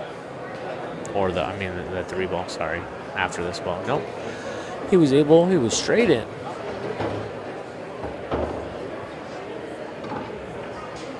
roll forward or draw back past the 5, and you're perfect.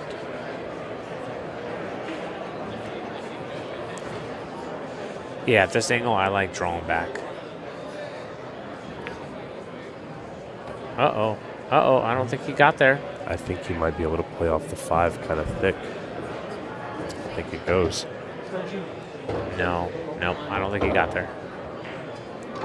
That's the only reason why I like drawing past the 5, and then you're natural just to use outside English, so it can kill off the rail, and then you're perfect on the 8. The 4 ball was too big. And look at this. He's going to make it off the 5. Yeah. Or at least try to. Oh, maybe not. No, he was trying to play mass safe. 8, yeah. Safe mass 8. One of the two, but he came out okay. No, he did for sure, because now it's like, he has to shoot the 4 He's ball. got one option. But he actually gets safe after this. If he misses this, he has safe. He should be safe behind the 1, too. Yeah. Don't get on the rail again. It makes things tough. Yes. Did I hit it hard enough?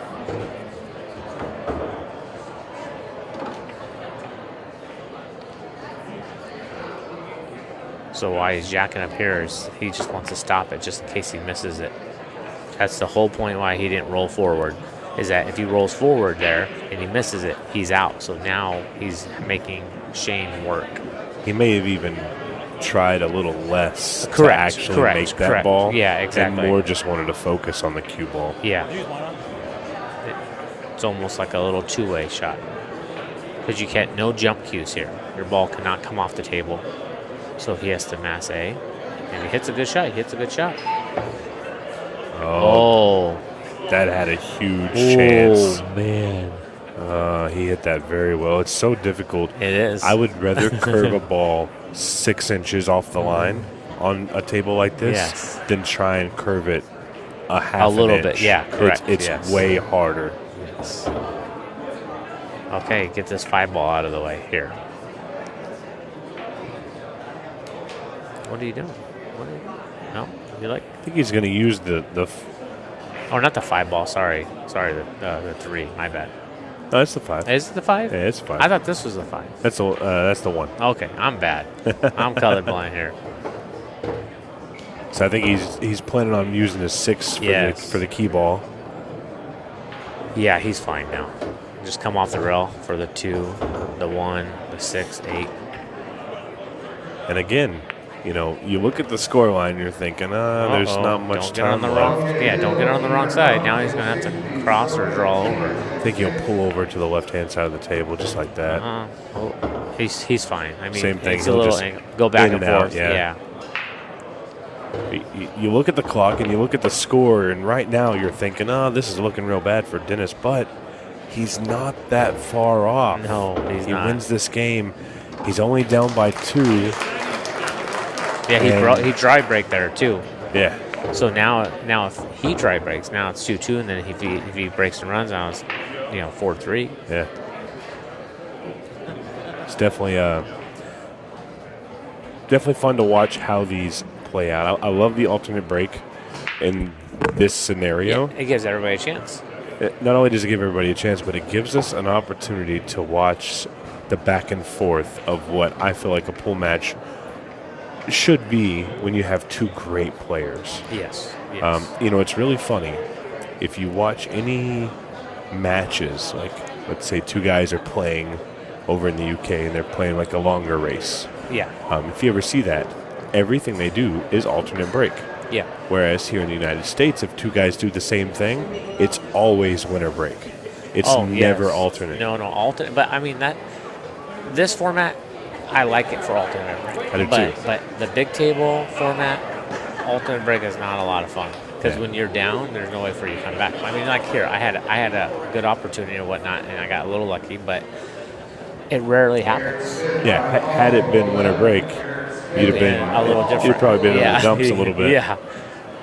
But yeah, no, you're 100% right. The alternate break is, especially for this format, it is by far my favorite breaking format. Oh, what do you do here? Oh man, I run out. Okay, so do you take solids and you go for the combo? So I'm going to take the 7 ball first. That's what I'm. I mean, no. The 7 ball doesn't go unless he can get through there. I think it goes. I think he's got room.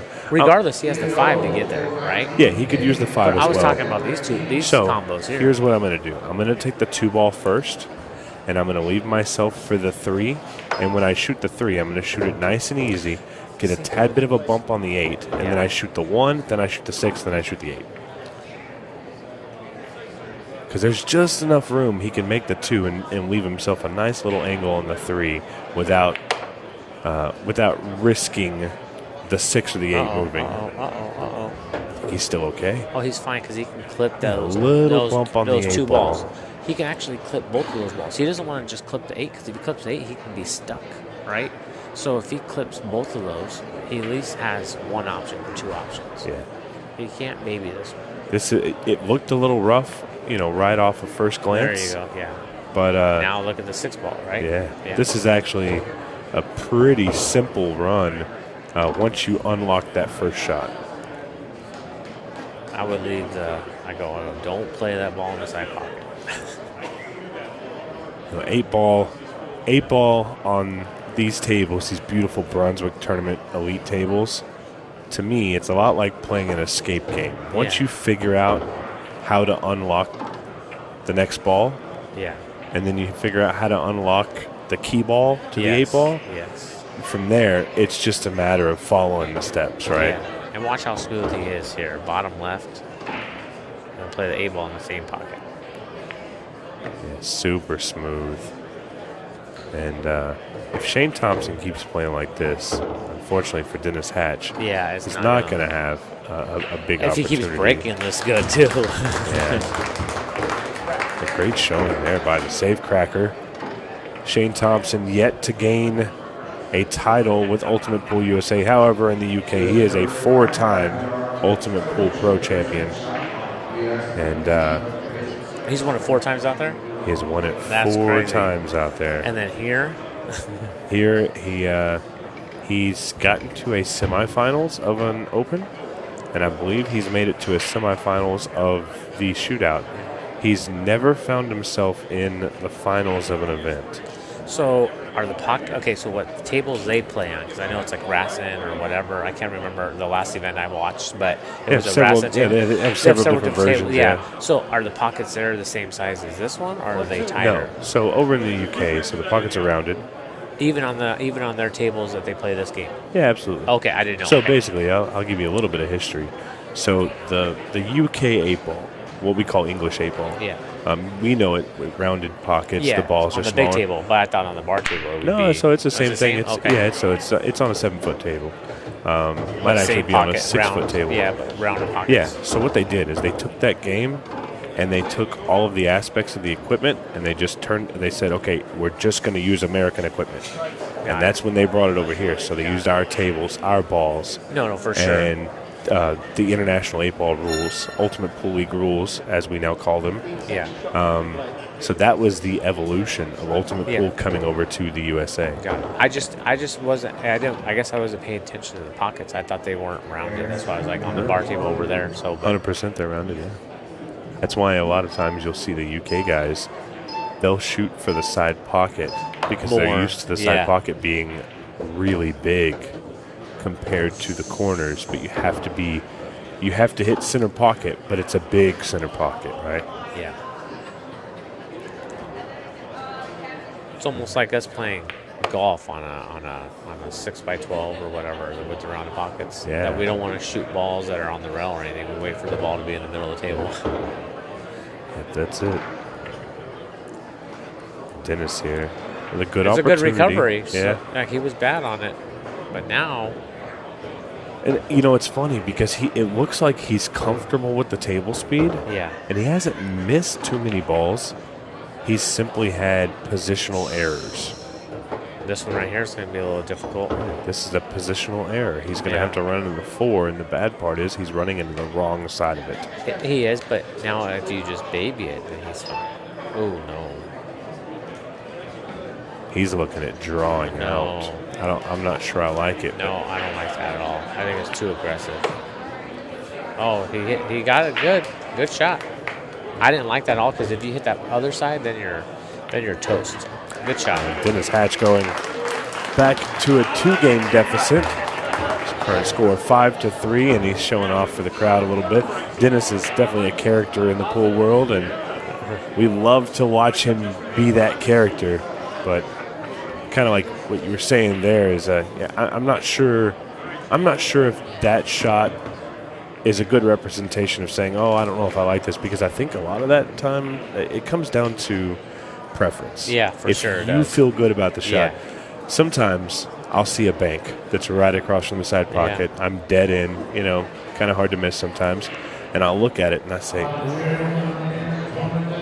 something doesn't feel right. And I might shoot it and I might miss it. No, it just looked dangerous because if you hit the other side of the 2 ball, if you don't hit it perfect, right, like he did, then you're in trouble. Then you're in jail. Yes.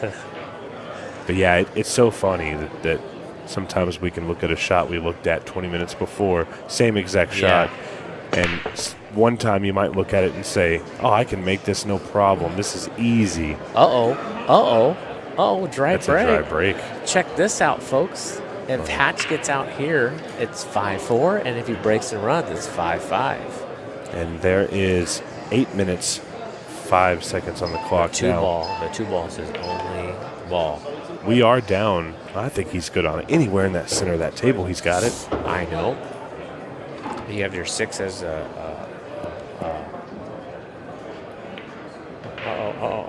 he's playing it right now. Yeah, this is a good way to unlock that 4 ball. Yes. And get rid of it, and then you just got to worry about the 3-5-6. Yeah, which you baby this, and then you play the 4, and then you play the 3-5 combo. You roll forward. He's got options here.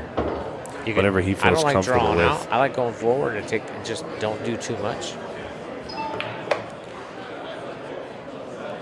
I think he's going to take the 6 ball here. He has to now. I like shooting the combo because it's natural to open that up. But you can't do it right now. Now he's going to have to baby it. I almost think that he wanted to play it like that in a sense. Oh, this is smooth. Oh, that's actually... I think he actually attempted that as well. That's a really good shot. But, I mean... Risky. It is very risky. If that's what he intended to do, then he is a very brave man. Yeah, that's very good. Now he's going to just draw right in between. He can come back and forth, so he can go in between the 14-15, or he can go in between the 12 and 15. It's whatever your preference is. I'll tell you, Dennis Hatch plays very well on this 15-second shot clock. When it gets down to 15 seconds, you know all too well. I don't even care about the clock. I'm just like, let me get out. But it's definitely stressful. Yes. Well, my first time come in quick. Yeah, my first time on the clock, and then once I kind of realized it, then my second time on the clock was so much better. Yeah. Well, 30 seconds is a lot of time. Yes. I say that a lot, especially to my league players. I say, I'm worried about the shot clock. Well, because you're not used to it. Try it. Yeah. Because 30 seconds is a lot of time, and you don't realize how much time that is until you really do it. But when you're not used to it and you've never done it, now you're joining Ultimate Pool and you're playing League, that first thing, that's all you're thinking about when you're down. You're not thinking about shooting the ball. Now you're like, oh, my God, is the shot clock going to run out? Yeah. And that's the best thing about, if you ever go to a League 9, I know you've been around. I do. I play League out of Dozers. Awesome. So, we have the tablets there. Yep. The tablets are meant just for watching. Correct. That way the player always knows where they're at on the shot clock. Exactly. But so what's your up score? I actually tell you the truth, I've only played 1 week. I've been out of town. You know what? And it's not good because I played against Mitch twice, and I broke dry like multiple times. It was not good. When you say Mitch, you're talking about Mitch Ellerman. Yeah. I broke dry every time, and he broke perfect every time. Oh yeah. So if anybody wanted to know where they stand, Nick De Leon, he is a 730 up score. Oh, just 10 points less than my Fargo. Yeah. And, the thing about up score is the way the algorithm adjusts things. I feel like our system is just a tad bit more accurate because everything is ran through League and through a sanctioned system. And, we keep an eye on these things. And if we see something that doesn't look right, your local league operators can, say, oh, I think this person may be a little off on their handicap, but Yeah. none of our league operators are able to just go in and change things for That's you. good. That's good. So, I'll say it like this. Our upscore system is very, very safe as far as it can't be adjusted manually that's good. without That's good. a big review. And it's not very easy to manipulate it as well. Yeah. So I think you'll see upscore coming a lot more common in the U.S. as more people get into Ultimate Pool League. Yeah. So he's not wasting any time on the shot clock right now. No, he's not. He's so comfortable on the clock. Yeah. I mean, it's just what they're used to, right? Yeah. It's just like Al Minosha and Mario He, all those guys, they love the shot clock. It's their bread and butter. Yeah. And when they somebody's use not it to used guide exactly, themselves. yes. It's brained into their pre-shot routine, like they already know. They hear the beep, but they don't hear the other beeps. Yeah. They hear the first one and they know that in 4 more they have to shoot. Yeah. But they're not thinking about, in 4 more I make it a foul. It's just not something they think about. It's a guidance system. And another good rack by Shane Thompson. Yes. I'm not sure, and I'd have to get confirmation on this, but I don't think that Shane Thompson has missed a ball that he intended to make. Yeah, the only ball that he missed was the one that he hooked him and tried to mass it. Yeah, he had to do the slight swerve. Yeah. And I'm not even sure he was attempting to make that ball, to be honest. No, but I was saying nothing straight in or nothing that he actually had a pocket to go. So I think his attempted versus made is probably 100% at this point. Yeah. Playing very well is Shane Thompson.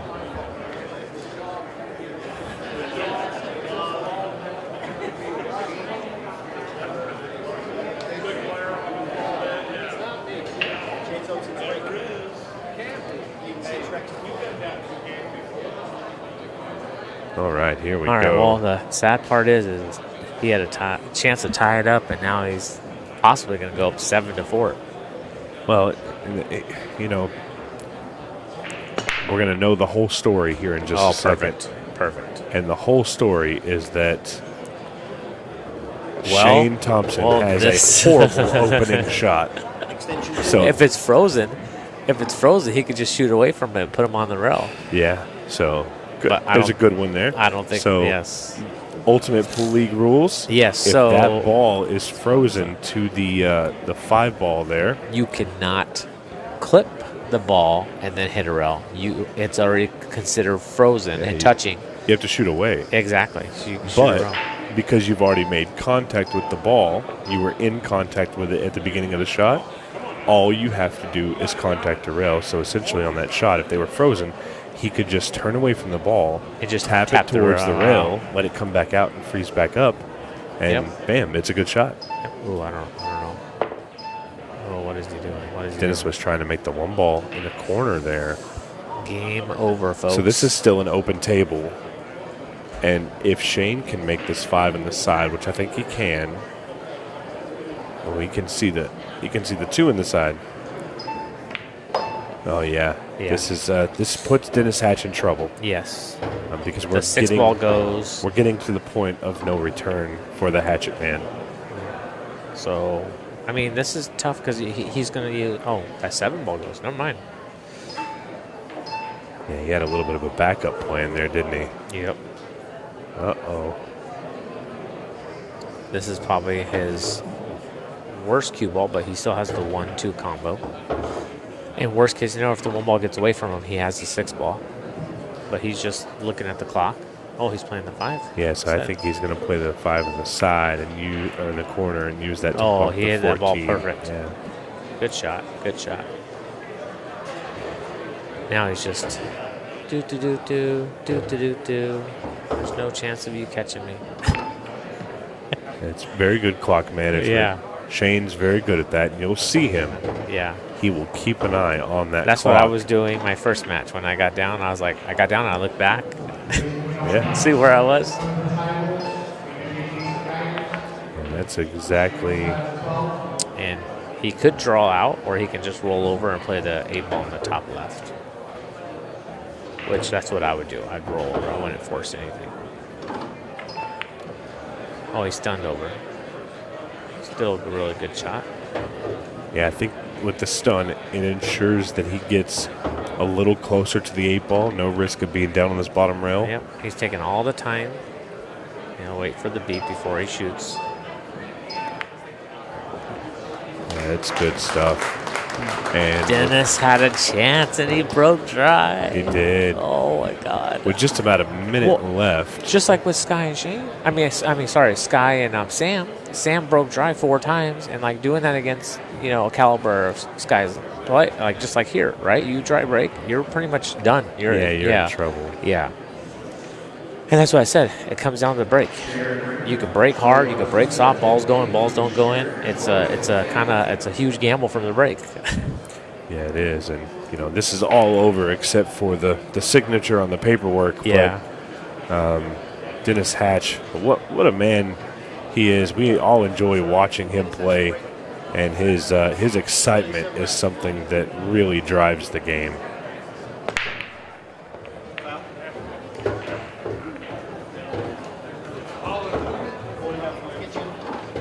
Well, that is not what he wanted, ladies and gentlemen. A huge scratch on the break. And Shane Thompson just 45 seconds away from making it to the final 8 of the 2026 Iowa Shootout.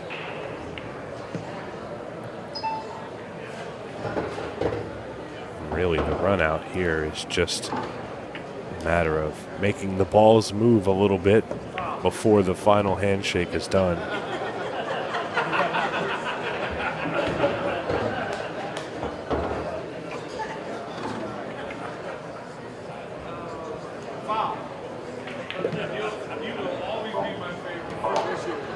Dennis having a little fun there with the crowd, calling foul on Shane a couple times. And what a match that was. Nick DeLeon, thank you so much. I know you have a match coming up right after this, and we will see you out there, and we'll be right back with a word from the safecracker, Shane Thompson.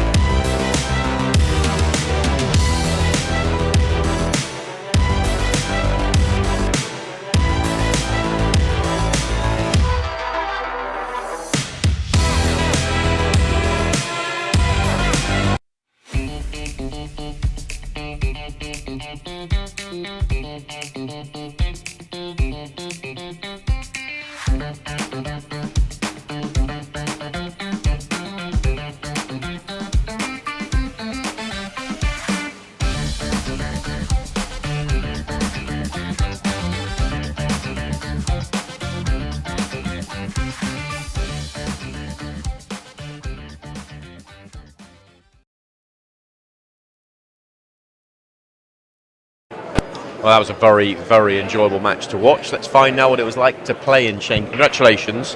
That really was an enjoyable match to watch. I mean, you got off to such a good start, but Dennis was just always there nipping at your heels. Yeah, obviously Dennis, we all know Dennis is a great player, and I knew that I had to play well, and lucky enough I did. Yeah. Is it one of those, just nice to get that start where you get the first 3 opportunities, put them away, you know you're playing well then, and you know he's going to have to do something special to turn it around? Yeah, I think the first 3 or 4 breaks I had, I think I cleared off all 4. So yeah, like I said, I knew I had to play well, and obviously he started coming back at me at the end, but as long as I hold my break up, then I knew I was going to do it. How did you find the table? We didn't get to talk to you yesterday after your victory. How, 2 matches now on that table, how have you found it? Different, but it's really nice. I think that's probably the best table I've played since I've been over here. Yeah. It plays 10 times better than it did in Cherokee as well, so hats off to Brunswick. Yeah, I mean, everybody I've spoken to so far in interviews just talked about how quick the cloth is playing as well, the CPVA cloth.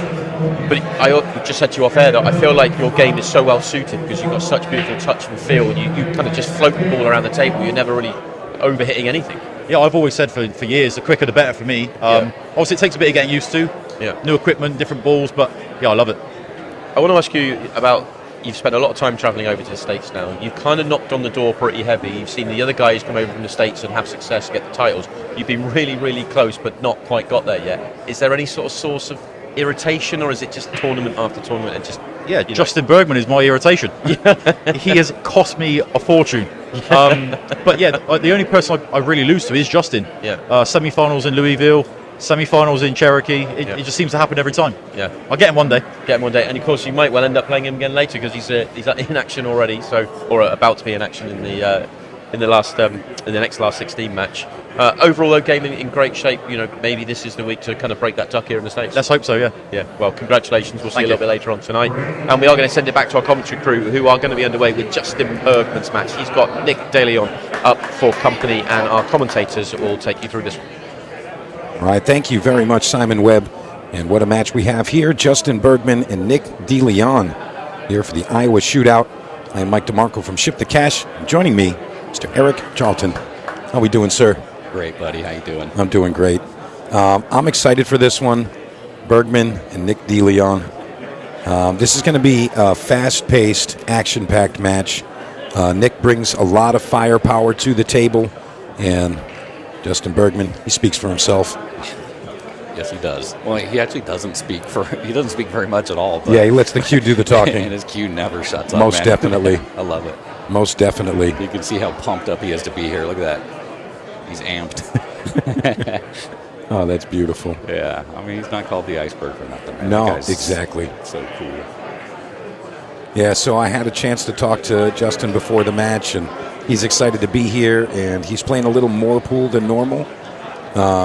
If that even makes sense to you, but he's making a little bit of different choices where he's playing, how much pool he's playing, and it's just going to be more Justin Bergman out there. So I'm really happy to see that. Streaming some of his matches now, streaming his matches on his own, which is great. Yeah, I think it's awesome.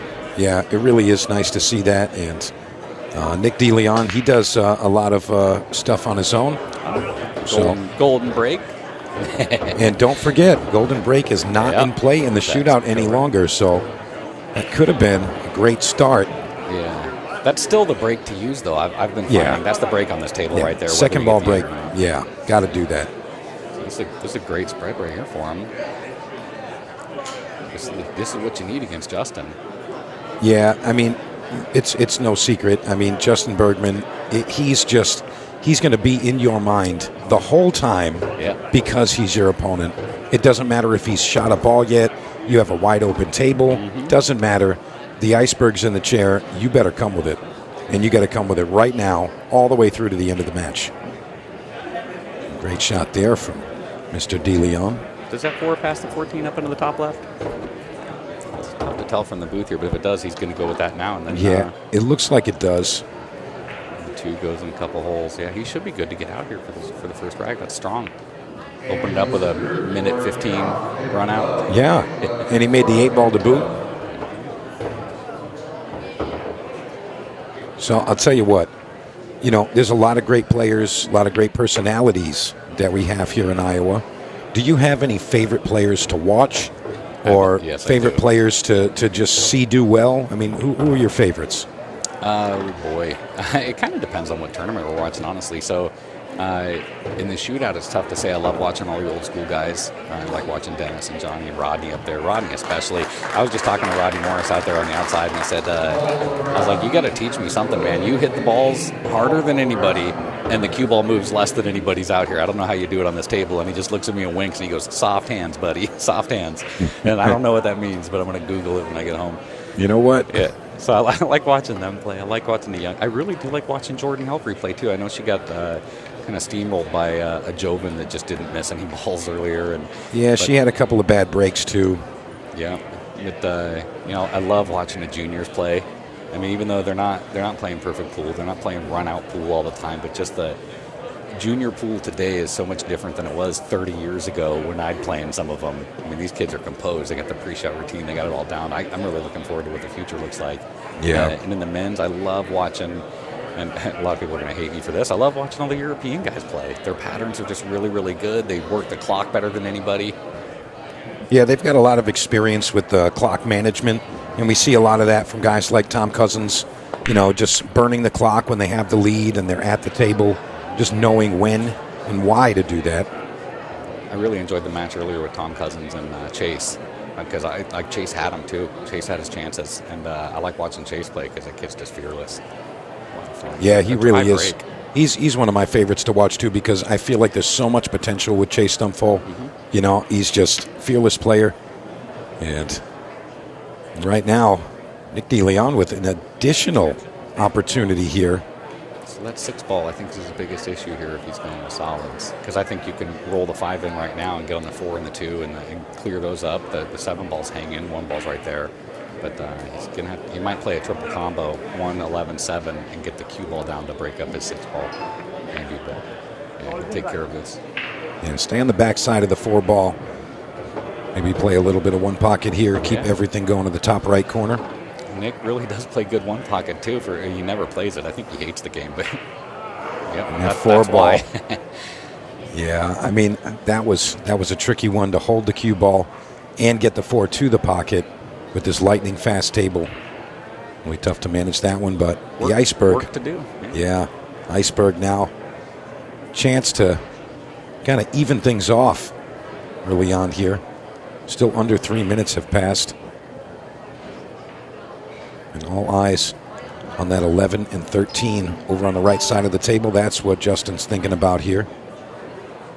He's also got the 9-ball to contest with, but if the 12-ball's gone, the 9-ball does pass to the bottom left. He shoots great combinations too, so he might even just shoot an 11-9 or 11-13, then a 9-12, and then just be completely out of trouble. But I think he's going to take care of that 12-ball right now, just like you were saying earlier, so he can have a clear 9-ball. Yeah, and he may use this shot to get into that 11 and 13, but you got to hit it precise. You don't want to put the 11 back up where the 4 is. Oh, he's looking to play shape for the bank on the 13. And then the 11's got the bottom right, and then the 9 will be clear. This would be great. That'd be a game winner. Just gets on the 13 right. Everyone in the crowd out here has been just waiting for Justin to get up here and play because he was seated and didn't have to play yesterday. So it's just a treat watching him.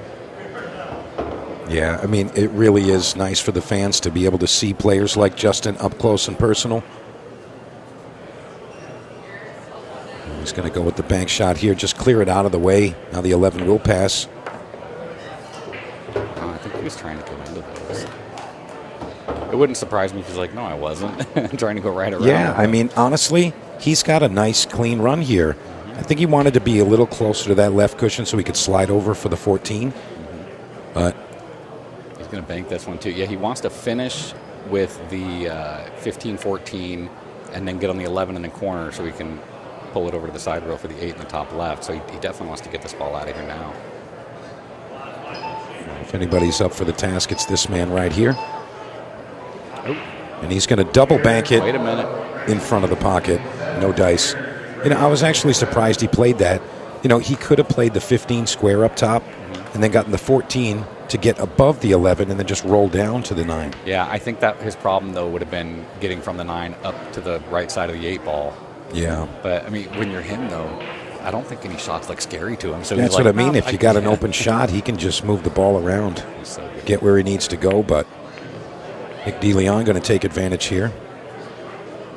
We'll see. Be careful moving things around there. We'll see. Just enough here. Looks like it's going to be the 1 ball. I think he's going to make the 7. We'll just go off the 7. Any ball right now. Yeah. That's what he was looking for there, Eric. Yep. I'll tell you what, he's looking pretty good to go up 2-0. Oh, great. Great shot. Ball's great on this green 6. Unfortunately, that 3 ball does still have a path for that top corner. I think he'll play this ball over to the side rail and then just get himself an angle on that ball just to roll up for the 3 in the side. Yeah, very nice call, Eric. Well, we'll see. Every time I make a nice call, in my opinion, they go another way, so we'll find out. Oh, all right, cool. Nick's smart. We got one right. I got one. We got one.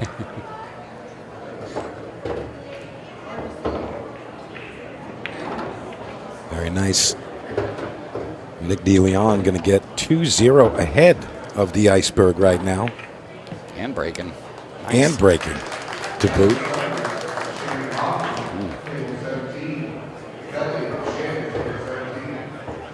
Very nice stuff there. I think poor Nick's cold out there.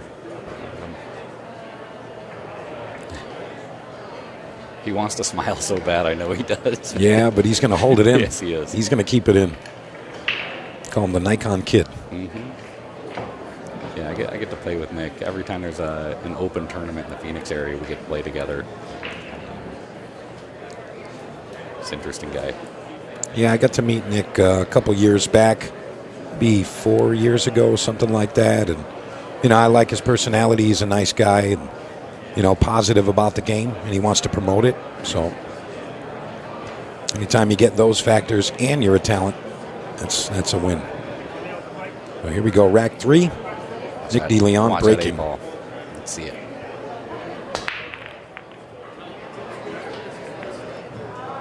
Just what Justin ordered. Yeah, it's going to be dry. Look at that 8-ball on the side rail right away. Nick strike flip top, but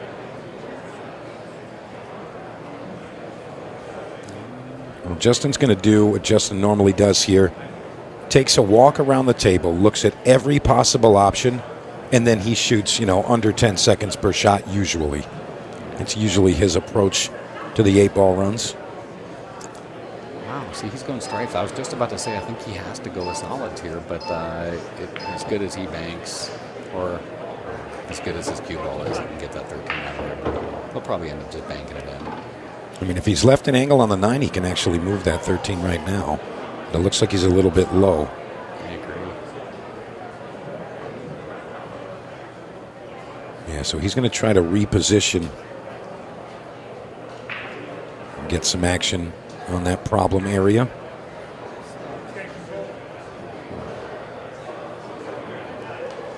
I think they need to mic up the players.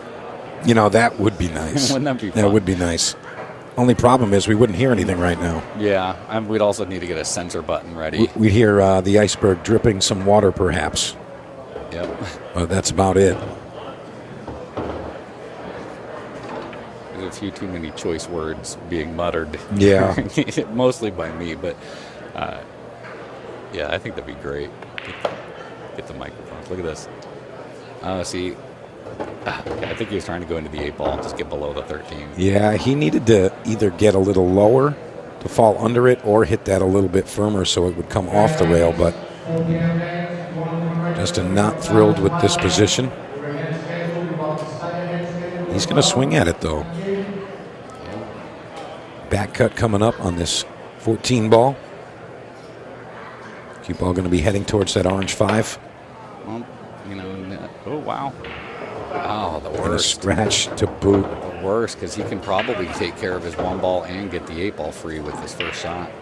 Yeah, and everything's just wide open. Yeah, that scratch happening, that was a huge factor. How do you Huge scratch factor. from that angle, too? That's sad. Yeah, he's doing the breakout here. Good shot. Got to shoot the combo.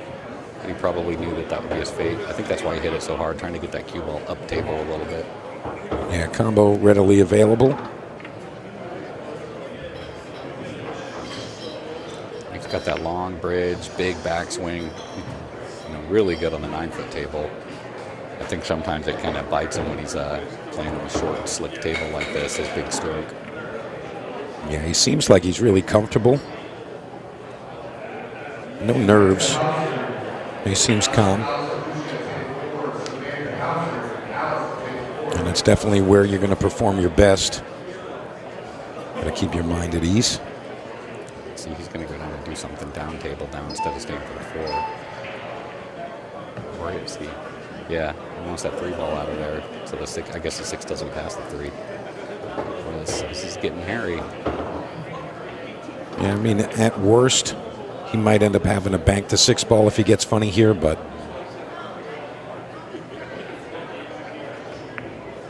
yeah, missed it. Yeah, that was a tough ask right there. Tricky shot. So Justin Bergman back on the horse, and you'd be a crazy person to bet against him. Yeah. Not on this out here. I'll tell you what, Bergman's going to be breaking the next rack, so he's got a chance to tie us up from this position. Still have to pot the balls, but with this open layout, seems like somewhat of a formality. But stranger things, Eric. Yeah. So I guess the 13's more accessible to the side than I thought it was. See, to me, that just looks high, but he knows what he's doing. Tapping. A lovely crack of the back of the pocket. Those Brunswicks really sound like nothing else. Yeah, it's sexy. I like it. Yeah, it's beautiful. Right around the top side of the table here. I look forward to making a ball do that one day. Hey, you had some great shots. Stop. You had some great shots out there. The game is brutal sometimes, Eric. I had one good shot in my match with Sam. I rewatched it, and you said, great shot by Sam Henderson there, and Tony had to be like, that wasn't Sam, that was Eric. And I was like, oh, man, I got one. I didn't get credit for it. We'll have to let's go set it up. No, Try it again. I'm not watching that match again. We'll set it up. Punish myself enough. Well, Iceberg gets it within 1. And we're at 2-1 here, but Bergman is going to have the break here. So hopefully, if you're Mr. Bergman, you're going to follow with a break and run. Let Nick know that that 2-game lead might not be enough. Yeah, that's the first 20 minutes of these matches is really just establishing your position. It's almost like when they're doing the NASCAR and stuff. They're getting up, they're racing to get the position to start. And, yeah, that's right. It's like see who can get the best position when it hits that 15-second shot clock. And I mean, unless somebody is up 4 or 5-0 in the first 20 minutes, then it's kind of a foregone conclusion. But yeah, everything can happen in that last 10 minutes. Yeah, Bergman looks like he's not sweating the score line at all right now. He's just concerned with this inning at the table. I don't see him head ball break much, do you? No, I mean, that's what it looks like he's doing here. Maybe trying to get the 6 to the side pocket. Wow. And that's going to be dry. That's the most emotion I've ever seen out of Justin right there. It might be the only emotion we see so far. But nonetheless, Nick DeLeon very thrilled with this inning at the table. Yeah, they're all there for him. Just nudge the 12 out of the way a little bit here.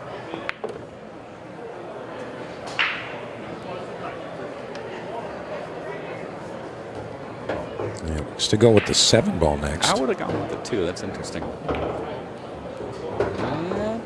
Okay, man, another inch and he's in big trouble. Yeah, living on the edge there. Would have liked to see him play the 2 and just come on the backside of the 7 to the side maybe. But, again, you have to go with your gut. If you see something, you got to play it the way you see it.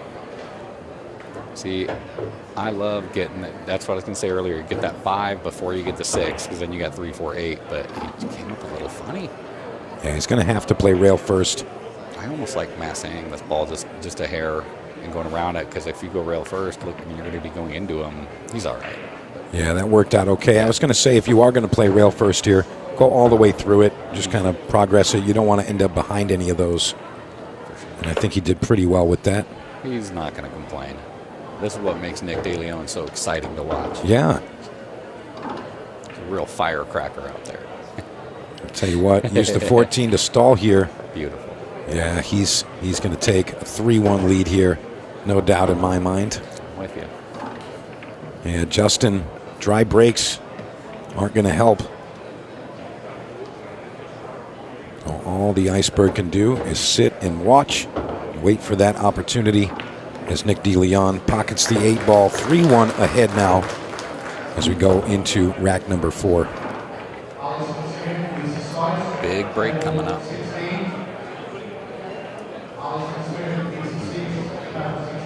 What do you think he's thinking about right now?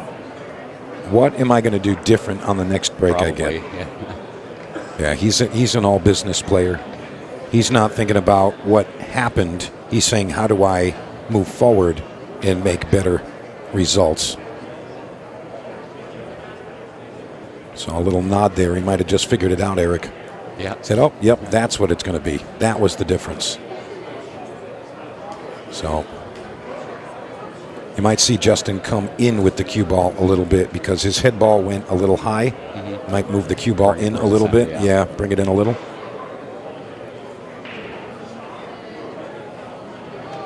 I always like to see what Nick's made a ball every time. I always like to watch my opponent, and I'm just going to start copying them. Yeah, I mean, that's a thing. That's a professional pool move, actually. And I do it too, so it's perfect. Let's see how Nick's break goes. He went with a third ball break there. Yeah, wow. Oh, yeah, and I'd call that one successful. Oh, yeah. Oh, yeah. This. You're going to see him contact that 15 ball. Yeah. Third ball down. Kind of a friendly bump on that 2 ball, though. That could have been bad for the cue ball. Solids look good once he gets that 3 ball out of the way. He's loving it. Oh, wow. I did not think that was going to drop. Yeah, that was close right there. But he's still on it. 5 ball a little tricky now. Got to get above it.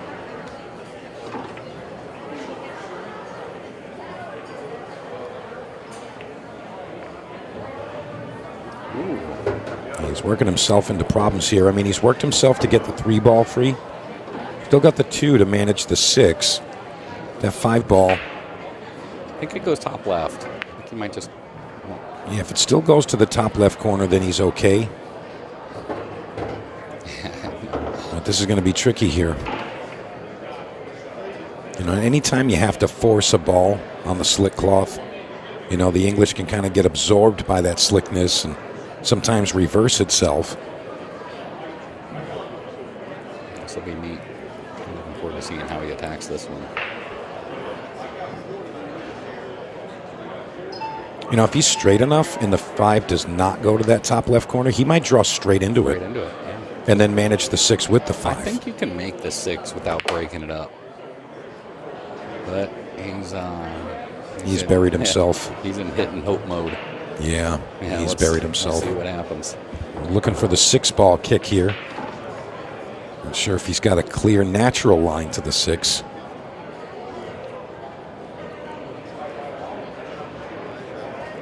Yeah, that 10 ball's the only thing tricky for Justin when he gets back up, so I'm definitely not swinging at the 5 ball here. Oh. Almost found good fortune. He almost did, didn't he? Yeah, but this is not horseshoes or hand grenades, so it's Bergman to the table. Still so much time on the clock. Looks like Justin's moving this emergency, but he's got tons of time. Yeah, he wants to get some points up, and he doesn't want to have to stress about that 15-second shot clock and hearing the beeps as he's on his final few strokes. Nick plays in the same league as I do. We actually got him. He's joined the league this year. And what area is this now? This is down in the Phoenix area. Phoenix, we play out of Arizona. Dozers in Mesa, Arizona. Okay. I'm sure the folks out there are loving Ultimate Pool. Yeah, big time. It's growing out there for sure. We're all having a good time. So it still feels like it's new, and you know, every time we have a season or half season come up, we get a lot more participation in it, and a lot more people are joining than are leaving. So that's good. Good stuff. Bergman comes a little bit shy on the 15 here. He wanted to be right above it. Yeah, he could probably kill this, right? Blue ball spin. Oh no, he doesn't even want to think about it on this table. No, I think what he's going to end up doing here is play the 15 and go underneath that 14, get it for the right side pocket, right where that 15 sits.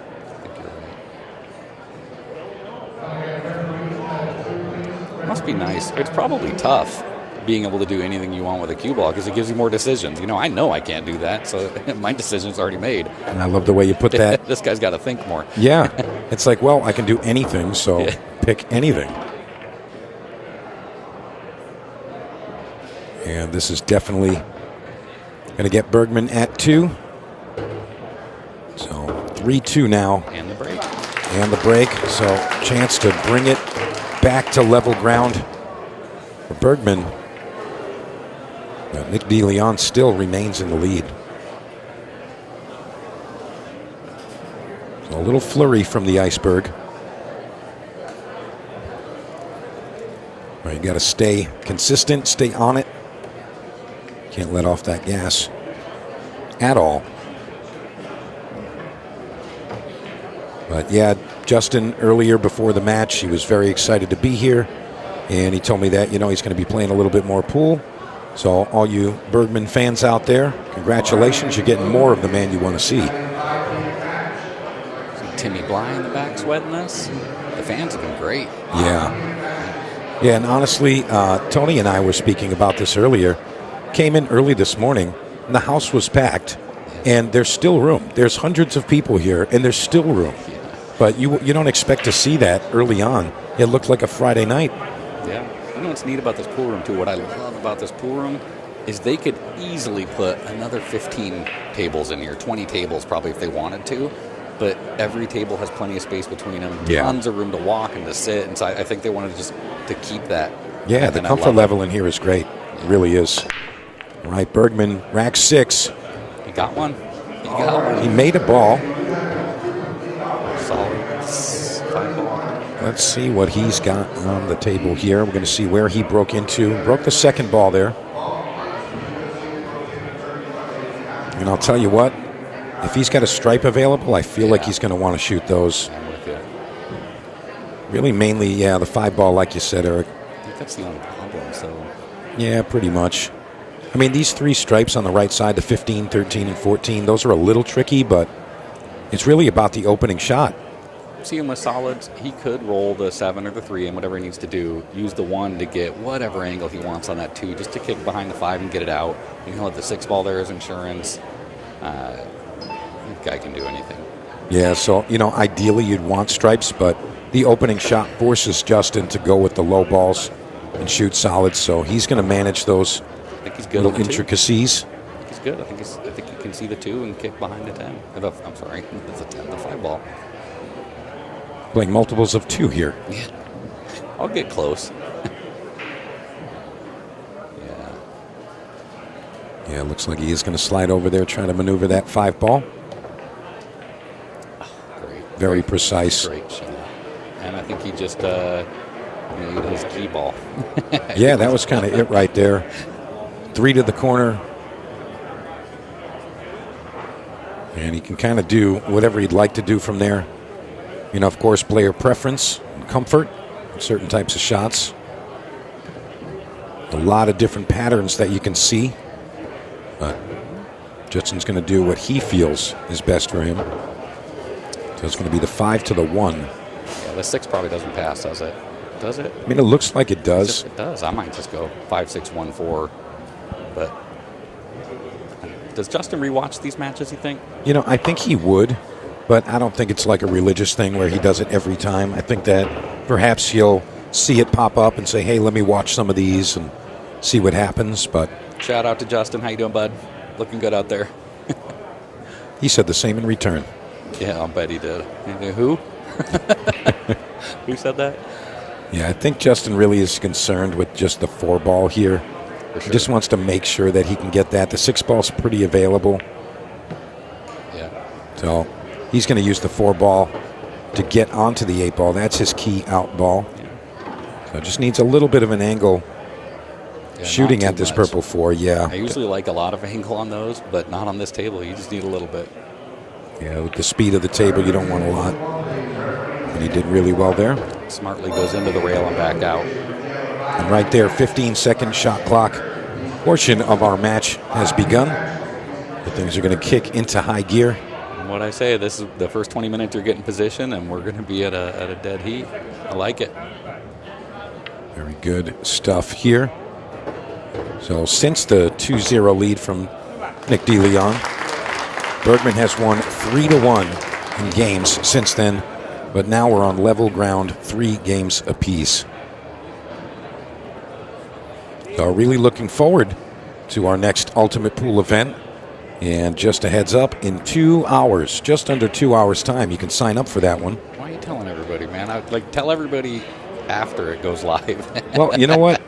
I'm just kidding. I think that we might have a record breaker here where this might fill up in 10 minutes. Yep.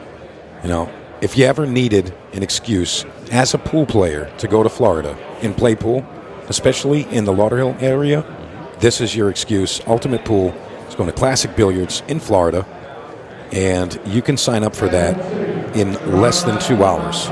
6 p.m. Central Standard Time, 7 Eastern. And just go on to the Ultimate Pool website and sign up. Get your entries in. And I think I heard they're doing, they're taking 128 players for that, right? They're not going to 56? I believe so. Yeah, so you got to get in there. ASAP. I recommend it. If you've never been and you're looking for a reason to go, this is the one to go to. It's going to be beautiful. Yeah, Nick DeLeon with the break off here in rack number 7. And it comes up dry, so Bergman now in the advantageous position. I'm thinking stripes. What about you? Yeah, I mean, start with the 12 and move that 10, though. Well, I'll be honest with you. Because of where the 1 and the 2 are, the 7's not so much of a problem. He's going to make Nick decide. Did he hit the 9? Well, that was frozen ball. So was it? I believe he just needed to kind of push it out there. Yeah, if they called it a touching ball, then yeah. So they're just going to review this and make sure that Justin made the hit in time.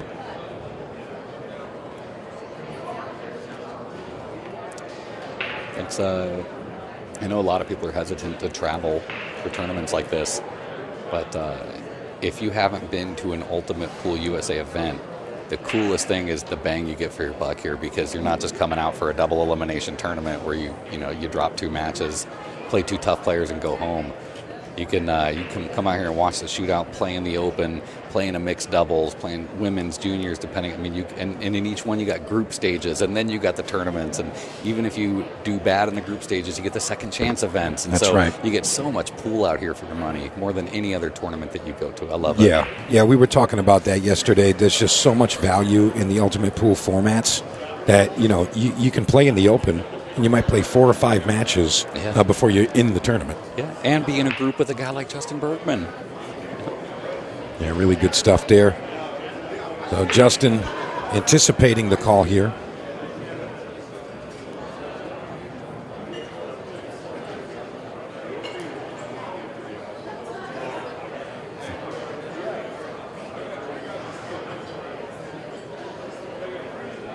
I think Justin's going to take a quick break.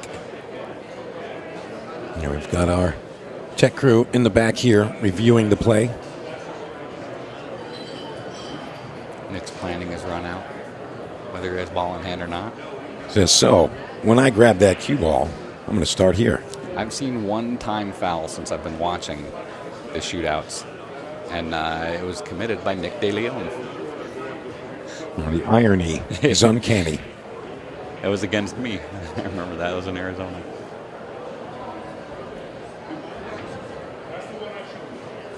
That's the best thing about these referees too, is you're going to get the right call. Yeah, meticulous would be the word that comes to mind.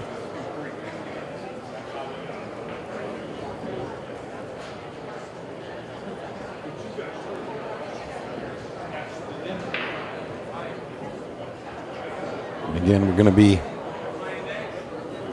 getting the call any moment now.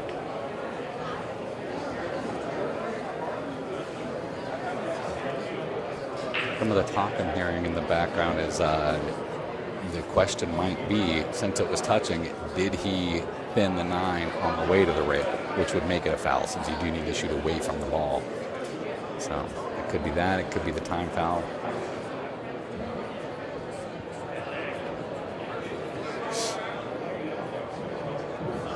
We're going to take a look at it.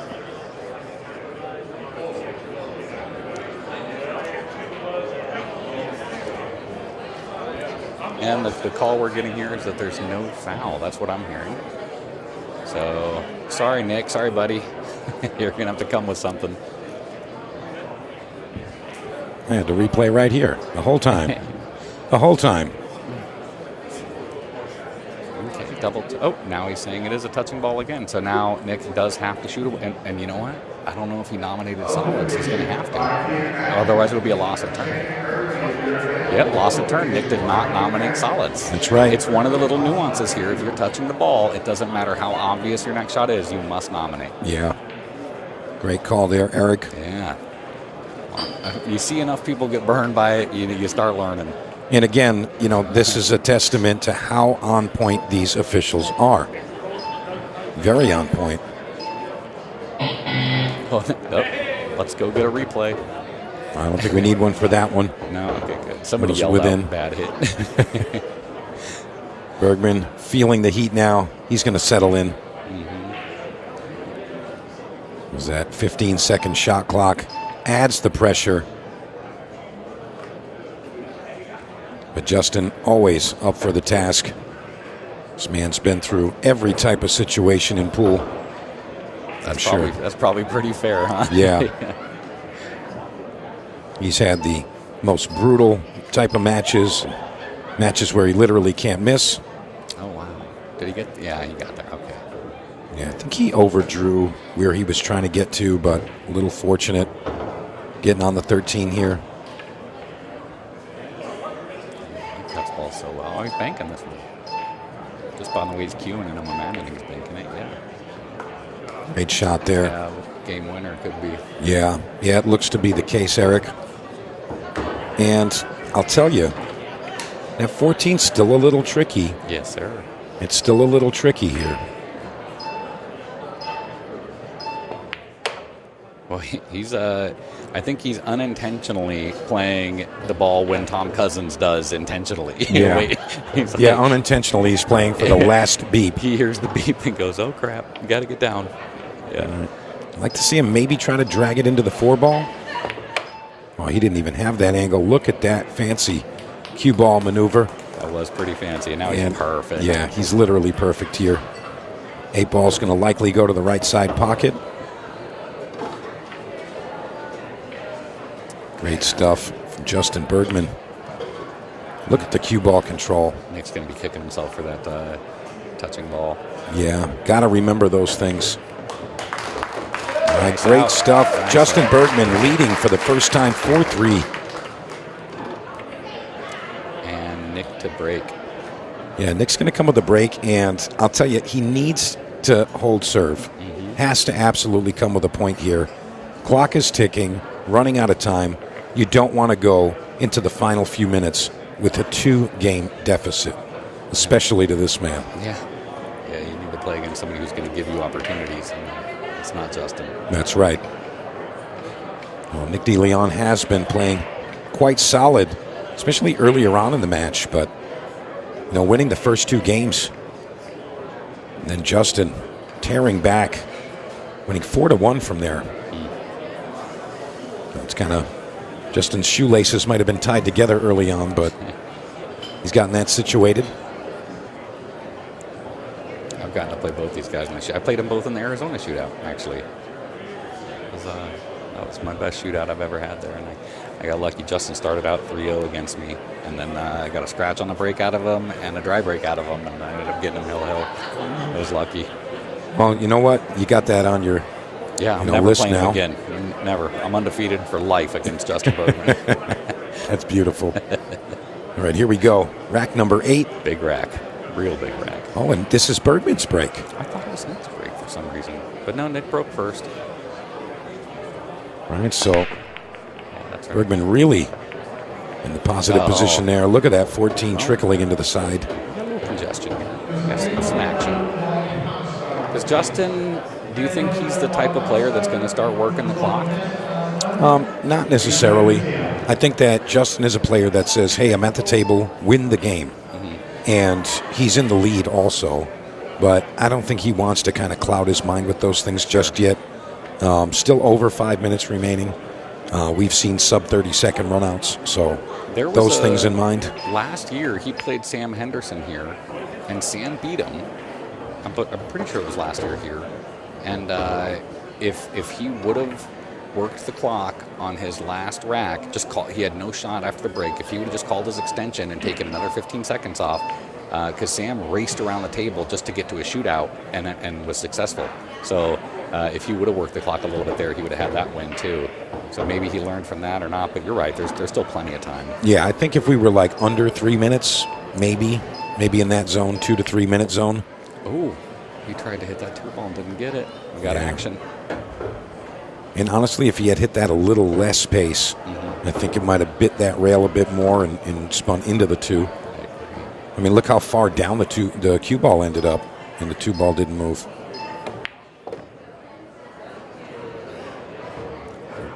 Play for the bank, huh? I mean, when you're Justin Bergman and you can play the way he does, it's okay to accept these types of shots. Yeah, I was like, man, he got real bad on this. And then I'm like, nope, he played for this. This is perfect. Kid's got guts. Look at that. Great shot there. The crowd recognizing the talent. Is he going to play for the 5 in the bottom left? Yeah, he's looking. Okay. Yeah, it looks to be the case. He may have enough to just cinch it and stay right there, or he plays the inside spin and stays to the right side. Oh, wow. Now, once again, when you can do anything. Yeah. And if he had an angle like that, go ahead. Go ahead, Justin. Go ahead. A little show off. Just do whatever you want. I quit. He's right on the backside of the 8 ball here. 8 to the bottom left. That'll put him up 5-3. Oh, he's looking at the clock now, too. Look at him. I like it. That's good. And now he's going to start to do a little something. Very nice. And you hear that crowd erupting as Justin pockets that 8 ball. Nick knows what he's got to do. He's got to come with a fast run out. Yeah, he does. Can't get into a safety battle here. Got to just get up, break the balls, run them out, and say, Justin, you better answer back, because if you don't, I am. I say, Justin, don't forget about all those dry breaks you had earlier. Put that in his head. Get him. Yeah. I mean, that's why Justin has the reputation that he does. But tell you what, Nick DeLeon, he's no slouch, and he's very much still involved in this match. 2-game deficit, but he does have the break. That could put him within 1. And he makes a fine salsa if anybody out there wants to buy some Lions Arizona salsa, eh? Yeah. All right, here we go. Rack number 9, Let's Nick go. DeLeon. Let's go. 3rd ball break again. And he's going to find success, but where's the cue ball? He's not going to find that much success. Oh, he's alive. Wow. Cue ball stays up. Imagine he turned his back. Yeah. And as he reapproaches the table, finds out the cue ball went in the drink. He does that. He breaks and then walks away and then comes back and see. I can't believe that ball didn't drop. It looked like more than half of it was over the ledge. It's a shot for the match right here. And, no. Not going to happen. No. Nick letting the match slip as we enter the final 3 minutes. That's what's neat is he doesn't even have to get out here as long as he burns enough clock. Yeah. He knows he's getting back up again. Even if you can just pick off a few of them, but it's Justin. He's going to run these out. He'll take stripes and run them out. Yeah, I don't see too much holding him back from finishing this one up. Maybe just the 9 and the 13 up there. Just got to be a little careful as you navigate over there, but everything seems pretty simple. What are your thoughts on getting to, let's say he runs out here and there's a minute and a half left. What are your thoughts on when it's appropriate for the opponent to concede?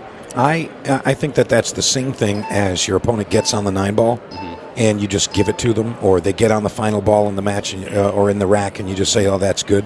I think you're just supposed to play the game out. Just play the game out. Yeah. The fans are here to watch pool. You're here to play pool. Just play it out. Sam had a good lead on me yesterday. Too much for me to overcome. And we were talking between racks, and he was saying, man, I'm struggling with the cue ball and the speed. It was getting everybody. And so even though we only had 2:20 left, he had like a three rack lead on me. There's no way I can come back and win. I would never concede that because I want him to get as many reps as he can. I feel like it's respectful to my opponent. Let exactly. And what did we miss there? He probably brushed a ball. He must have just had a foul with his body or something. And Justin giving ball in hand. Talking too much and missing stuff. I'll tell you what, Nick, into high gear. Better go, buddy. Yeah, he's coming up on the 1 minute mark here.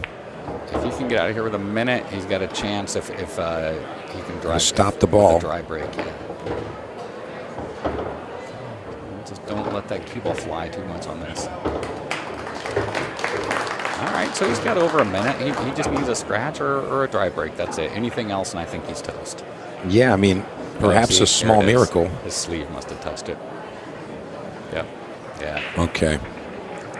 Justin needs to lose a few pounds. He keeps hitting balls with his belly like Well, I'll that. tell you what, again, going back to our officials here, the officials here are just always on point, never missing a call. Best in the biz. Yeah, literally. They called me on a foul once. I just went and walked back to my chair, and I'm like, I know I You don't must even have. ask. I didn't feel it. Yep. Well, I believe you. I've seen some players. No way. But they show them the replay, and they go, I'm sorry, man, you're right. They're good. Have to get a dispute payout. So if you dispute a call after they prove you're wrong, because you will be, you got to pay it. Yeah, you got to pay the ref for his time. Yep. You want me to go review this? Give me 100. All right, here we go. Rack number 10, Bergman still leading 5-4. Just needs a ball down, and he's got the match, and he knows it. I think I saw one go in the middle, right? Yep, I hear it now. Yeah, he made a ball, so just burn the clock now. He calls his extension, he knows it. Immediately calls the extension.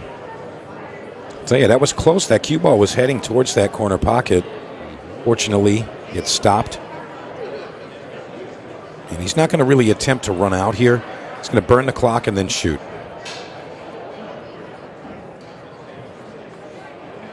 And I feel like now he doesn't need to burn any more clock. I think it's impossible for Nick to run these out in 30 seconds. I feel like he can just play pool now and have fun.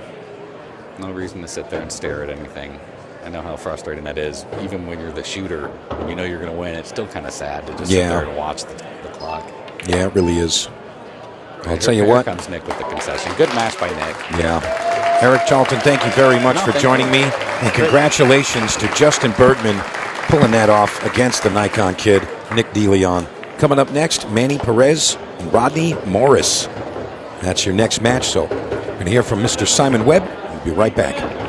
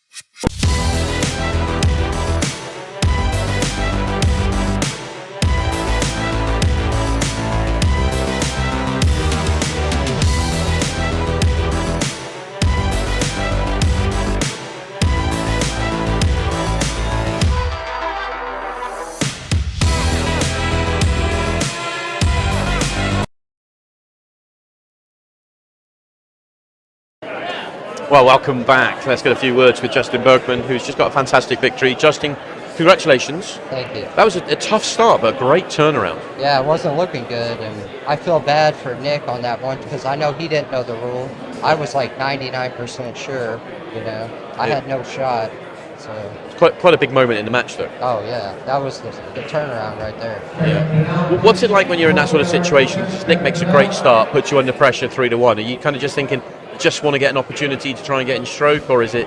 Are you at all worried at that stage of the scoreline? Oh, I was definitely worried, but I mean, you're gonna be down. You know, if you're gonna win tournaments, you're gonna be down. Yeah. You just have to, run out when you get the chance. Are you able to sort of separate the opportunity with the scoreline and almost not take that scoreboard pressure at 3-1? Because you've got to run those couple of racks to kind of tie it up. The pressure's on more than if it was 0-0. I mean, you're always looking at the score. Yeah. The score always matters, but yeah.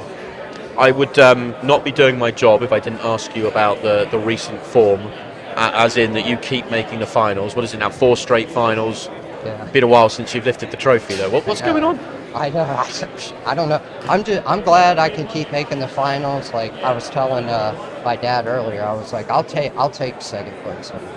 The trophy I would be want to nice. win. But yeah. But it's been taken. It's hard to get to the final. Well, we've seen some unbelievable matchups with you. You know, Cherokee alone, the quality of play from both sides of the table is taking something pretty special to beat you at the moment. Yeah, I mean, the fields are getting tougher, for sure. Yeah. Yeah. But you keep making the finals. Maybe this time's the one. We'll see you tonight in the quarterfinals. Congratulations on the victory. Good luck in the Open as well when you get playing in there. We're going to send it out one more match, find out who Justin will play in the quarterfinals tonight. Let's send it back to Coventry.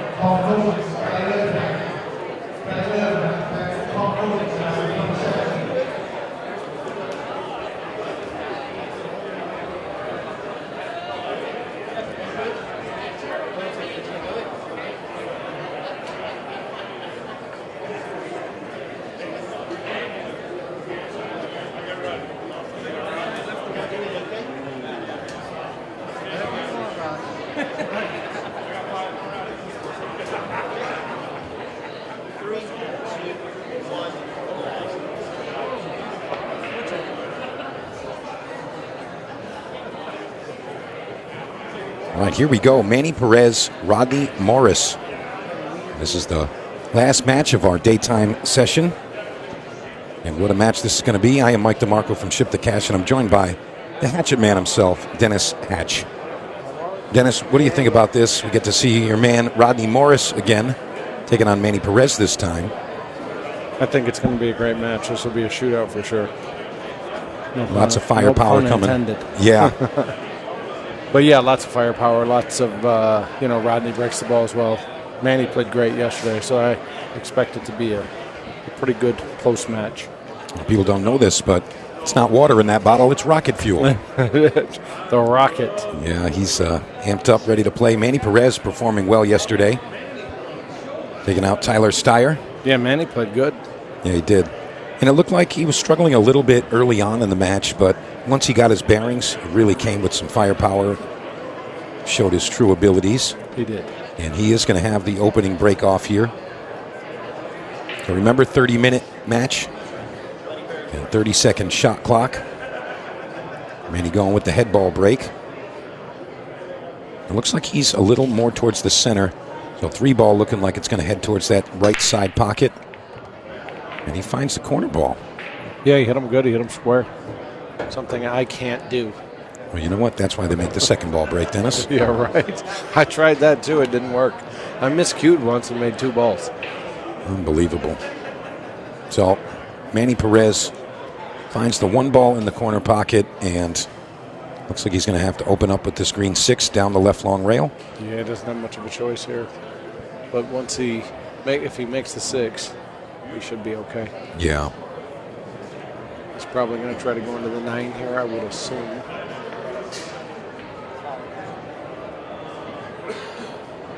Yeah, he's looking at his options. He was anticipating maybe taking on that orange 5, but he's going to take on the 6 here. Good shot. Great prediction there, Dennis. Rolling on this blue 2. Hard to tell from the angle, but I think you can just shoot the 2, roll up, shoot the 3 on the side.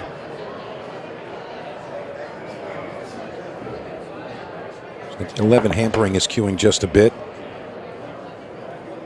Coming up a little shy of ideal. He did come up a little shy. I don't know why he hit it so hard. If he had that angle, I thought he'd just go to the left rail and play it in the top right-hand corner pocket. But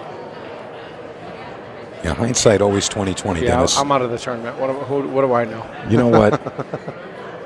Can't talk like that, Dennis. You're always in action. I appreciate it, man. Manny looking really good there. Doesn't want to get too close to the cushion. It's all right, though. He can follow up with the 5 to the side. But doesn't really need to work the cue ball too much here. No, I think he landed good. Just roll up, shoot the 5 on the side, and then go behind the 8 where he just put a stroke for the 3 if he gets good on the 5. It's a great way to open the match. Definitely has his hands full with the Rocket, Rodney Morris. I think he landed a little funny here. Yeah, his cue ball might be heading towards the 8 ball. Might try to bump the 14 here. Either that or just roll up. Wow, what a shot. Yeah, great control there from Manny Perez.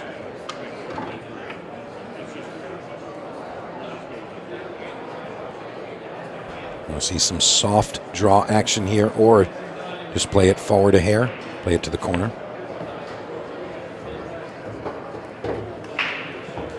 Was a good out for the first ride. Yeah, he needed to come with something there, kind of make a statement as we begin this final match of our daytime session. Yeah, that first rack is nice to win. Yeah, it really is. Really is. Takes a little pressure off, put some heat on Rodney. All right, there it is. 1-0 Manny Perez. Rodney Morris going to have his go at the arena table now. And he looks ready to go. Rodney's playing good. We've been traveling, doing exhibitions and clinics, and man, the other night he hit me with like an 8 playing 9 ball. He hit me with a 5 and then played safe. I kicked and he ran 3 more. I had him 2-0. It was 8-2 next time I shot. Unbelievable. Yeah, Rodney really is one of those dangerous players where if he's not bound by an alternate break or something like that, he can just do a lot of damage in a short period of time. Real quick. Very quick. Yeah, 5 minutes and you're stressing trying to win the first 2 games. Yeah. And then in 7 seconds, you're down 8-2. What happened? All right, here we go. Rack 2, Rodney Morris breaking. Second ball break and the cue ball square in the hole. Wow, he cross-cornered it. Yeah, that looked like an illusion there. I don't know. I've never seen that. I don't know. That was weird. Yeah, that was a very odd reaction. We get to see it again. It's the second ball. Doesn't hit a thing. That never happens. No. That's like a 1 in a million. Straight cross corner.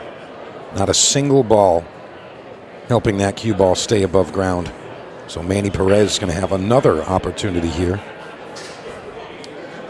I like shooting solids here. Yeah, I think Manny agrees with you, Dennis. I like shooting the solids. I think that it's a good shot here.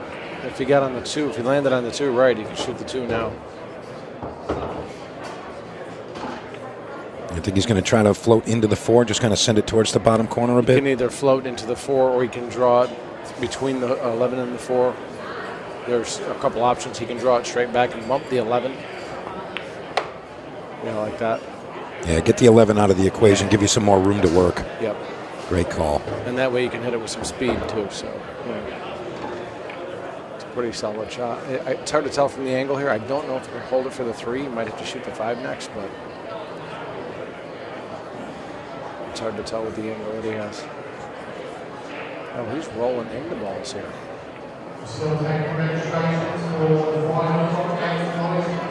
Wow, playing the speed of the table to its limit. He got a little funny though.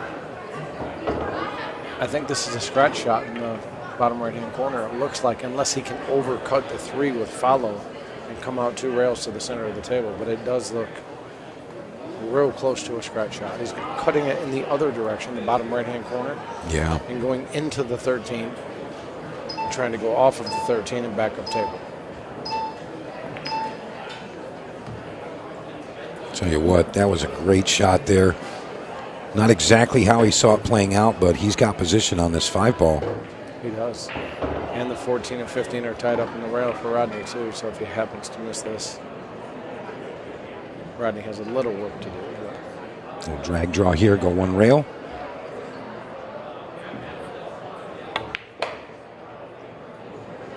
On this arena table, there's no such thing as one rail.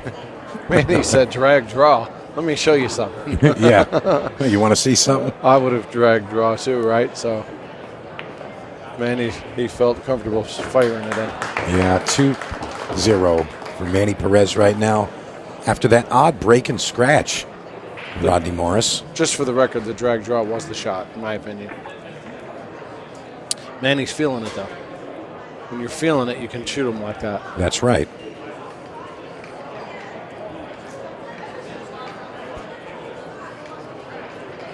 Yeah, that was a very odd reaction on Rodney's break there. Hit the second ball very square, and the cue ball just perfect cross-corner scratches, and it looks like it just narrowly avoided 6 different balls on its way to the corner, and at literal break speed. Yeah, that cue ball went cross corner at Mach speed.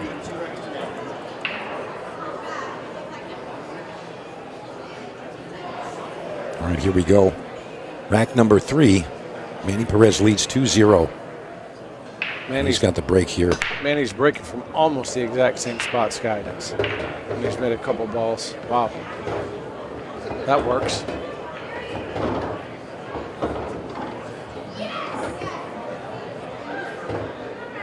Wow. Well, I'm thinking... do whatever you want. Well, possibly shoot solids here and shoot the 1 now and try and come draw back into the 2 and bump the deuce. But no matter how you look at it, he's going to have to break the 2-12 out. Yeah. And he's got the 11 to work with if he does go with stripes. But I like your call, Dennis. Just get it done right now. Yeah. You got a lot of backup shots. Attack it. Yeah. He doesn't get there. But as you know, Dennis, you got to take care of those problems early on. Yes. And that was a perfect example of what you said, was the drag draw, and that's what he should have done there. He hit it with a little too much speed and didn't draw the cue ball. Yeah, it seems like you have to kind of take a little off of those stroke shots on this table. He might be able to clip the 12 here if he spins this with enough left. Just like that. It's exactly what he was looking to do. He got unfortunate. Again, the 2 tied up. Yeah. So he has some work to do.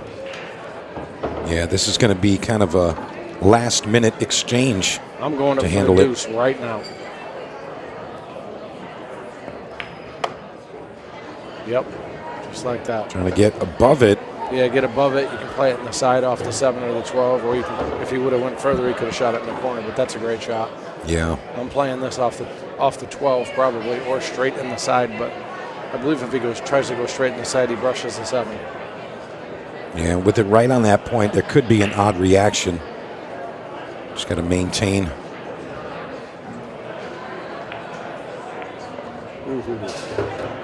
And he's going to hold on to it. Still not out of the woods. Well, that landed, I think, pretty good. He can drag this. It's funny you said soft drag. Now it's coming up. This is the perfect example of the soft drag draw. Just hit this slow, right? Let the draw take effect so you don't scratch on the side. That's right. And he looks like he's got it prepared and loaded to take a 3-0 lead. Yep, nice and soft. Very nice. And with the deposit of this 8 ball, that'll put him up 3-0 with less than 10 minutes off the clock.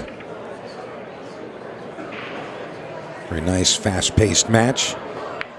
Yeah, that number is, seems to be about 3 games every 10 minutes, and the magic number is like 9, 8, 9, 10. Yeah, something like that. Sky did 12, but, the match, they did 12. Total racks, yeah. That magic number is right there around the 9 or 10, so every match seems to be doing that. What was that one, 10-2? 10-2. 10-2. Yeah, there's a lot of dry breaks there from Sam. Yeah. And Skyler really just taking advantage of every chance at the table. Yeah, he had a tough match, Skyler Woodward, with Kobe Japp. He was struggling there, and Kobe was really just giving it right back to him. And that was a tough one, but it looks like Skyler figured it out and is back in top form today. Yeah, Kobe was definitely a little off last night because he had the chance to win like the first, I want to say 4 or 5 games. You and I were doing comms. Yeah. But it's tough. It really is. But I mean, these are the things that keep us addicted to the game and coming back. It's, hey, I was so close. Let me try again. And Rodney Morris going to say, hey, let's see what I can come with here. 0 chance that we see the same scratch again. Yeah, right. 0 chance. And it happened today, too, with Nick, or just now against Bergman. He should have, I don't know if he should have beat Bergman, but he definitely had a chance to. I mean, he's up like 3-1 and made a mistake and didn't get out. And he's. That's right. He's definitely supposed to win the match. Yeah, he was 2-0 up and then came back to being Bergman winning 3-1 from that point and kind of just stayed on Bergman's side. And Sam, Sam got to the table quite a few times and couldn't take advantage of the opportunity. Broke dry a few times. It's just, man, when it goes against you, it's tough, man. Yeah, sometimes the matches really just feel like handcuffs. Like Rodney right now. Yeah. Like Rodney can't do anything right. I mean, we've only seen him break twice. Yep. Yeah, first time, break and scratch. Second time, break dry.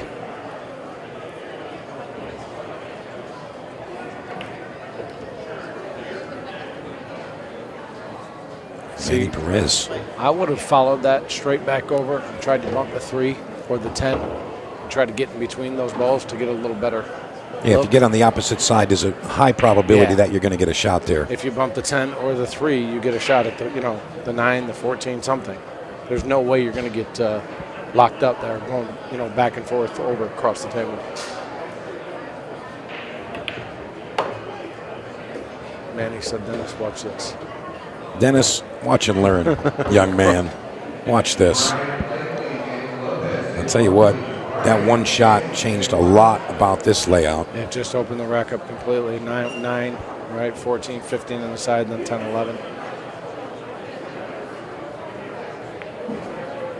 And as we discussed yesterday, there's so many ways to play the patterns and kind of just got to go with your comfort shots and the shots that you're most, familiar with. Yep. And just whatever you feel in your gut, you got to go with. A lot of times, players will struggle early on in their careers where they say, hey, well, this is the way that Dennis Hatch plays the shot, or this is the way that Jason Shaw runs out, or whatever it is. And it's really, you can be a winning player and not look the same as certain players. Absolutely. Whatever that feeling in your gut is, you have to follow that. Yeah, because I would have shot the 9 on the side, the 15, the 10, then the 11, and he decided to bank the 14, and then, then when he gets straight on the 9, he doesn't shoot it. He shoots the 15 instead and goes that way and saves the 9 for the last. So. Yeah, and as long as you get the job done, it doesn't matters. matter. Just finish the run. All right, 1 rail shape here. He's just going to stay underneath the 4 and the 2. No need to go up table. Wants the cue ball right about where it is now. Maybe a tad lower. Just follow it with top, high right. Very nice. Manny looks great at the moment. Yeah, he does. Not making many errors at all. But to be fair, just about 12 minutes off the clock, and we've played 4 racks of pool. So this is a fast-paced match, and Manny Perez getting the better of it. Rodney's just scratched on the break twice. Other than that, he hasn't. Has he shot a ball? No, he broke and scratched and then broke dry. That was it. No shots from Rodney Morris just yet. Gonna hit that rocket fuel.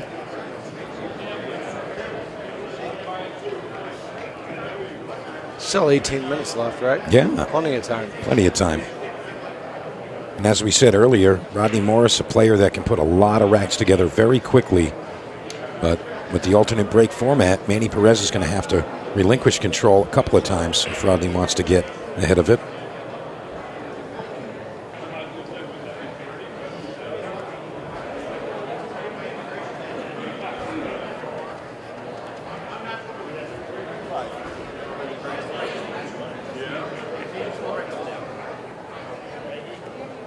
All right, here we go.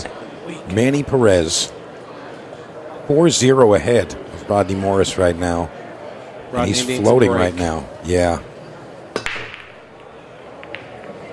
Wow, he just broke him perfect. Cue ball came back and then kind of swatted, went forward a little bit. Oh, it's solids for me here, Dennis. Yeah, solids look pretty good unless the 11-14 is straight in. Yeah, that looks to be the case. It looks like he's got kind of carte blanche. Do whatever you like. Yep.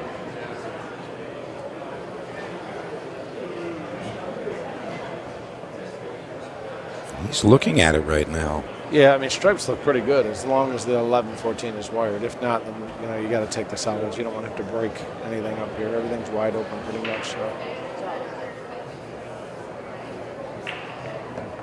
Oh, hit the point. I think he might have been trying to get low on the 2. And the 2, yeah, that's what I thought. Now he's got to shoot the 7. Yeah. Or back cut the 2 and come around, but then he might hit the 13. I'll tell you what, he was looking at it like the 8 might have been in the way. He landed a little funny. Yeah. Well, he's still got the shot here. He's following this up down to the bottom rail and following it 3 rails. Wow. Stop short, 4 ball to the top corner.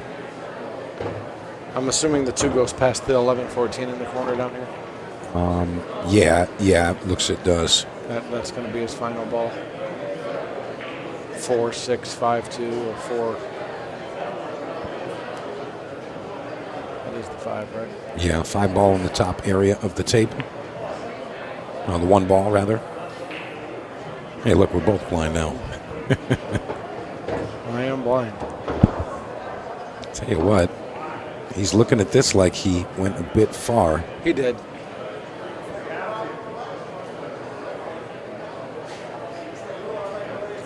Green 6 to the side it is. Yeah, and he's not froze to the rail, so it's a pretty easy shot.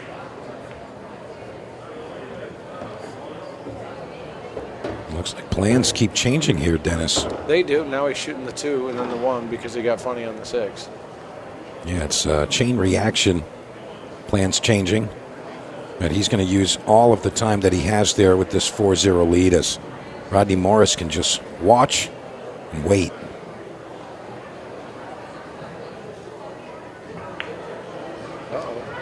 Used all of the pocket. Dang.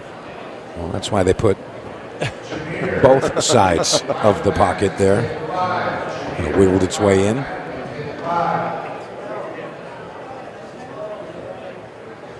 But yeah, Manny Perez looking very solid here. He is. And I'll tell you, a win Great shot. over Tyler Steyer yesterday got to boost your confidence. Absolutely. Another top player. And again, that was kind of a struggle from both players early on. And Manny didn't look as clean as he does now. But as that match progressed, he got really comfortable. And obviously, he's very comfortable now. 5-0, 15 minutes. 5-0. And that's an average of about 3 minutes per rack for you mathematicians out there. And that's pretty quick pool. Pretty quick. And that's basically the story. Manny Perez coming up and just running the balls out. Keeping it very quick. Not very many innings back and forth. Manny Perez just going up, getting the balls down, and putting the points up. 5-0 now as Rodney Morris looks to get a point up. And you got to like him to make a ball here. Got to like him to make a ball here. And here we go.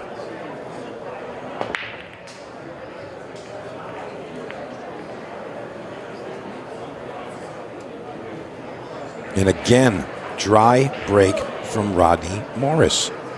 Well, it's not just me, is it?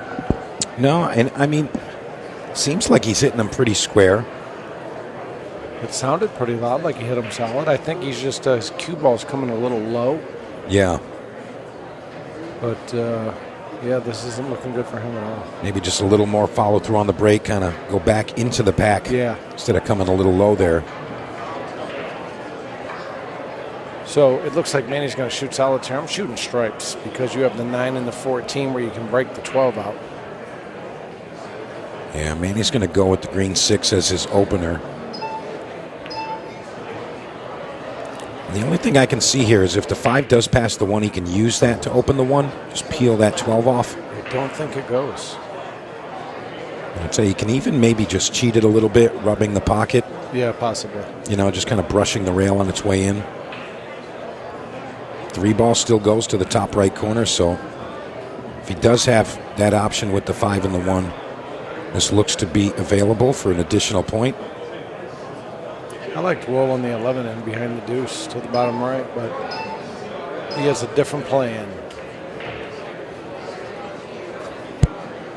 And you see him falling on this 7 ball very well. I think he was trying to get on the 7 to break the 5-1-12 out or the 12-1. Yeah, and he got a little straight on it. Yeah, I agree with you there. And he's going to readjust here. He's going to try and get some angle. And he did. Yeah, he did get that. He's going to be hampered a little bit with the 13. He is. But he should have a shot here because the 4 sitting up at the top right-hand corner is an escape in case he hits the 12 and doesn't get a shot on the 1 or the 5. What I really like his pace. Now he's just got a really nice pace going for him, and he's going to come out really good there. Good shot. He hit it with some power. That's what you had to do. Oh, fortune favors the bald, and there is the fortune.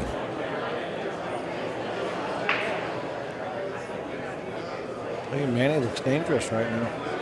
I mean, if he plays like this through the end of the shootout, I kind of like him. Yeah. No one's going to beat him if he plays and breaks like this. No. He's got to stay in that state. He's kind of unconscious, just kind of doing what he's doing out there. Kind of letting the game happen. He looks like he's just comfortable and having fun. Yeah.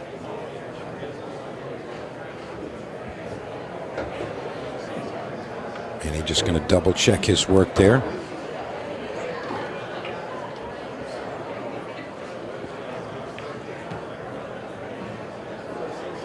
Wow, 6-0 pretty quick. Yeah, that was very quick. No. 11 minutes, 30 seconds remaining in our match here. 6-0 to Manny Perez. And Rodney Morris literally can't get to the table to shoot a ball. Nope. He has shot 0 balls. Broke dry twice, break and scratch once. Not happening. He hasn't shot 1 ball? He hasn't shot 1 ball. What did he shoot? Oh, no. He didn't shoot any balls? No. What did Rodney shoot? I don't think he did. No. Yeah, 6 games. 3 dry breaks? 2 dry breaks, 1 break and scratch. Oh, yeah, he scratched across corner. Yeah. Yeah, you're right. But I haven't seen Rodney shoot 1 shot yet. Manny Perez playing in a perfect set right now. He really is. So, I mean, you can't be upset about what's happened. I mean, you can be on the receiving end, but you know, you gotta make a ball on the break. Gotta make a ball on the break.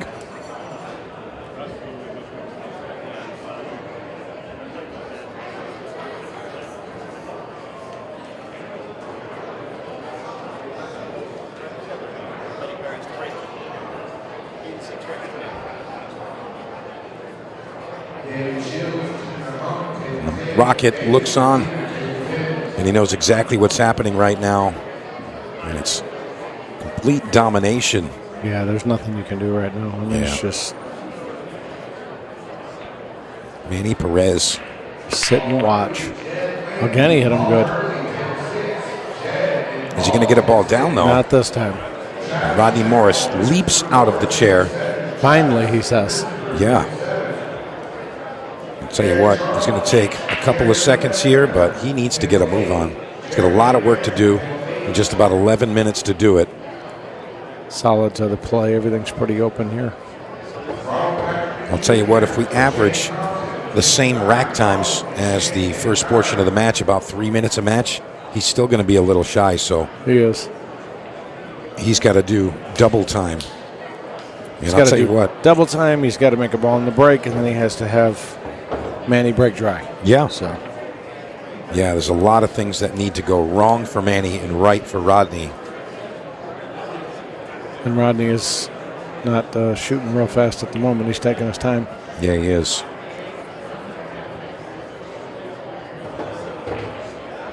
So, yeah, he got pretty good there. You just shoot the 1, come out, bump the 11 if you have to. Shoot the 2, 3, and then 7. Ooh. It came a little high. He wanted to hit the 11 in the face, and he hit the backside of it, so has to change the plan now.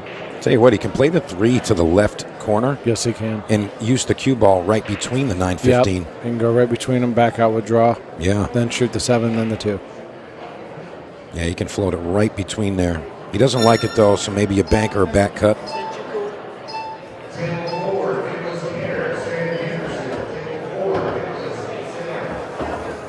Still not out of the woods here. I think he could shoot the 7 here.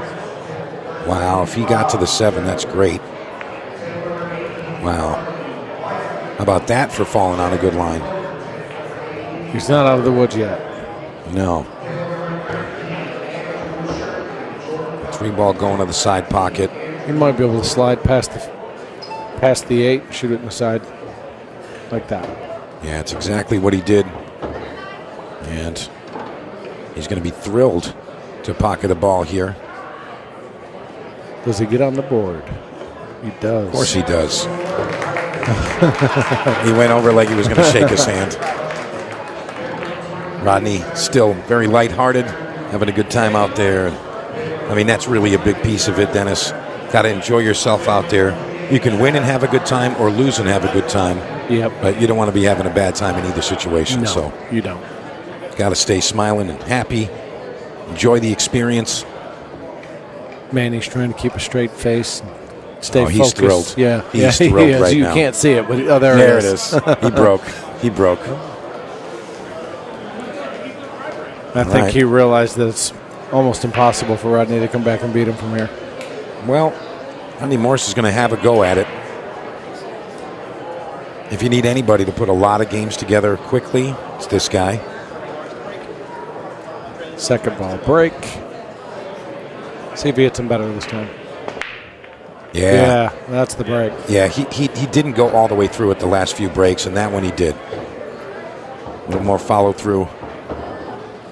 But he's got some issues there. He doesn't like that 10-1 tied up. 2-14 if he's taking stripes, so there's a lot of work to do. Bump the 13. Oh. And he misses the first opening shot. Yeah, he was trying to get on the 12 to break the 10 out. He just rushed it a little bit. So Manny Perez has ample time to burn, and that's exactly what he's going to do. It's going to take every second. Yeah, he is. And I'll tell you what, aside from his one dry break, he hasn't missed. He has not. He's played a perfect shot. Yeah, he hasn't made an error other than the dry break. So from this position, you got to like Manny to get out.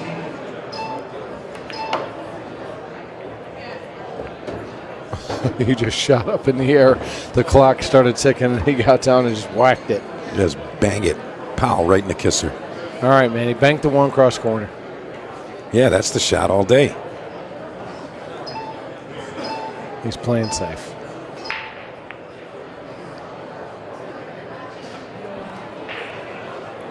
Yeah, this is really tough action if you're Rodney Morris. Yeah, I would have banked the 1 cross corner there. Why not? 6-1, 7 minutes left, 7.5. Rodney going for the double bank on the 10 ball. And not going to happen. Manny Perez wide open now. Got to come with a good opener, though. Back and forth. I'd like to see him land on the 7 here. Cross corner. He's going to bank it. Now he's going to go into the 5-13, try to break it out. Yeah, good line. I think he goes right between the 8-10. Right into the 5. Going to kick a field goal, and he hits it. He hit it a little hard, though. Maybe come with an additional bank here. Can't tell if the 5 ball is cuttable. I don't believe it is. I think he has to bank it cross corner and slide into the 11 or follow it and bump the 8. And he's made it. He's made it, and he's firing. He's got a shot at the suit down in the right bottom corner and spin the cue ball 3 rails. Yeah, there's going to be a pretty shot right here. He's got to get real high up to the top right-hand corner in order to get either below or above the 13 and 15. Let's see what he does. He ran into him. All right, bank, cross corner, back to where he is.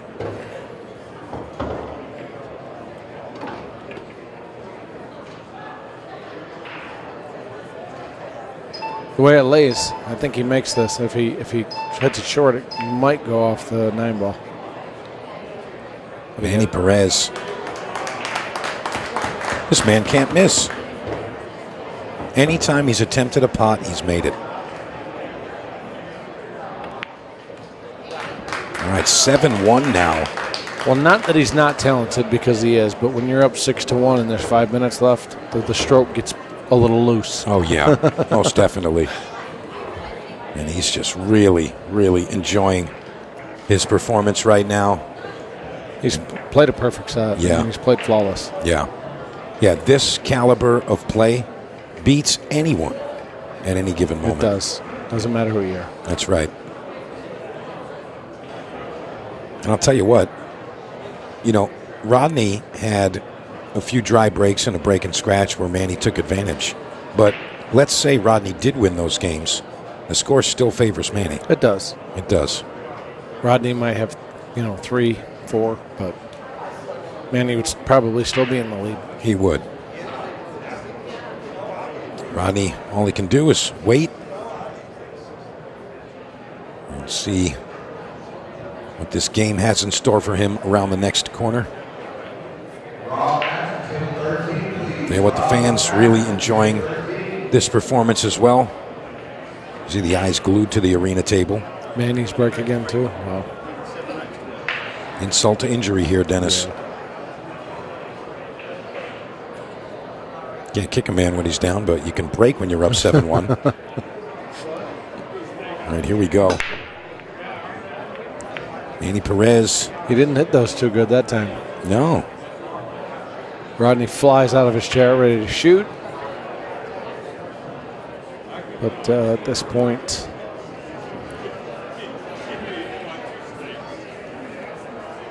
I just want to see Rodney do Rodney stuff. Yeah, right. I mean, do what you do, my man. Pad the score. Yeah. Make it look good. 7-4, maybe.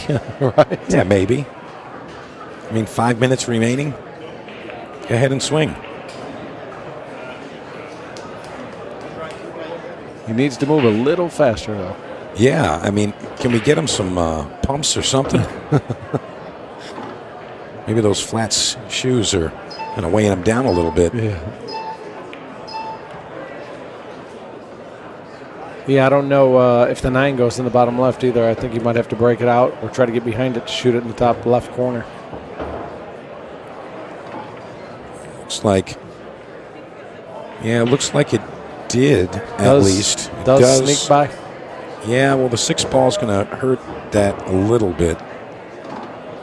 Very tough to tell here, but it must go in the bottom left because I think he's going 13, 14, 9. And that is really tough, but maybe he's just working himself to get to it. Maybe right here. And he got there. He got there. I don't know if he can come straight across with it. Yeah, I think he can. Oh, he missed it. Yeah. Rodney having a tough go at it in his match here with Manny. Self-action when it's 7-1, Yeah, it is. Everything's against you. Yeah, it is. Well, Manny Perez going to go have some fun out there. And that stroke is really just working for him right now. He does have a little work to do. Yeah. At this point, he's, smart plays just to milk the clock, take every second you can. Even if you miss, it's not going to make a difference. Yeah, I don't know. Well, he's going to play the combination. Thin combination, 1-3. Off the 9. Look at this shot. Look at this kid. Unbelievable. Yeah, that was a great shot. I didn't even see that. I thought he was trying to cut it thin, like you said. Yeah, I thought it was going to be the thin combination. He played it off the rail, off the ball. I'm going to have to ask him if he was playing that after the match is over. Well, you know what he's going to say, right? Yes. Obviously. I don't miss open shots. Yeah. I'm Manny Perez.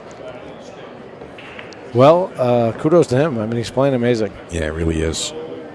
And I'll tell you what, the other players in the shootout bracket, if they see this right here, they have to know if they draw this kid and he comes with that game, they're in trouble. Yeah, agreed. They know they're going to have to bring their A game to beat him. That's right. He just looks real comfortable. Yeah, and the pace of play, everything about it. Really just a stellar performance. See if he draws this with low left below the 8. Smart shot. It stays up high.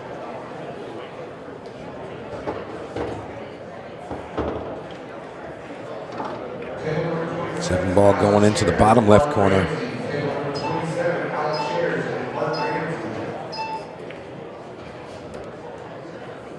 Getting pretty close to this 8 ball. Straight in. Look at that. Look at that. 9 ball doesn't appear to be in the way. And he's just taking a quick look to see the distance between the Q and the 8. Flawless. 8-1. 8-1, man. Has he missed a ball? Not an open shot. He's played safe once. He's played safe once, and he's broken dry twice. But that's it. That's it. Perfect match. Perfect match. And there's the smile. Yeah, he knows. He knows. Whatever he's got going on right now, bottle that up and sell it. Yeah, I mean, he has so much confidence. He's just playing so good right now. He's going to be tough to beat. Yeah. And Rodney, being the professional that he is, he just does what he does. You go up there and you shoot the balls. Look at that face. Yeah, even losing 241, 313. Even losing, he is having fun. All right, here we go. Rodney Morris, 146 on the clock. He's down 8-1. Let's see if he can give us a show in rack 10. You hit him head on that time from the side rail. Made a ball.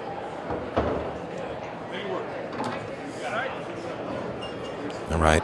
Let's see it, Rodney. Let's see some stuff. We want all the pool stuff, Dennis. We do.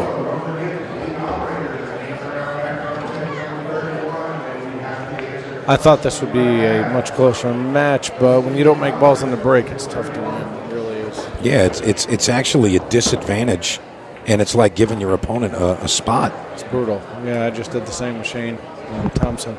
It's almost like, Rodney hit the break really well a couple of those times, and he broke dry or scratched.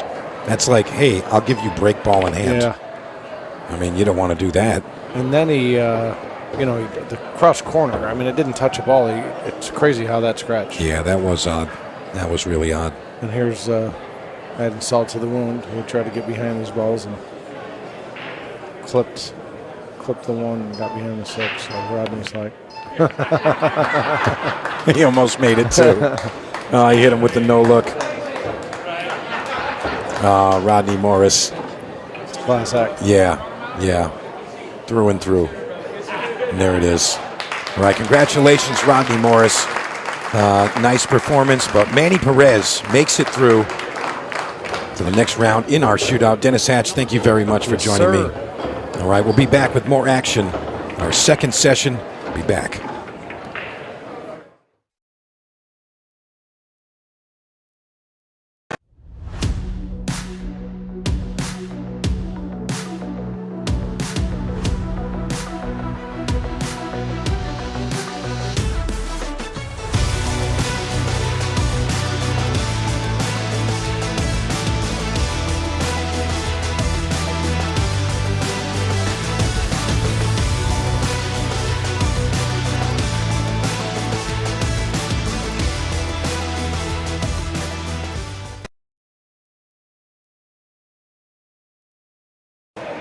Well, that brings an end to the last 16 action here at the Rack Billiard Club in Des Moines.